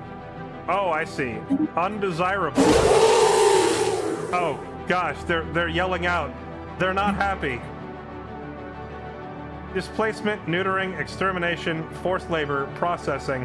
How do I feed them to my dragon? Wait, if I want that, I would have to put them back to slaves, wouldn't I? We've recently changed this, and you can't change it again. Oh, well, alright, never mind. Sorry. Okay. You have the right to be exterminated. And that's pretty much it.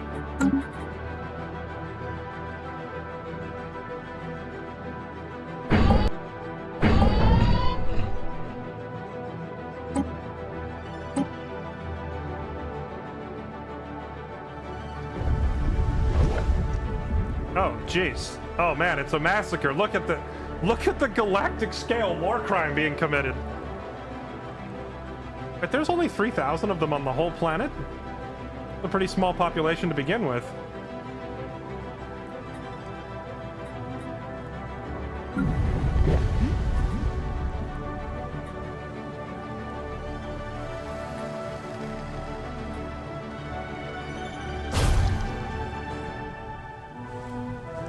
Congratulations on having colonized a new world. Our colonists are now in the process of building their first settlement, but it will take time for them to become self-sufficient. Colony will be a drain on our resources until the first settlement is completed, so take care not to colonize too many planets at once. Oh. Well, that's awkward, because I just colonized Stellaris at the same time. Okay, but Stellaris was empty to begin with. There's nobody here, so at least I don't have to go, you know, murdery. It is colonizing the planet. Okay. Council Construction agenda complete. Each pop is 1 million people. Oh. Oh. Well, in that case, billions dead!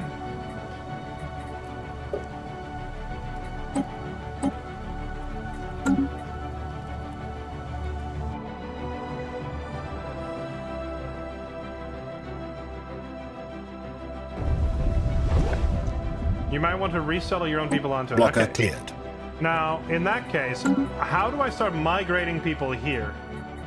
Move your whole capital. I don't want to do that. Ovama.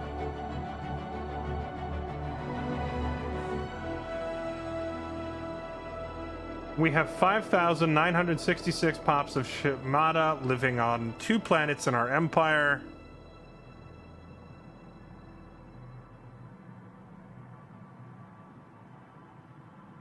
Okay, now how do I change?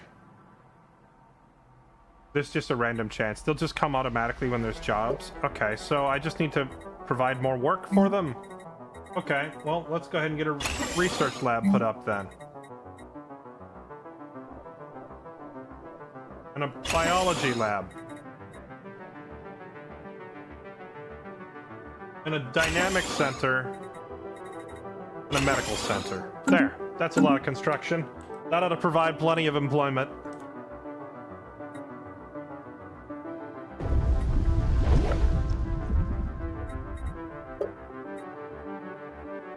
Ah, there we go. We have 23 million Shamadans moving in as we speak. That didn't take long at all.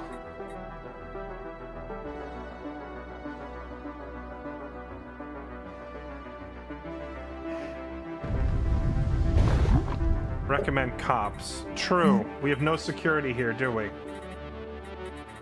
What is it, a precinct house? Defense Army, stability, and reduced crime. Alright, there you go. Last job. Some sort of law and order. Okay, alright. Our first successful purge of some Xenos. Alright, now we need another... I need 2 more. Because there was another planet here in Yarak that I haven't taken, and there's another planet at Fuwai that I haven't taken. So how come this one is green, potentially habitable, and this one is red, potentially habitable? Oh. Is this unclaimed?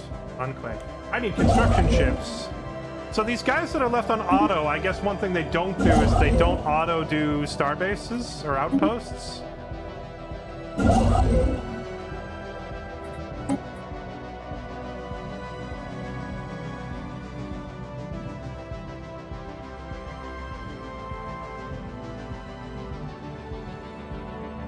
Well, we have a volcanic world at Aurelius, Haldus, Homam, and Salax. So that's what, 4 volcanic worlds. Then there's also a tropical world at Fuwai, or Fuwei, which I think I'll take anyway, just because it's there. It might not be as efficient as the others, but it's probably going to waste if we don't take it, right?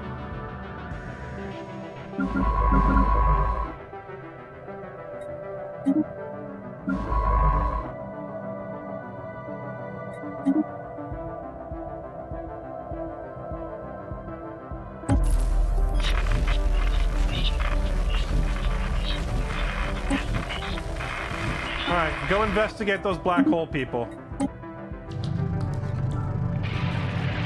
We have detected what appears to be a naturally occurring subspace phenomenon on the Hadnock system. A wormhole. Okay.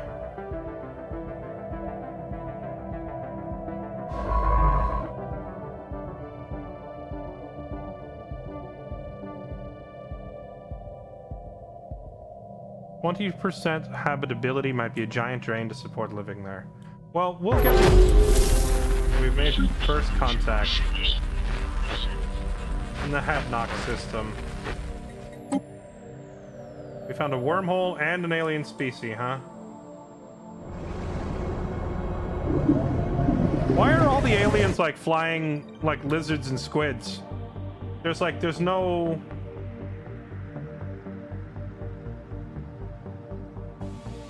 there's not very... Our sign ship is under attack. Oh, they're hostile right off the bat, huh?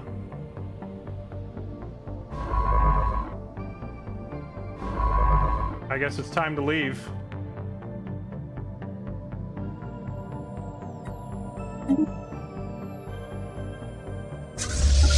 And move the fleet down here.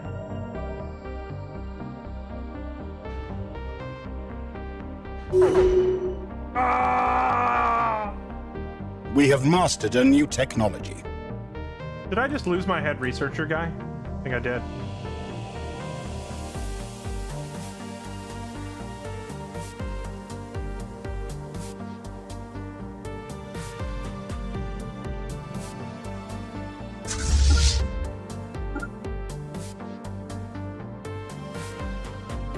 Oh, he made it out?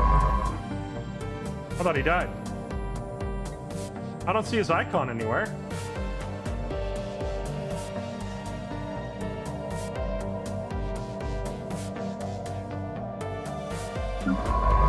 Do science vessels have like some special ability to just blink themselves out of reality for a month at a time?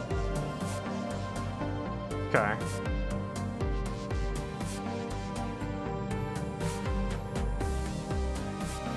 So your science vessels don't actually die, is what I'm hearing.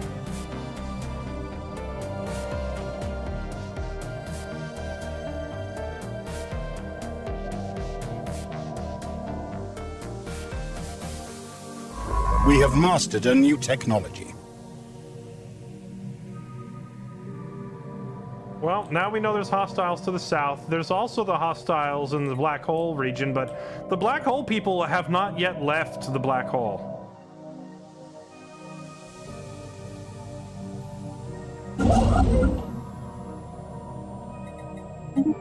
I'm gonna build an outpost in this sector just so that I can keep an eye.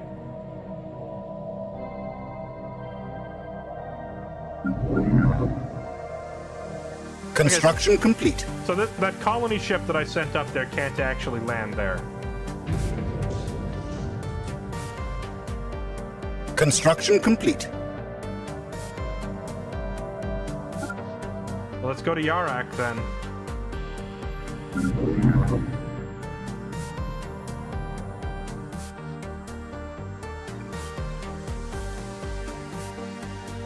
Wait, did I never colonize Haldus? Oh, I never did. Right. Because I started at Salax. So this other colony ship goes here. Evasive maneuvers initiated.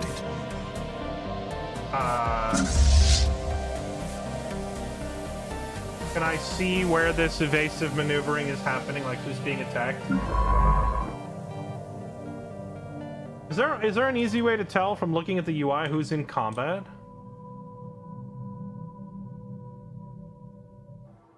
Here it is. I assume it's this.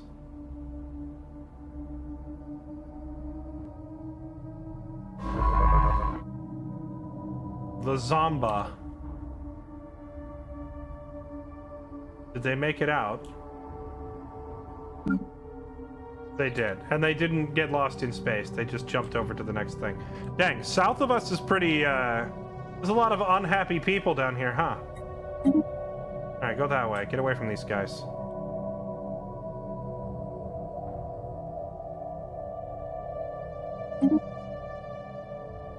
Construction complete.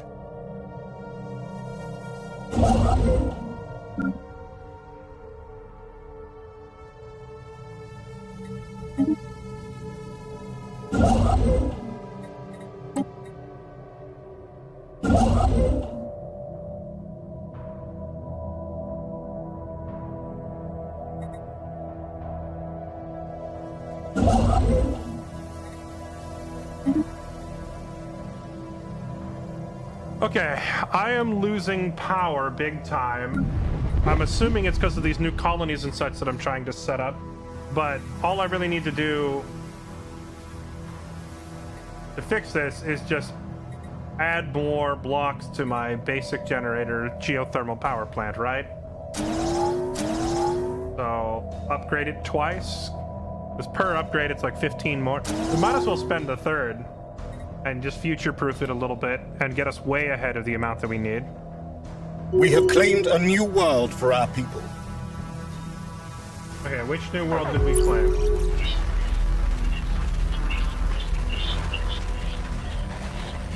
Oh wait, no, he's just talking about the starbase being done, right? I don't think he means habited. Oh, it's Salax finished. Okay, I did land people on Salax, they just hadn't finished taking it yet. Okay, auxiliary centers. So what is this? This is making research, right? So I see I have a colossal amount of minerals. I need to start converting my minerals into something useful, right?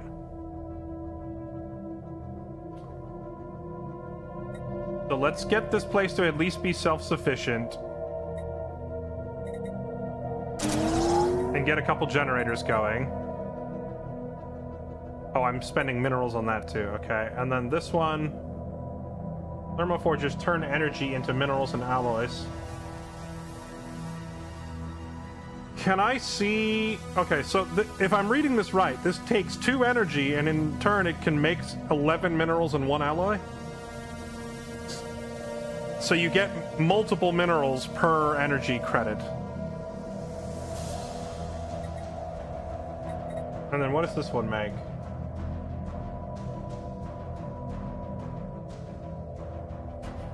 This one has an upkeep cost of... What is this resource called? Consumer goods.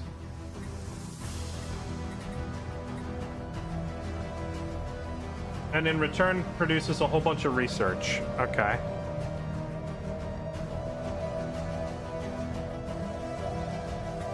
That's true. I should recruit a governor. You're hired.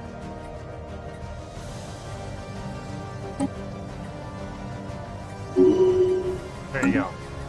I'm sure that has some sort of effect. Let's see.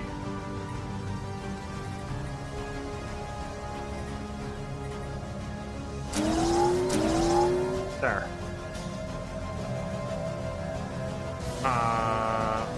We have enough unity to adopt a new tradition. Something has happened in one of the first contact investigations. Envoy Cabrox is still working to confirm the hypothesis that the irregularity we designated as the Tal Menace is in fact a living organism. While it seems to be made up of a random cluster of stardust, it is demonstrably able to propel itself across the void, shows signs of independent agency. Our researchers are perplexed and working hard to verify it. Okay.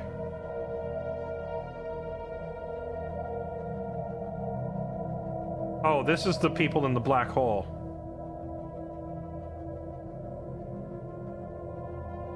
Alright, well, you know, continue.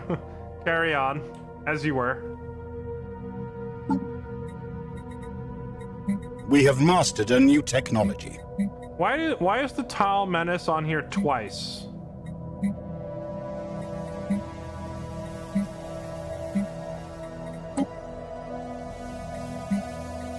And then there's these people that attacked us. They're obviously hostile. start studying them.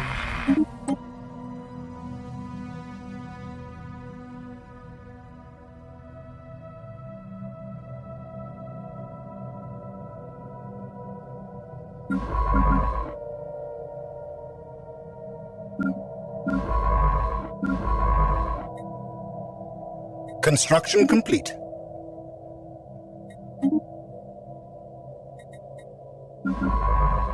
Construction complete.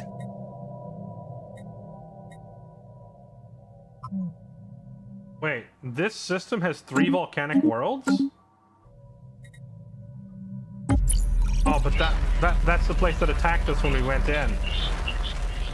Wait, no. Tomb World, Alpine World, Arctic World. Have I not encountered Arctic and Tomb Worlds yet?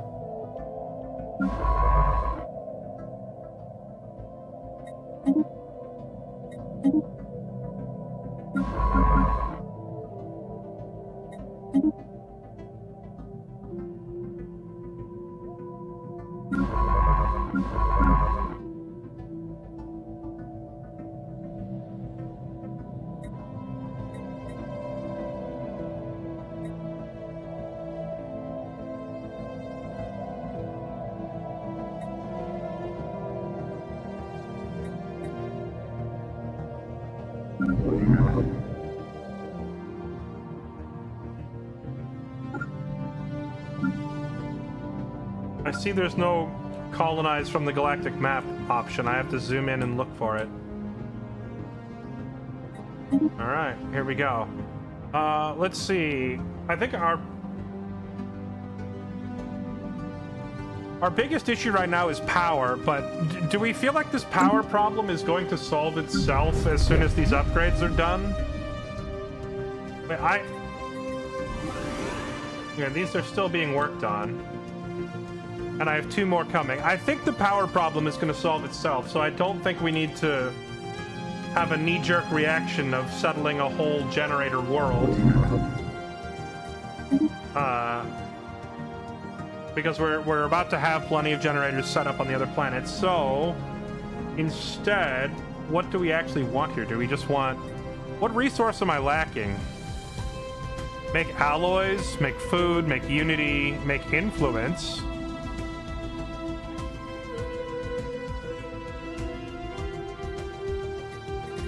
Expansion planner.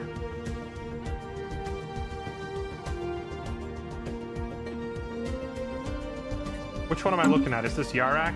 Yeah, this is Yarak. Expansion planner. So does this just show you all of the worlds that you... Okay, this is pretty handy.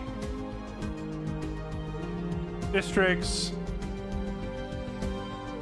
So I can't make any minerals here, huh?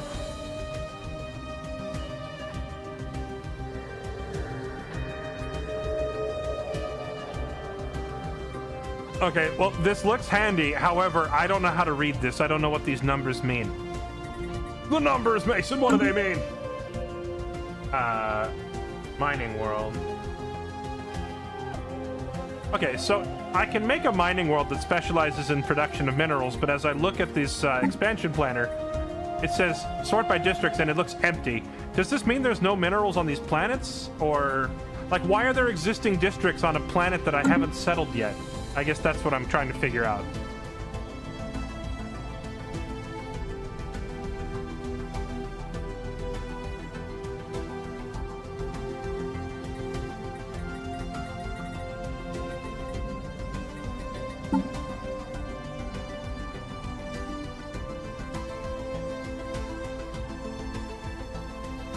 Your food is minerals. Oh, is that just like because we picked, I'm not even going to try to wrap my brain around it. It's because of the species we're playing, right? Where we eat rocks. So we don't get the usual distinction.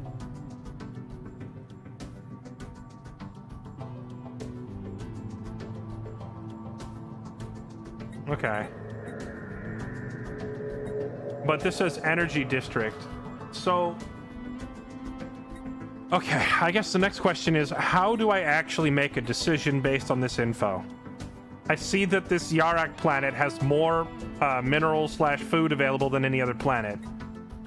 Does that mean that I would want to make it an agrarian world specialized in food production, even though my people don't even eat food? So what else would I make out of it? Specialized in production of alloys. Production of consumer goods.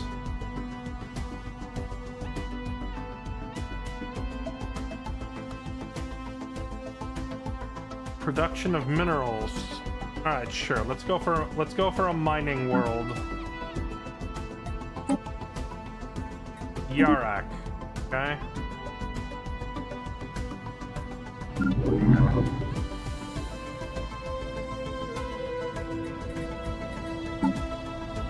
Then there was Haldus, which has a lot of energy slots. Colonize it with the Dezuzerax. There it is. You go there. Generator world, forge world.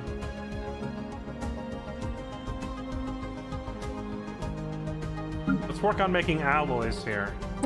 Okay, go to Haldus.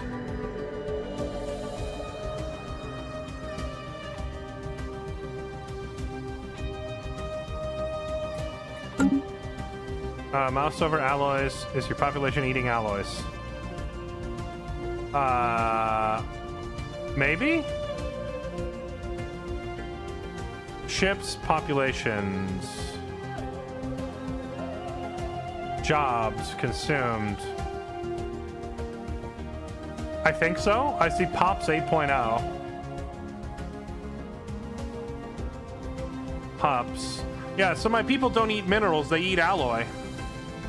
Because there's no population consuming mineral. There is eight alloys being consumed by my population.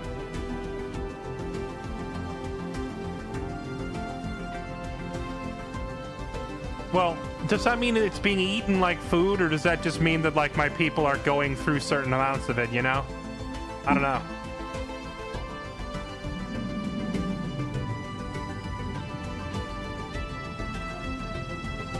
I am starting to think perhaps I made a mistake playing a weird race. I don't know what we're eating. If you ask me how my people are eating food, I have no idea. We're absorbing rocks and lava and radiation, apparently. How that's reflected stat-wise, no clue.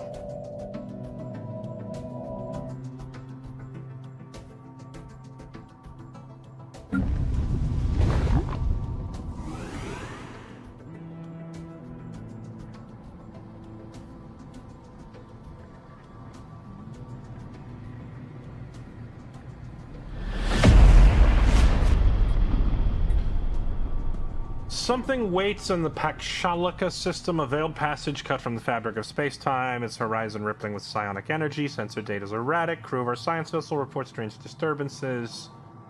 Despite the lack of useful telemetry, it's clear we've stumbled on a tunnel through uncharted reaches, a dangerous path, yet the rewards may be great. Okay, how is this different than a wormhole? There's also a colonization efforts begun. massive enemy space station, or a neutral space station here.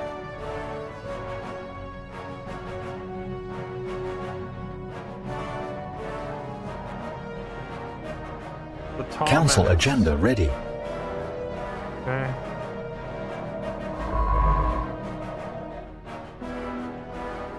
What happened to Vlur, the giant floating electron dude? Okay, my consumer goods are being consumed about as fast as they're being created, so that's probably another thing that we need to fix.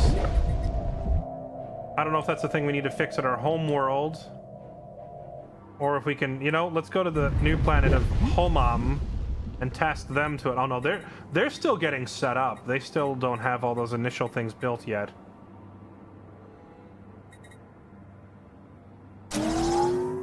We'll just leave them be. because they're preoccupied. So I guess... No, it takes pretty long to actually get buildings going, but once this power plant is up, I think it solves our power problem. And then I need to figure out how to make consumer goods. What was that noise?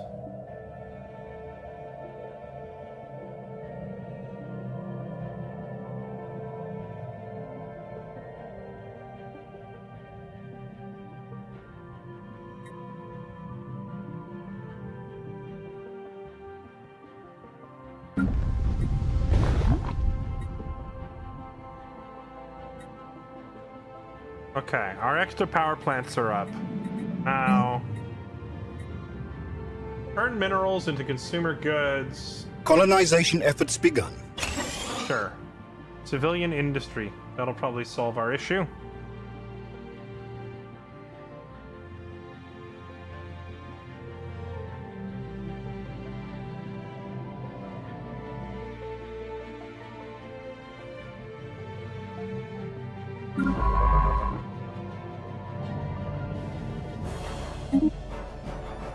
Council agenda ready.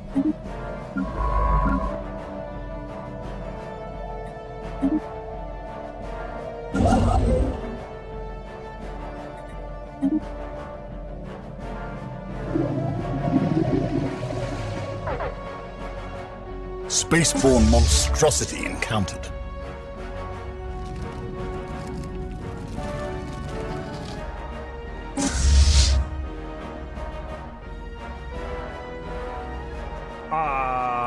Is that 4 different fleets of 600? That's a little awkward. Where is this? Oh, that's pretty deep out there.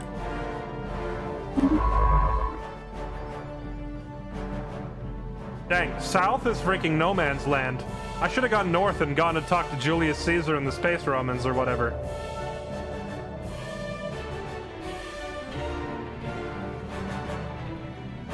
Have we genocided yet? We have genocided one planet. It was their fault for existing on a volcanic planet when that's the type of planet that my species wants.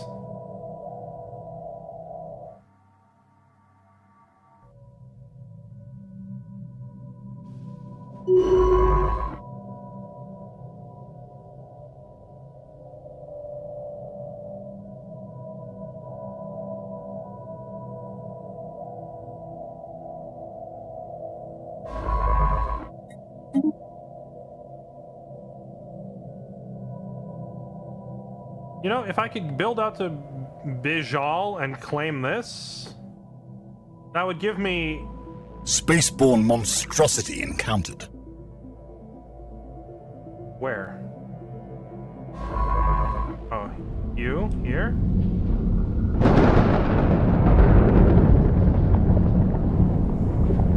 Tropical world.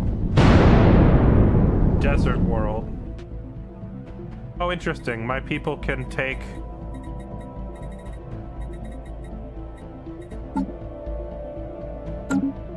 My people can live in desert worlds as well, apparently. But I don't know how well. What the heck is going on here? Oh, it's Vlur. He's still here. Hi, Vlur. Can I assign an envoy to investigate Vlur? I would love to talk to him and ask him to politely move.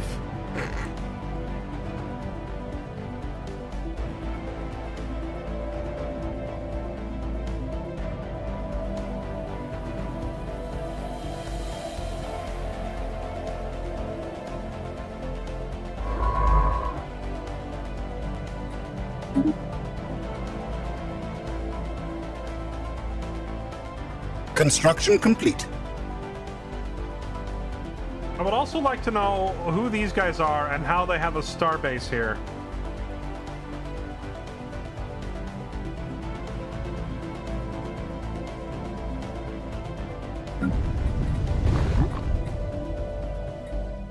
Civilian industries are almost up. Oh, nice. Our fortress world is done building. Okay, so next question, Chad. We chose Fortress World as the world type. What benefit do we actually get? Faster army build speed. Less damage from orbital bombardment. Your defending armies do more damage. Efficiency for soldiers, warriors, lord commanders, and knights all goes up. Boosts your stability and defense. But this still means that I need to build an army here. They currently have none, so they're not really that much of a fortress, are they? And they have no slots built. Planetary administration. I assume the first slot is always taken by planetary administration.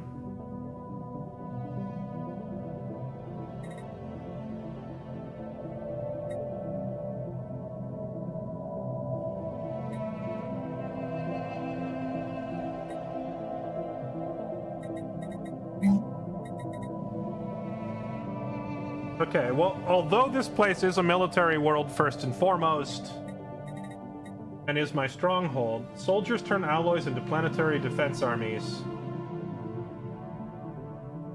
Okay, yes, but before we do that, actually, I was gonna say I want the planet to be self-sufficient, but that's probably not really necessary, right? If I'm making a bunch of alloy, and I'm making a bunch of food and minerals at other planets, then this planet doesn't really need to produce a whole ton of that stuff, right? I could just have them focus on being an uncrackable front line, which is what I want. So let's start with the stronghold here.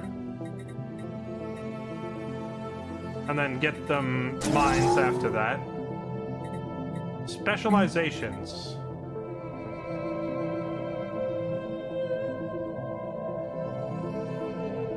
Research, administrative, defenses. Okay.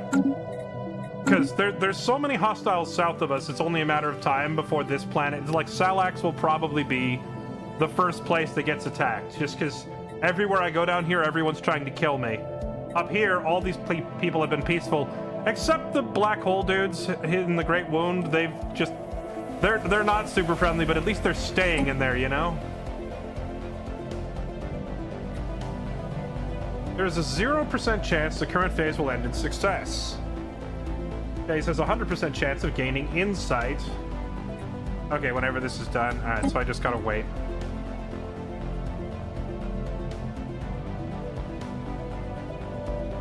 Never have enough alloys. Right. Well, we can have them making alloys. What I'm saying is I'm not gonna worry about, like, prioritizing it there when I have all these other planets that can do that. So we have Haldus, Yarak, and Homam. Homam is apparently a tech world.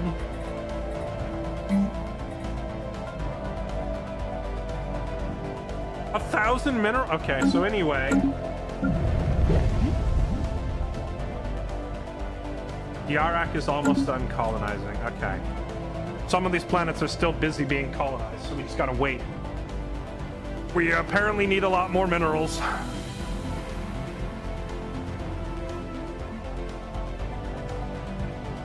Yeah, Vlera's chilling. Vlera's just kind of flying around creating... I don't know if he's the one responsible for these loud electromagnetic storms, but he's just been flying around, storming. He's just storming. He's just kind of cruising around, making electromagnetic interference everywhere.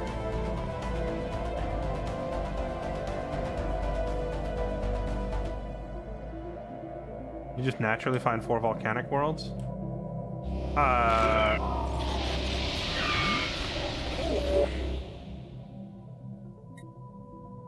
Weak but insistent signal transmits on repeat in the Mesa system.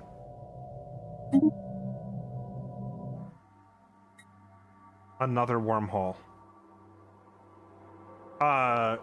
Yeah, we found 4 volcanic worlds. I don't know what you mean by found them naturally. I specifically made more explorers and flew them in every direction looking, if that's what you mean by found them naturally.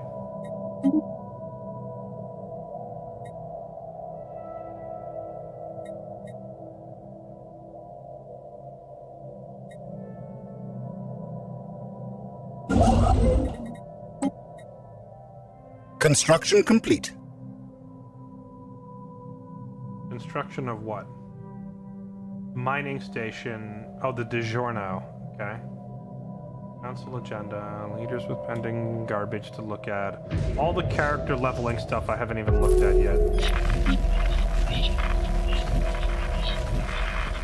The Omega Menace. We have mastered a new technology. Is the Omega Menace... Oh, they just have a star base here. Okay. Go up there. Is this another black hole? It looks like a black hole.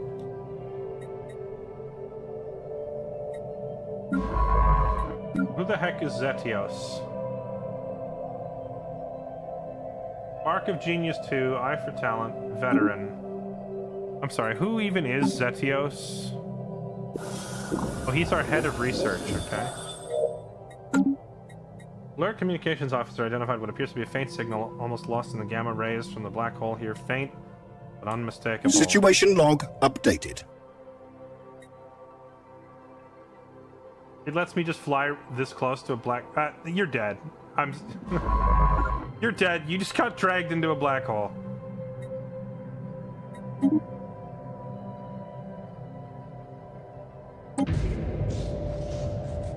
Investigation into a peculiar cluster of debris... Spaceborne monstrosity encountered. Lovely. Okay. Yielded surprising results. It is a particulate cloud bristling with a powerful charge of unknown origin. Has no business exhibiting simple reflexive actions, let alone movement with a purpose, and yet it does. Something undeniably ominous about the hazy subject of the relayed video feed. Perhaps there are things in the universe we should not tangle with. I'm sorry, where is this? Yeah, this is the... Watch it. Our attempts to establish communications stand testament to our technological ingenuity, but results are lacking. It is likely that the other party possesses only an animal level of intelligence, if any at all. So when it's talking about this lack of sapience or whatever, it's talking about the dudes that live in the black hole. But it says... Okay, and it just removed him from it. So does that mean there's no more progress to be made if it says that? Like with the black hole dudes?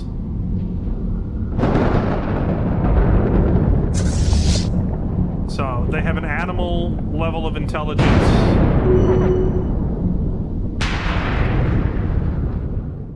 Okay, so my envoy... Once I get that notification, then my envoys have no reason... We have Council claimed a agenda new ready. world for our people. Okay, nice. How does the Forge world... Okay, Chad, do you think it's better for all of your planets to produce a little bit of everything to be self-sufficient, or do you think you should just go all in on whatever is like the specialty for that planet?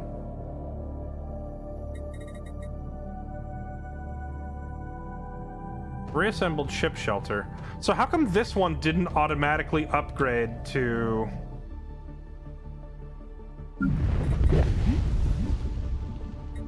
Does it just take a little bit more time to finish upgrading?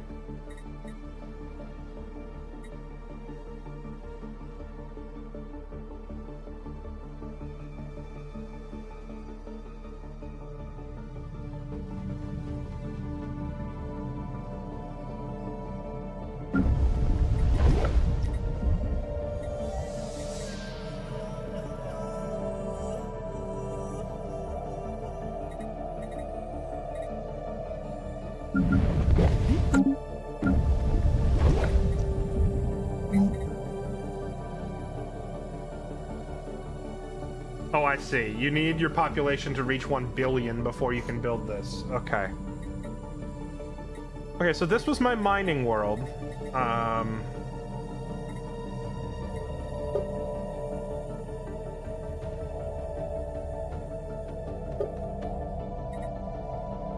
have 112 million people living here. No armies, no corporate holdings, no overlords, whatever that is. So, since this is a mining world, we want to ideally start with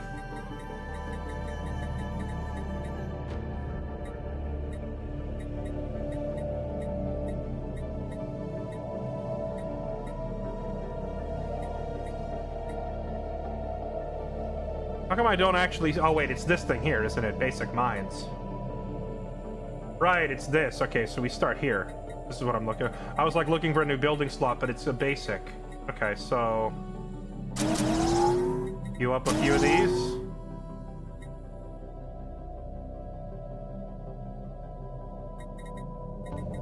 And yeah, medical, sure, we'll give them a medical center.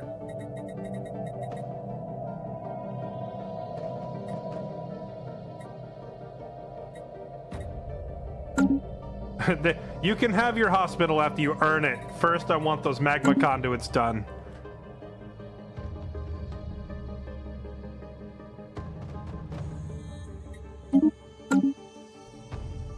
Okay, and then Haldus, the Forge World. They also need mines.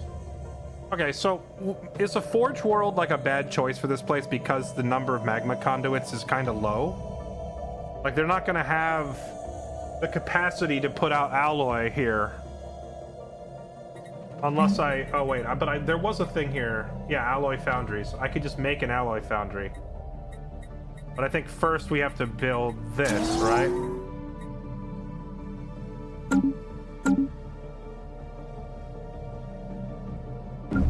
We're also not... We're still lacking... Like, as I start putting up these things, these consume power, right? These consume power, this creates power. So I need my home world... Oh, I don't have enough minerals. Okay. I need my home world cranking more power. Because I won't have enough power to actually... like, fuel... the mines that I'm trying to put up. See, I'm building a magma conduit here, building 3 of them here.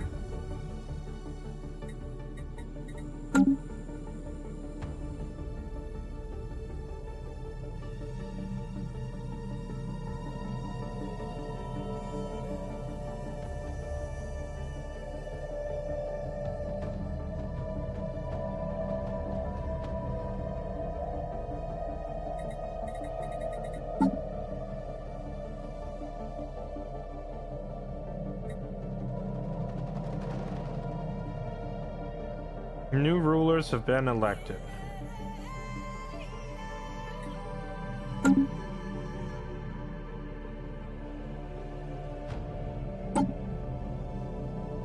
My Minister of Defense. He's just flying around with the fleet. My fleet that isn't really doing anything right now.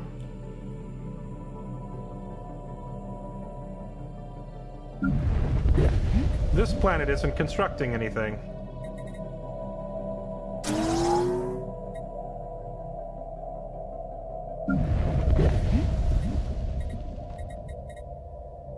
I'm gonna remove that because I have, like, too many resources locked up here. I'm gonna free up those resources and spend them here instead.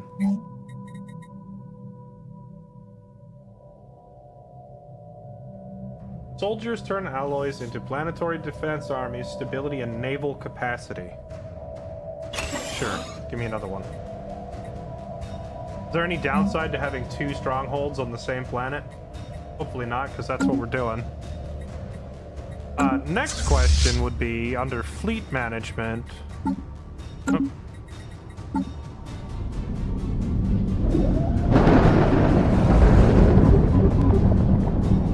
Command unit limit too low. How do I increase... Gosh, that's loud. How do I increase my command limit?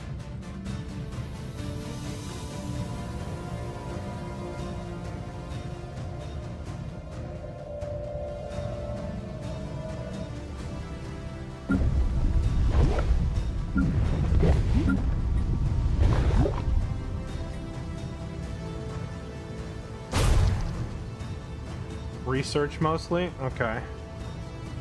So what is the difference then between command limit and naval capacity?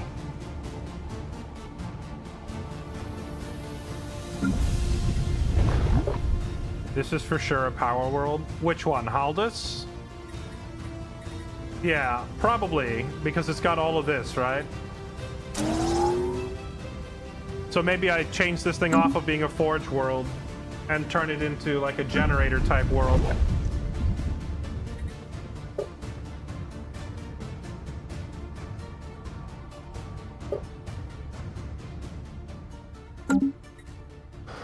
Blocker cleared. Command limit is for one fleet. Naval is for all. Command limit is how many can be in one fleet. Okay, so does that mean I just need to make a second fleet? If I go to fleet management, can I just make another one?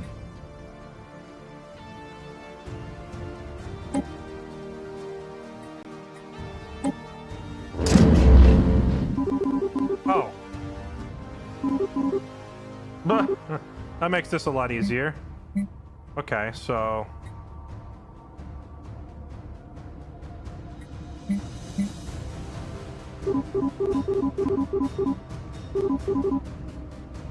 So is naval capacity... Okay, so naval capacity is like the total number of ships you can have across all your fleets. Whereas command limit is how many ships can be controlled by one dude within a fleet. Am I understanding it correctly?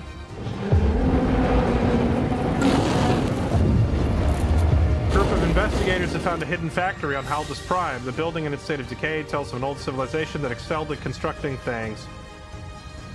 Add to the production output. We have mastered a new technology. Okay.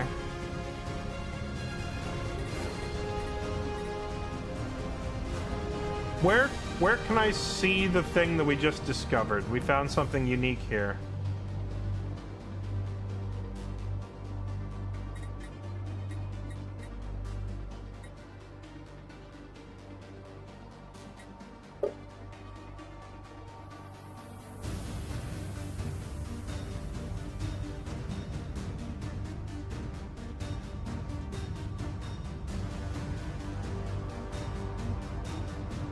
Where the blockers are. The only thing I see here is quicksand basin. Is that it? Oh, here it is. Rare planetary features, odd factory, and isolated tunnels. Odd factory worker jobs plus 100 max thermo. Okay. Oh, was it this thing? This is what we found. Well-crafted facility producing high-value resources left on the planet by a different civilization. Factory worker jobs. I have no idea how to understand the population versus jobs or whatever. All I know at the moment is more slots. Okay.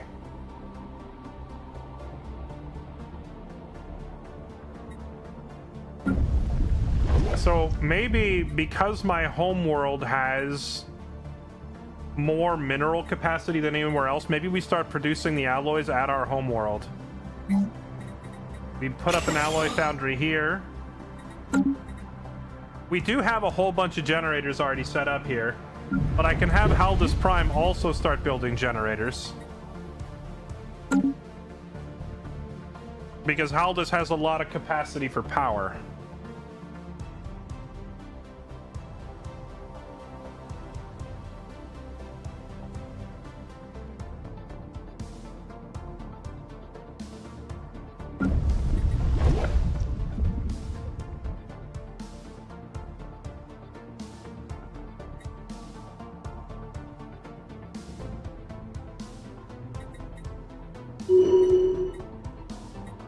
Okay. Spaceborne monstrosity encountered.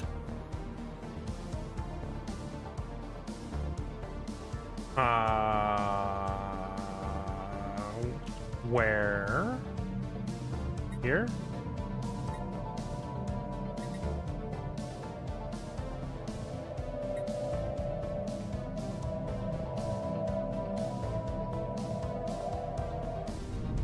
Oh, it's at Salax. Oh, it's Vlur. Vlur, what are you doing in my fortress?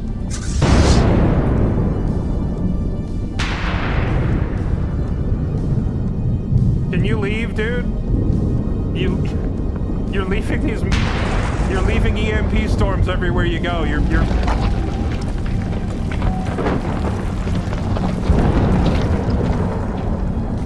The surface of Yarak is exhibiting an unprecedented reaction to our construction efforts. An unidentified viscous substance beginning to ooze out foundations of key installations. The ooze is a crimson liquid, gelatinous in appearance but extremely adhesive. Our scientists are eager to study this discharge. Currently, it's a mere inconvenience, but it would be prudent to ensure the safety of our colonists. generated a bunch of free engineering research. I'm sorry, is this a reference to the movie The Blob? The Blob lives here?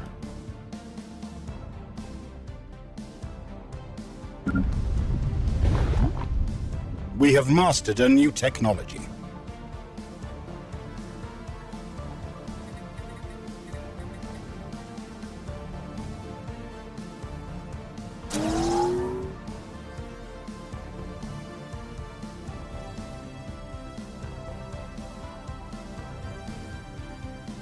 Bum, bum, bum, bum.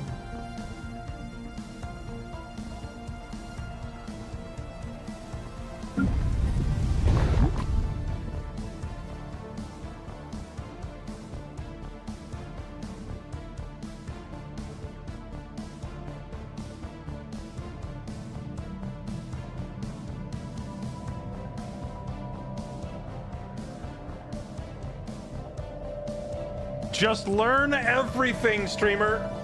There is 1, 2, 3, 4, 5, 6, 7, 8, 9, 10, 11, 12, 13, 14, 15, 16, 17, 18, 19, 20, 21, 22, 23, 24, 25, 26, 27, 28, 29, 30, 31, 32, 33, 34, 35, 36, 37, 38, 39, 40, 41, 42, 43 elements. Oh, wait. Oh, hold on. 44, 45, 40, blah, blah, blah. There's 40 plus elements on this UI. If you are unhappy that I'm learning them in a different order than you think is optimal, I invite you to shut it and let me learn. There's too much. Shut up. I don't care. I will ask questions when I have them. Other than that, I will learn it at my pace. There is too much crap here. Okay, let me calm down. The backseating is getting a little intense and a little too insistent that I play the game how you want me to play the game. I'm going to play the game how I want to, and I'm going to learn it how I prefer to learn, which is one phase or one element at a time, okay? I will figure out the 60 plus UI elements in time, but we are not going to master this in a day. Sit down and calm thyself. Okay. Oh, the blob is back. Let's see. Substance is becoming unmanageable, emerging at a greater rate. Why did every time I turn the music down, it just comes back with a louder soundtrack? Chill.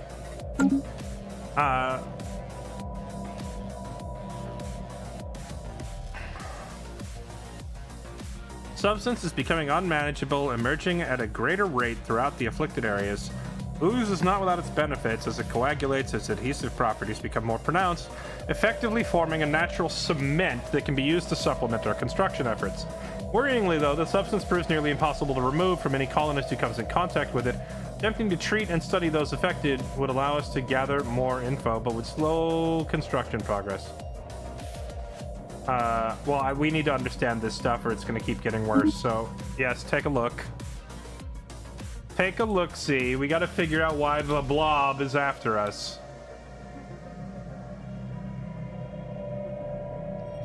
Okay, so right now my biggest choke point is not having enough minerals. So I just need to go to... Oh, unfortunately, the blob thing is on my mining world that I set up. Okay, so at the beginning, I was thinking that like these orbital mining outposts that I set up were going to be like a big chunk of our resources, but if I'm understanding this correctly...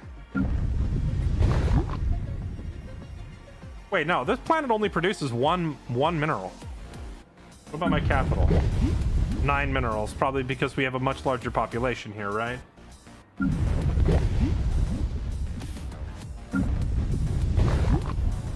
No, Salax is producing a bunch. Why? What's the difference here? Is it population-based?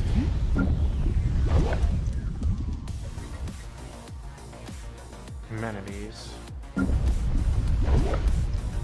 Why is my planet that is literally the mining world that has extra mining nodes set up producing so little, comparatively speaking?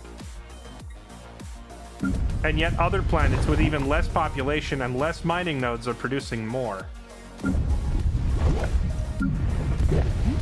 Like this planet. Salax has barely more people.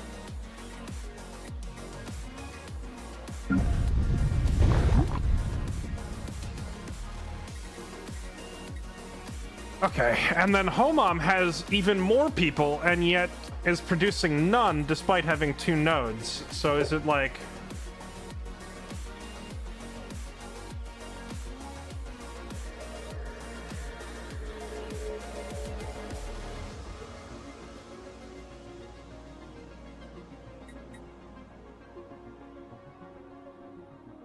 Because I have no basic workers left for... Is it Thermoforger? Okay, so Thermoforgers are the people who actually mine my minerals, right? And I'm assuming if I go look at these planets that aren't actually making me anything... You're making 5. Why is it so successful for you? Because you have 90 Thermoforgers, right?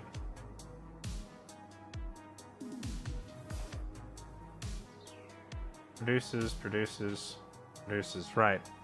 So it's these. And Salax. So why, with your measly 600 people, are you outproducing a planet with 1 million and grossly outproducing planets with just slightly fewer? Oh, I see. Wait, hold on. Oh, this isn't population. This is just available jobs. Oh, I've been looking at the wrong number this whole time. Because they look the freaking same. Okay, this number is population. This is how many jobs I need to fill. And this is... okay, alright. So I've been reading this menu wrong for the entire game so far. Oh, my home world has literally got no free jobs. So how many... So I have 238 million people just sitting on their thumbs. Okay. All right. And I can't manually tell them to leave. They will just naturally go elsewhere. Oh my goodness. So I have 1 million jobs available. Now, does this mean that there is...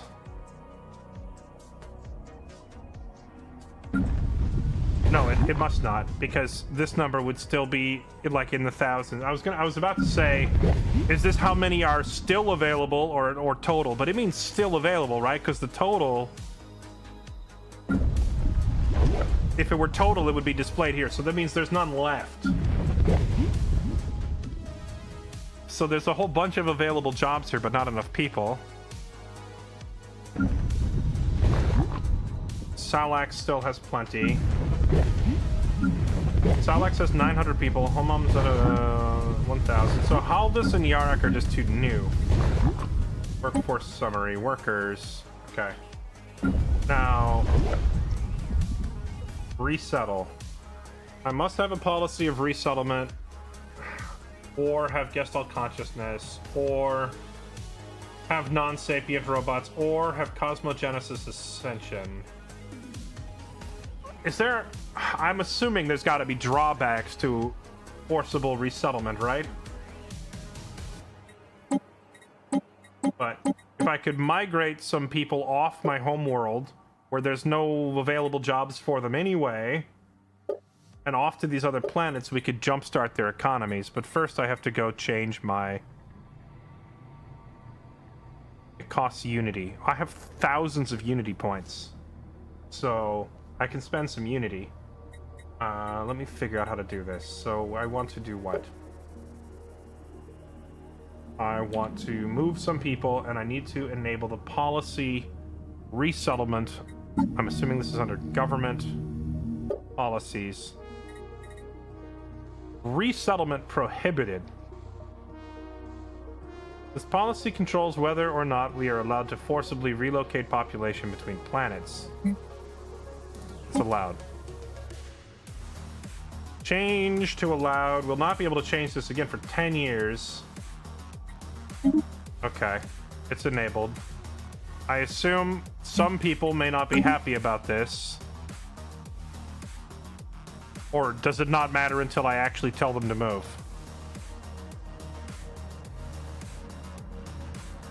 Okay.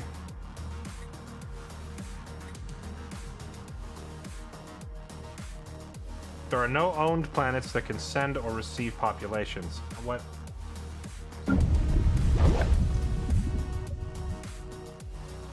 Why not? Do I not have enough housing? Population housing needs. 237. No, I have housing. So why can I not move you here then?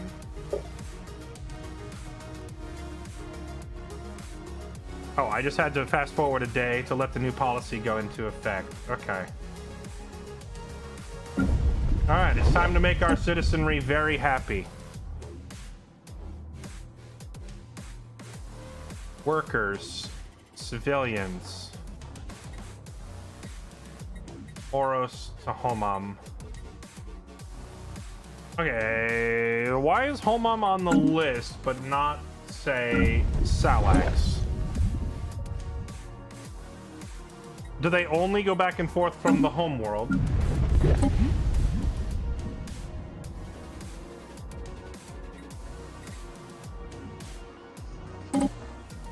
Move a couple hundred people.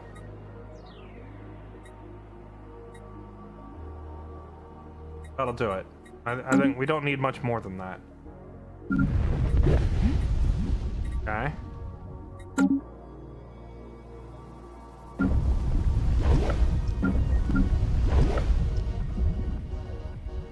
You know, actually, the number of people...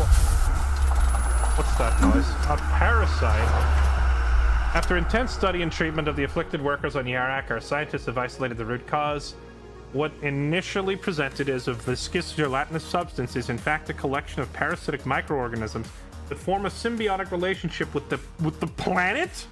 I thought they were going to say with my people. No, it's a parasite of the whole planet.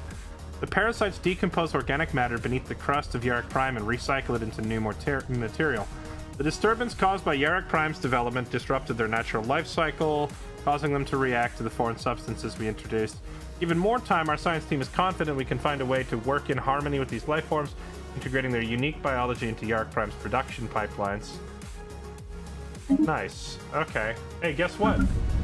Good news. Well, I have an opportunity for you, lucky citizens of Our Horus. attempts to establish communications stand testament to our technological ingenuity, but results are lacking. It is likely that the other party possesses only an animal level of intelligence, if any at all. I wish that We when have it... mastered a new technology. Shut up. I wish that when it did this, it would tell me which species it was talking about, because I can never... This pops up like 15 minutes after the fact, so I never know who my envoy is actually referring to. At some point, I assigned an envoy to go investigate something, and now I don't know who it was. Anyway, I need like a couple million people to head on over to Yarak and take some of these jobs.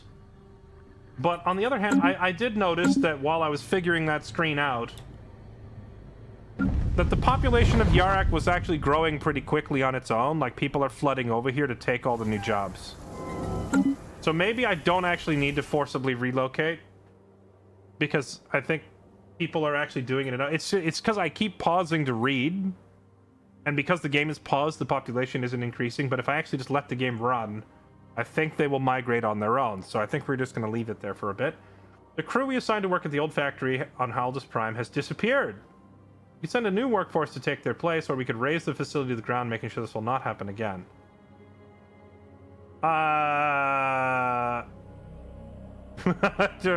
The factory just ate the workers. Now burn it down.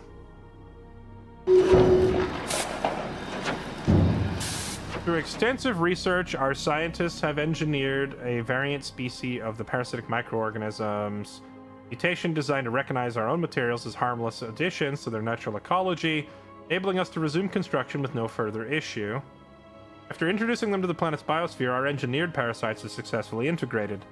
Furthermore, by repurposing the microorganism's original decomposition effects, we've managed to harness the substance's adhesive properties and boost their production. Bleeding planet modifiers removed, and now we have parasitic production. Resources produced by jobs up 15%? And this was my mining worlds. Wait, that's huge, though. That's a 15% increase to all the mining operations on this planet, right?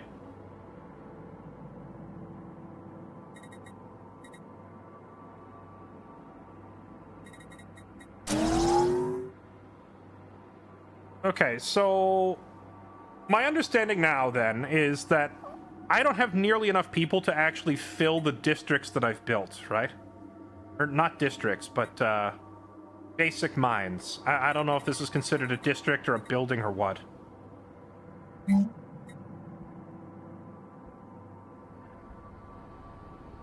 Mineral extraction specialty. Okay. Correct me if I'm wrong, but this is what I'm already doing. Am I not? Thermoforgers turn energy credits into minerals and alloys. Thermoforgers turn energy credits into minerals and alloys. Is that not what I'm already doing? Adds an extra 3 building slots. 42, 4, and 6. Job production per district 7, 7, 1. So this just makes it more... This just makes it more efficient, I suppose. So why would I not always just do these specialization things like immediately as soon as I can afford them?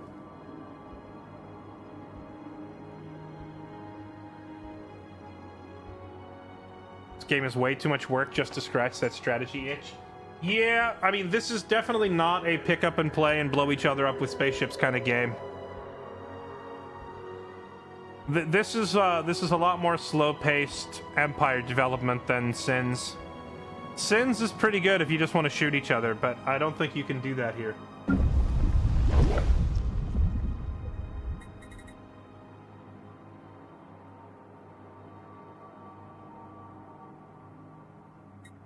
Well, actually, hold on. I have, like, because I haven't been spending my trade points at all. I have a huge amount of trade. So why don't I just go to minerals and buy, like, I don't know, 1,000 of them. There. Now I can just go ahead and buy this specialization immediately. Because I'm sitting on so many trade points. Give me another 500 of them, and I'll do it again on a different planet.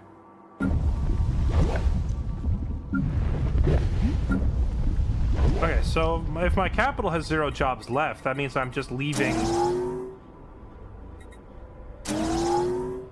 I'm leaving resources on the floor, right? Because I have a bunch of people that aren't working. So I need to get more of this crap set up.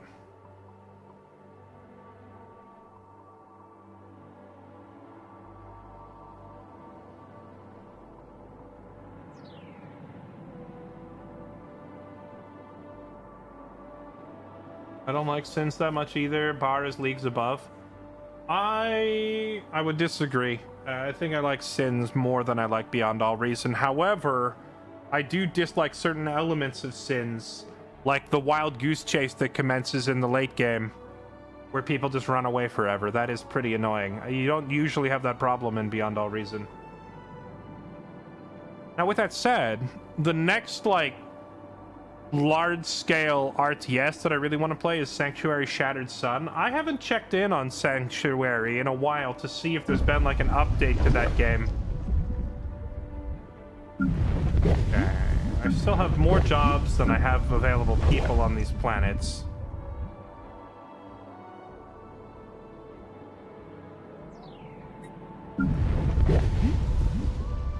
Maybe I do still need to forcibly relocate some people. Is there something I can build to make people relocate faster?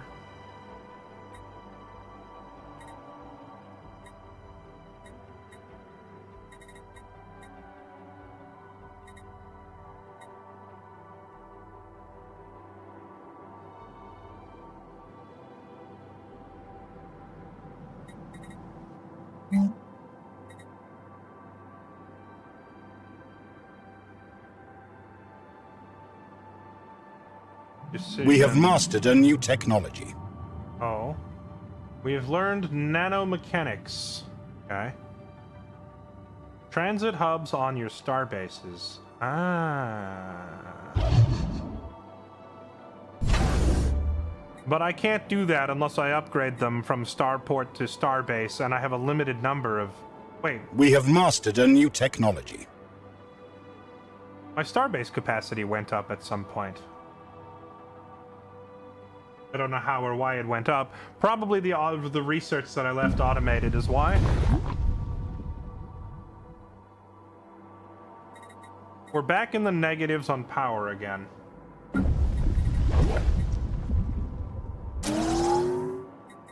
I would build more generators on these other planets, but since I don't have enough population there, I gotta put them on our home world.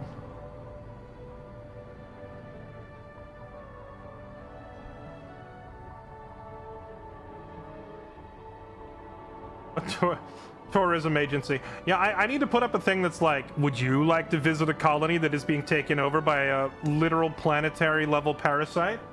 Because boy, do we have the place for you.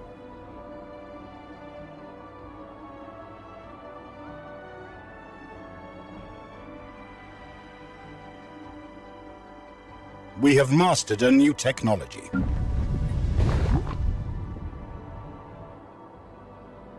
Okay, let's take a look at the traditions menu. Where is that thing?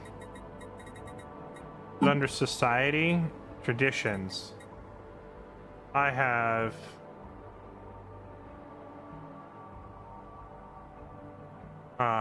what is this? Oh, it costs a unity point. Is this what this is what I'm supposed to be spending my unity on, right? Okay. Empty. Select. Oh gosh. See, this is why when people were like, look at traditions, I said, shut up. What now? After several years of gorging itself on the bountiful harvest of Oros, the now considerably girthier Sky Dragon has once again taken flight. The final roar in salute, it lifted off, leaving behind a large collection of scales, shed skin, and other byproducts. Study the remains, a whole bunch of free research. Burn them for fuel, and immediately gain 1,000 energy and 100 green things of some sort. I have no idea what that green thing is. It's not even on the UI. Oh, exotic gases. A bunch of free research or exotic gases. I don't have a single exotic gas at the moment, so I guess I'll take that. Sure. Spaceborne monstrosity encountered. Monstrosity encountered. Is it Vlur again?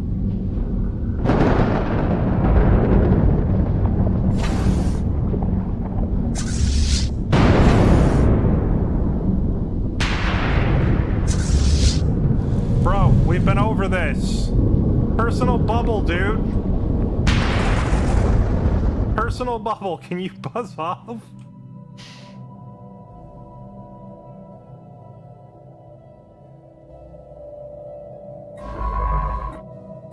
Council agenda ready. Okay. What was I doing?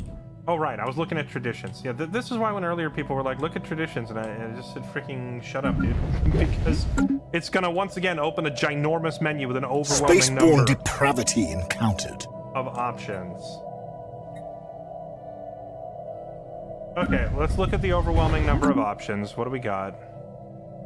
Wait, why is my energy suddenly dropping like a rock?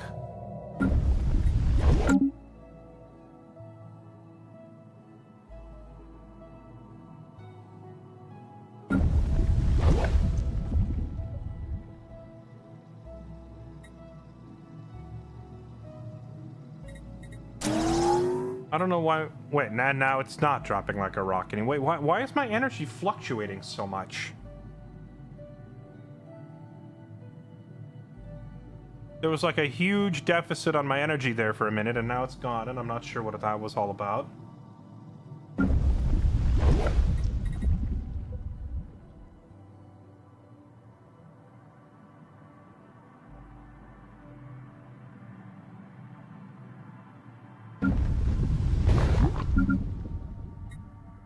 So Yarak has like 1 billion jobs available, but only 400 million people living here.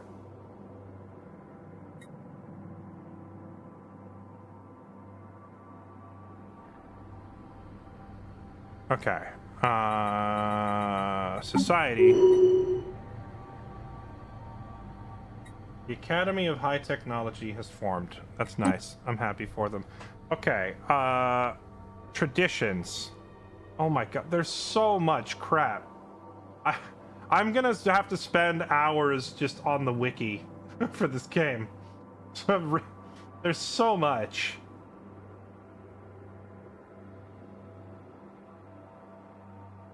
What is the fastest thing for increasing my workforce? Is there something here that will help with that? Cloning. That could probably help, right?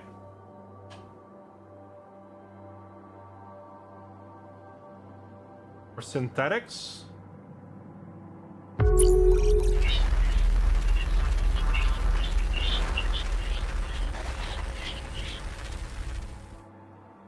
That's fine when it helps with energy. Well, energy, the only reason I have an energy problem is that I don't have enough workers. Okay, it's fluctuating again. Why is it fluctuating like that? I just need more workers. Prosperity and expansion. Expansion. Frontiers of Star Nation are being pushed ever forward. Soon nothing in the galaxy is beyond our grasp. Costs some unity and it lowers starbase influence cost. Empire size from planets down? Is that a good thing or a bad thing? Starbase upkeep cheaper. Population growth. Here we go. Colonization fever. Adopt. Council agenda available. Okay, colony development speed. Urban districts when establishing colonies. Population growth. Done. And then this other stuff is just about like star bases. Okay. Prosperity.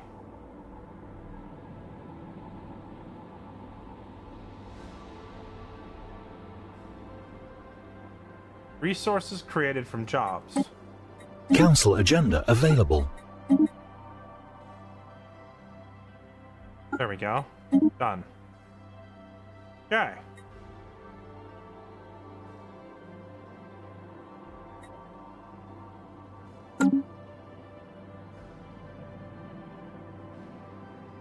You want to finish the whole tradition. Why? We have mastered a new technology. Formed. Okay. Finishing the whole thing gives you a unique perk. Finisher effect. Adopting all expansion tradition gains maximum districts of non-artificial planets +1 and ascension perks +1. Resources from orbital stations up 25%. Okay.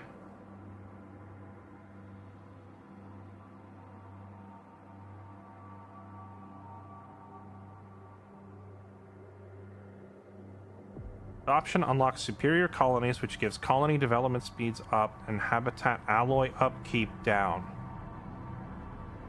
Adaptability is good. I don't think I have enough points to get any more.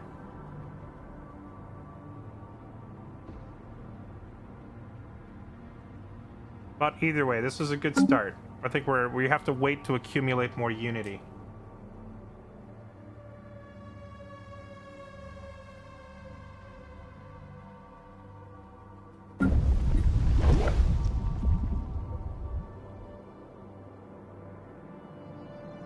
So now I feel like I'm sitting here waiting and nothing's happening. So we have a... What's that noise? Fleet management.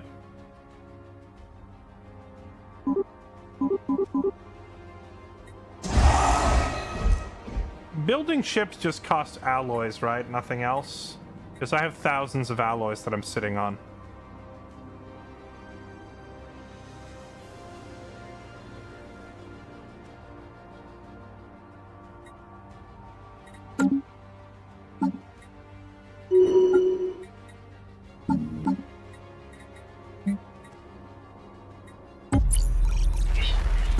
Alright, I have my 2 envoys doing nothing, so one of you get over there.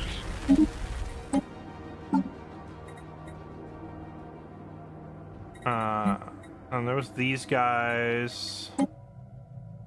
We have mastered a new technology. These guys were fairly close to us, so...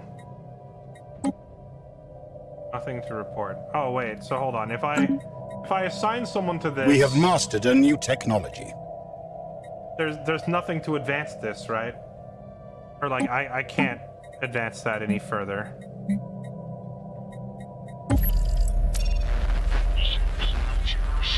Same with this. So if it says stage 2 and 0 chance of breakthrough, that means you've got as far along that as you currently can? I can't do it there either. About this one. These two. So basically all of these are at the end of as far as I can go, right?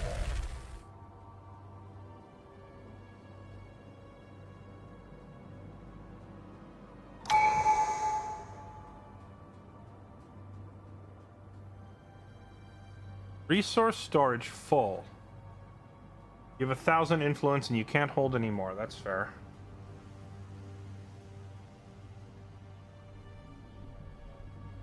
Nothing you can do. Population growth is stupidly slow now from dev changes last year.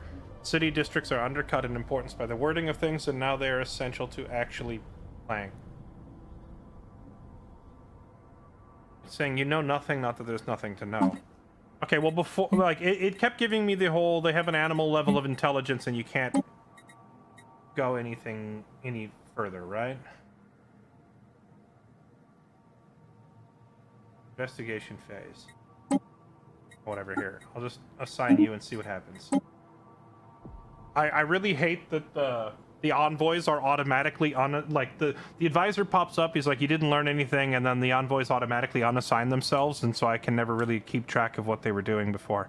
We are running out of consumer goods. I gotta figure out a solution to that.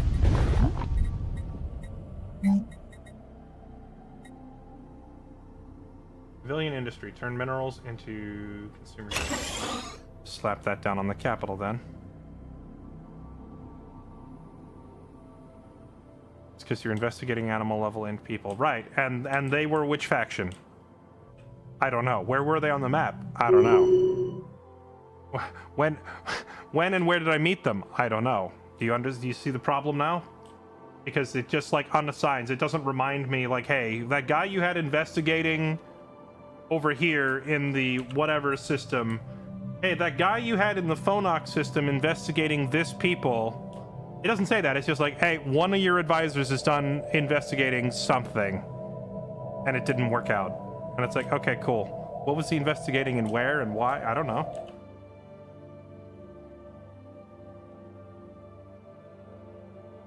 This fleet is now capable of becoming a mercenary enclave, if we so wish.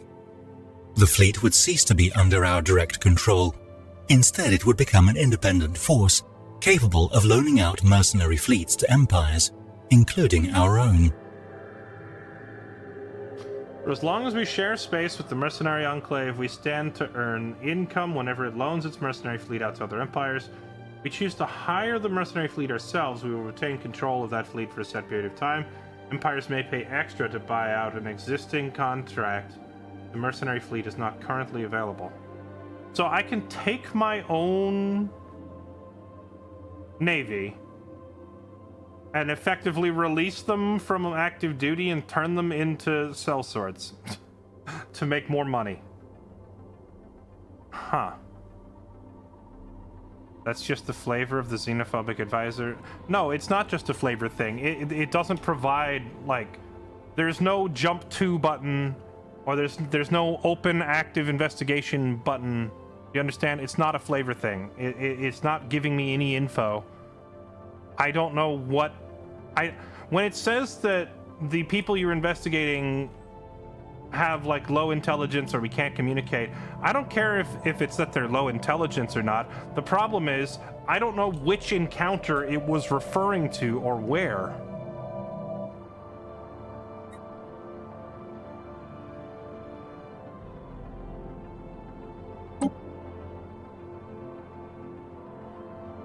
Yeah, I don't think I'm gonna do the mercenary thing right now.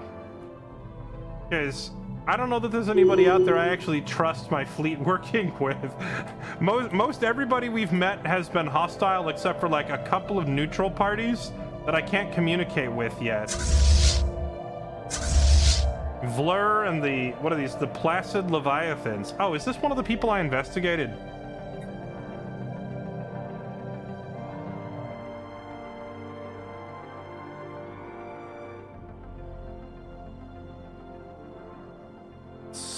What's the space whales? Oh my goodness. Space whales. Is this one of the people that I investigated already? And if so, like, which one were they? I don't know.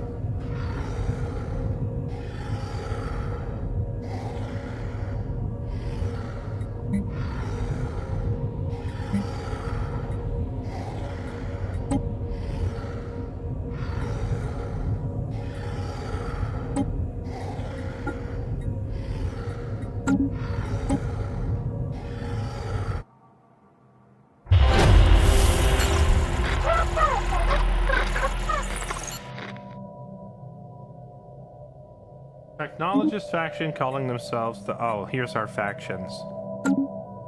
Alright.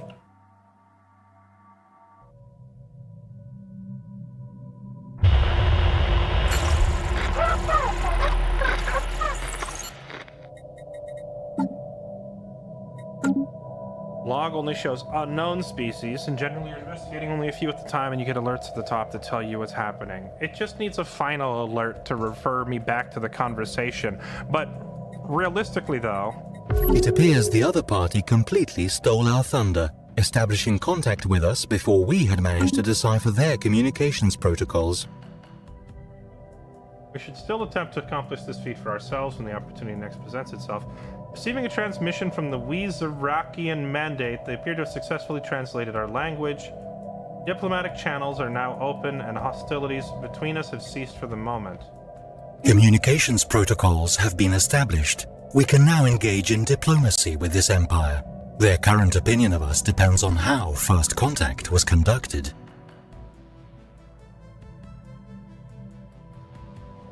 Delighted to offer you cordial greetings from the Wizarakian Mandate. We have built a peaceful system of government that operates under the supervision of a council led by Coordinator Inderbeck. May your great species know nothing but peace.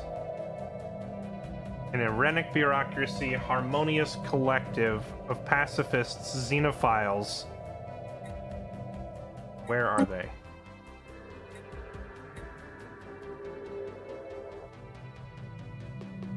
They're way the heck out there. But where did I meet them over here? Like, I've never been out there. So I must have met them out here somewhere, right? Where the frick did I meet these people?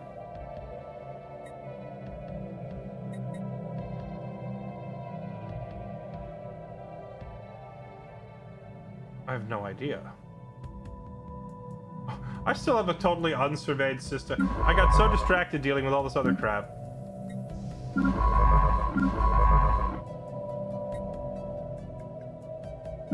I need one of my exploration vessels to come home and search this system.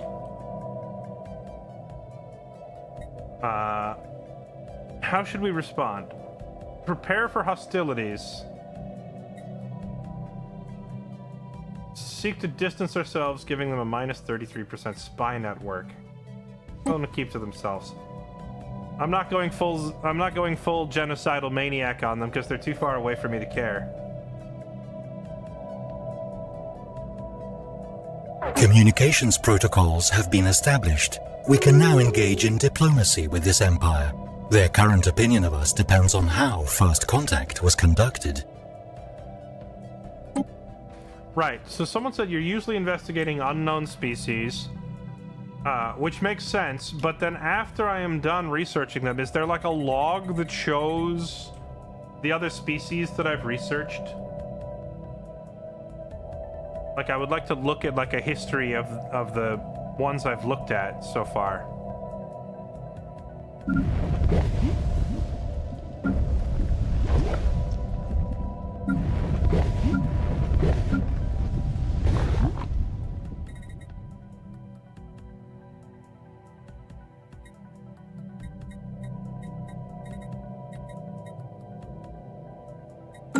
They just get added to your contact list.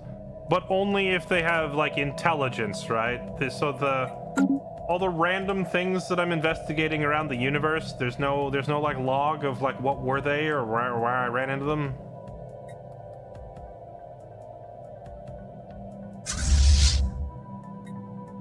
Like the Eta Menace or Eta Menace.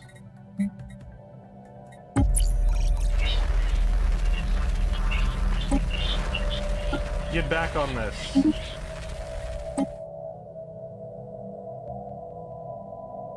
There used to be one for fauna. Okay. It's having me like having the player assign advisors and study things long term and then concluding said research without like having a log of it somewhere feels a little weird. What's this? New faction created. We don't care. Leaders don't care. Low stockpile of consumer goods. I'm aware. I'm trying to fix this low consumer goods problem.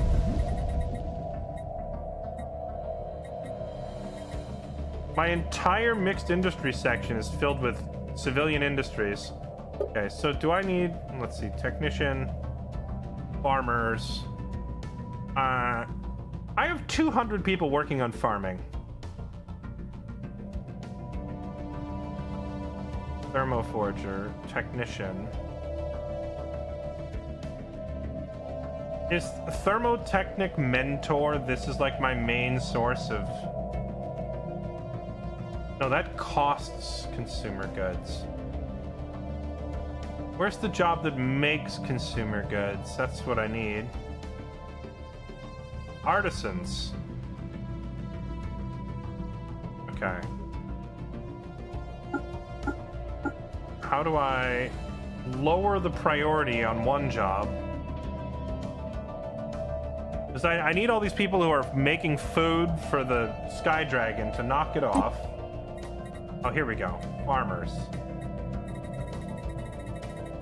Yeah, we don't need that. Instead, I need more artisans. Is there a way to turn this up? Job is already at the maximum workforce. Okay. There's no room for more unless I make a specialty or put something over here.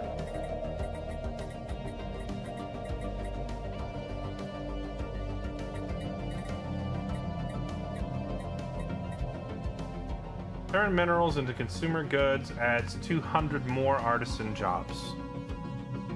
Sure, do that.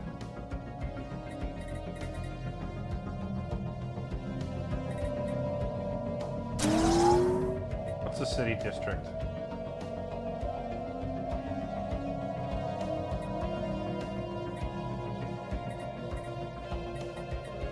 Okay.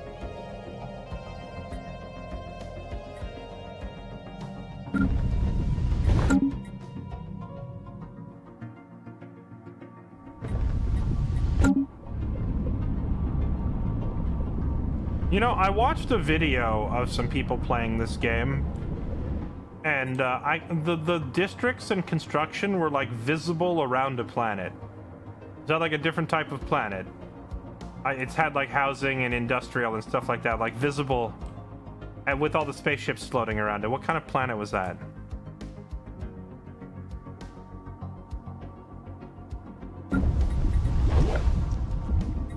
Mixed industry, planet deficit. Okay. Oh, I need to unpause the game.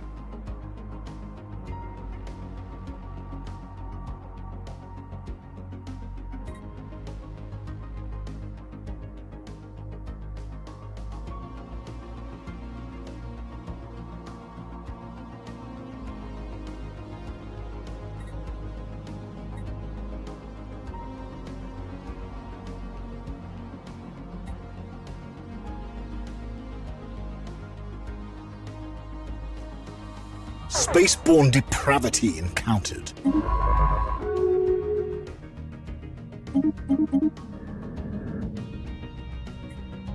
Or is this down here? Okay.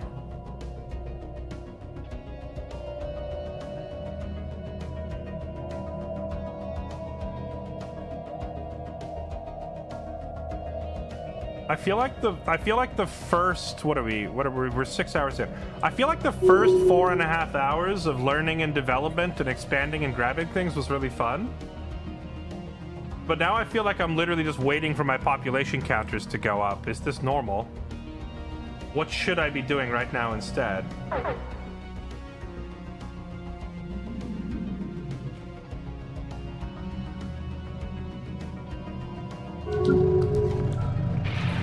Receiving a transmission from the divine Weezerakians. They now appear to have successfully translated our language, diplomacy chat. Wait, didn't we already do this?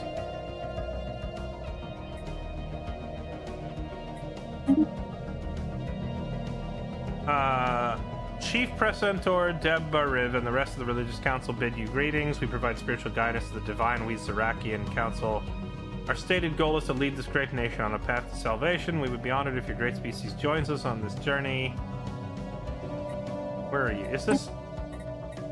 Didn't we already talk to them? Or is this just like an offshoot? Buzz off.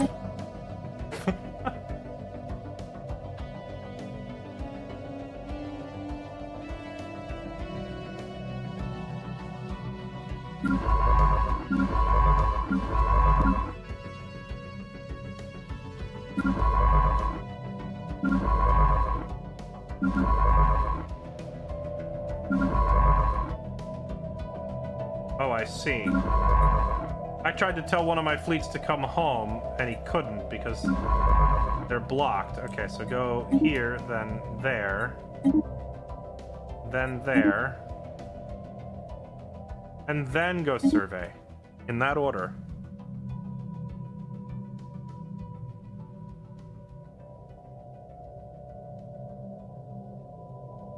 Go through all of the alerts. Yeah, there's too much crap. I'm not gonna bother with it tonight. Because we're getting ready to wrap up. There's still we've barely even there's still so much, but I feel like I've kind of hit the information saturation stage where I can't absorb any more info in one setting. Learning what we learned so far was fun, but if I try to go look through the tech trees and look through the leader builds and look through all the at this point, it's all a blur. So it's time for that mental reset to give it a rest for a day and come back.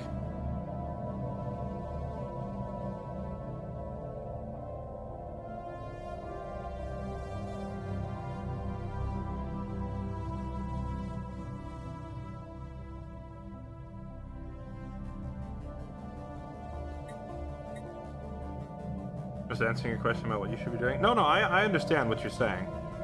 I appreciate the answer. I get it. And what I'm saying is, research and leaders and half of this other crap, we'll have to wait for a different day. Because I can't... My brain has absorbed...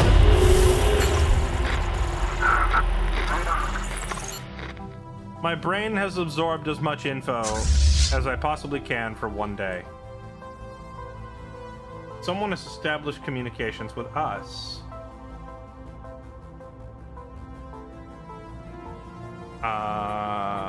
Who was it?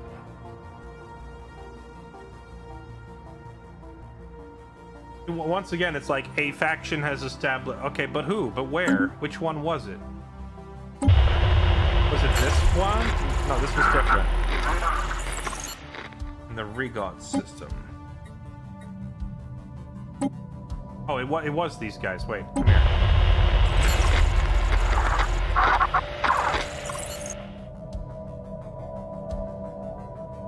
Well, wait, hold on. I already have someone working on this. But it says they established contact, but I don't see them on the contact menu.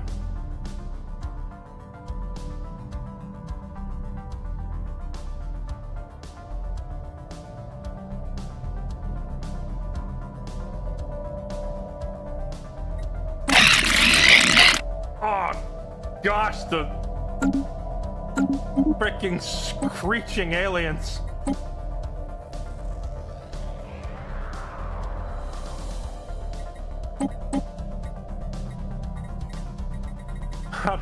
It was the same thing when I chose my welcome message at the start of the game, like insanely loud. How do I turn that down?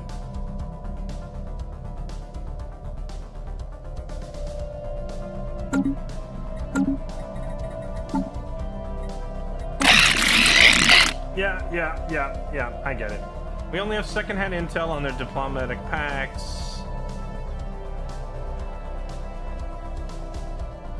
Oh, this is another Fallen Empire. It's Fallen Empire. Wait, hold on. When I created the lobby, I set it to only one Fallen Empire, right?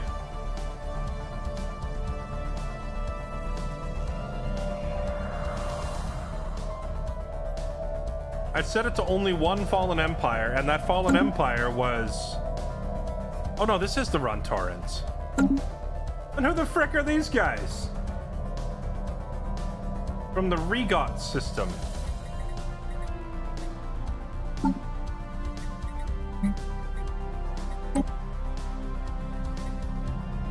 The Eta Menace. Who the... where...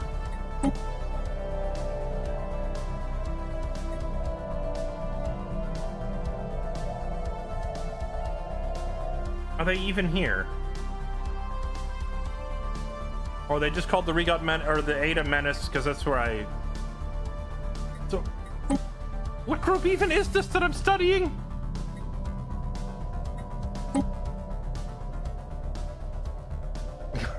We have mastered a new technology. The interface to talk to other species is driving me up the wall just a little bit.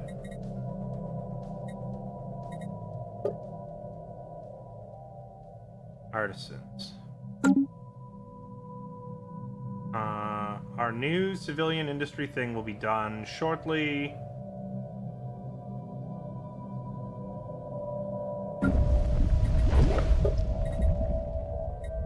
There we go. And as soon as this thing is up, there we go.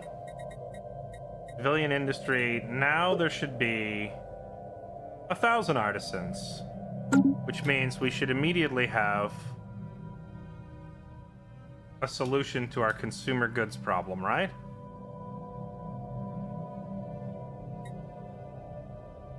There we go. We're back in the positive. You know, it kind of reminds me of Frostpunk 2. You guys remember Frostpunk 2? Frostpunk 2 with their economy management stuff and having to keep track of labor and housing and production and minerals and resources and all that stuff. Reminds me a bit of that, except it's all moving around. In Frostpunk, most everything was stationary. We have mastered a new technology.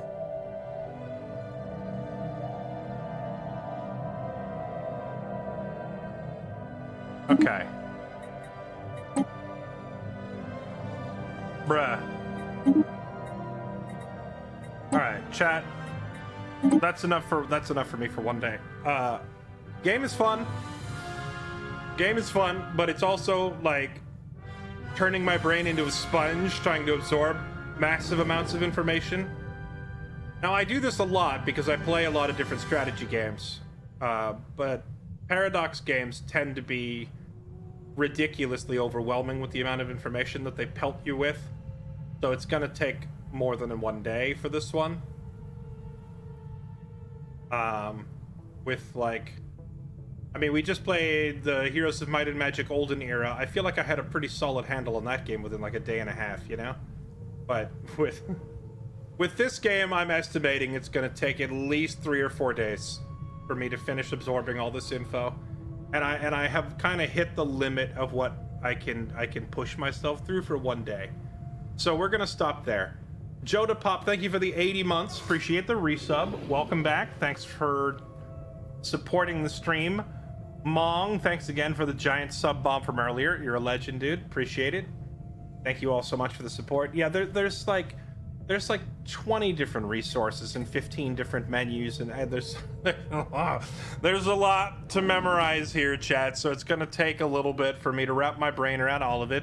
But we'll come back tomorrow, and maybe next time I'll look at the leader menu and the leader traits and the research traits and all that other stuff, and try to get a handle on more of it. But for today, I just wanted to get the basic expand and construct and make contact type thing. I still don't understand the make contact menu, how it randomly is like, nah, you don't actually need to know about these guys, and then hides them forever from your UI. I'm not thrilled about that part, but we'll figure it out as we go. All right. Thank you so much for watching, chat. We'll do some more tomorrow. I'll see you then. Have a good night, everybody. If you're new to the stream, follow button's right there. I'm live on YouTube, Twitch, Kick, all at once. You can follow on whichever one you like the most. I also have a Discord you can go join if you want to take part in game nights or get announcements, updates, etc. Okay. I'm going to go pass out. Good night, everybody.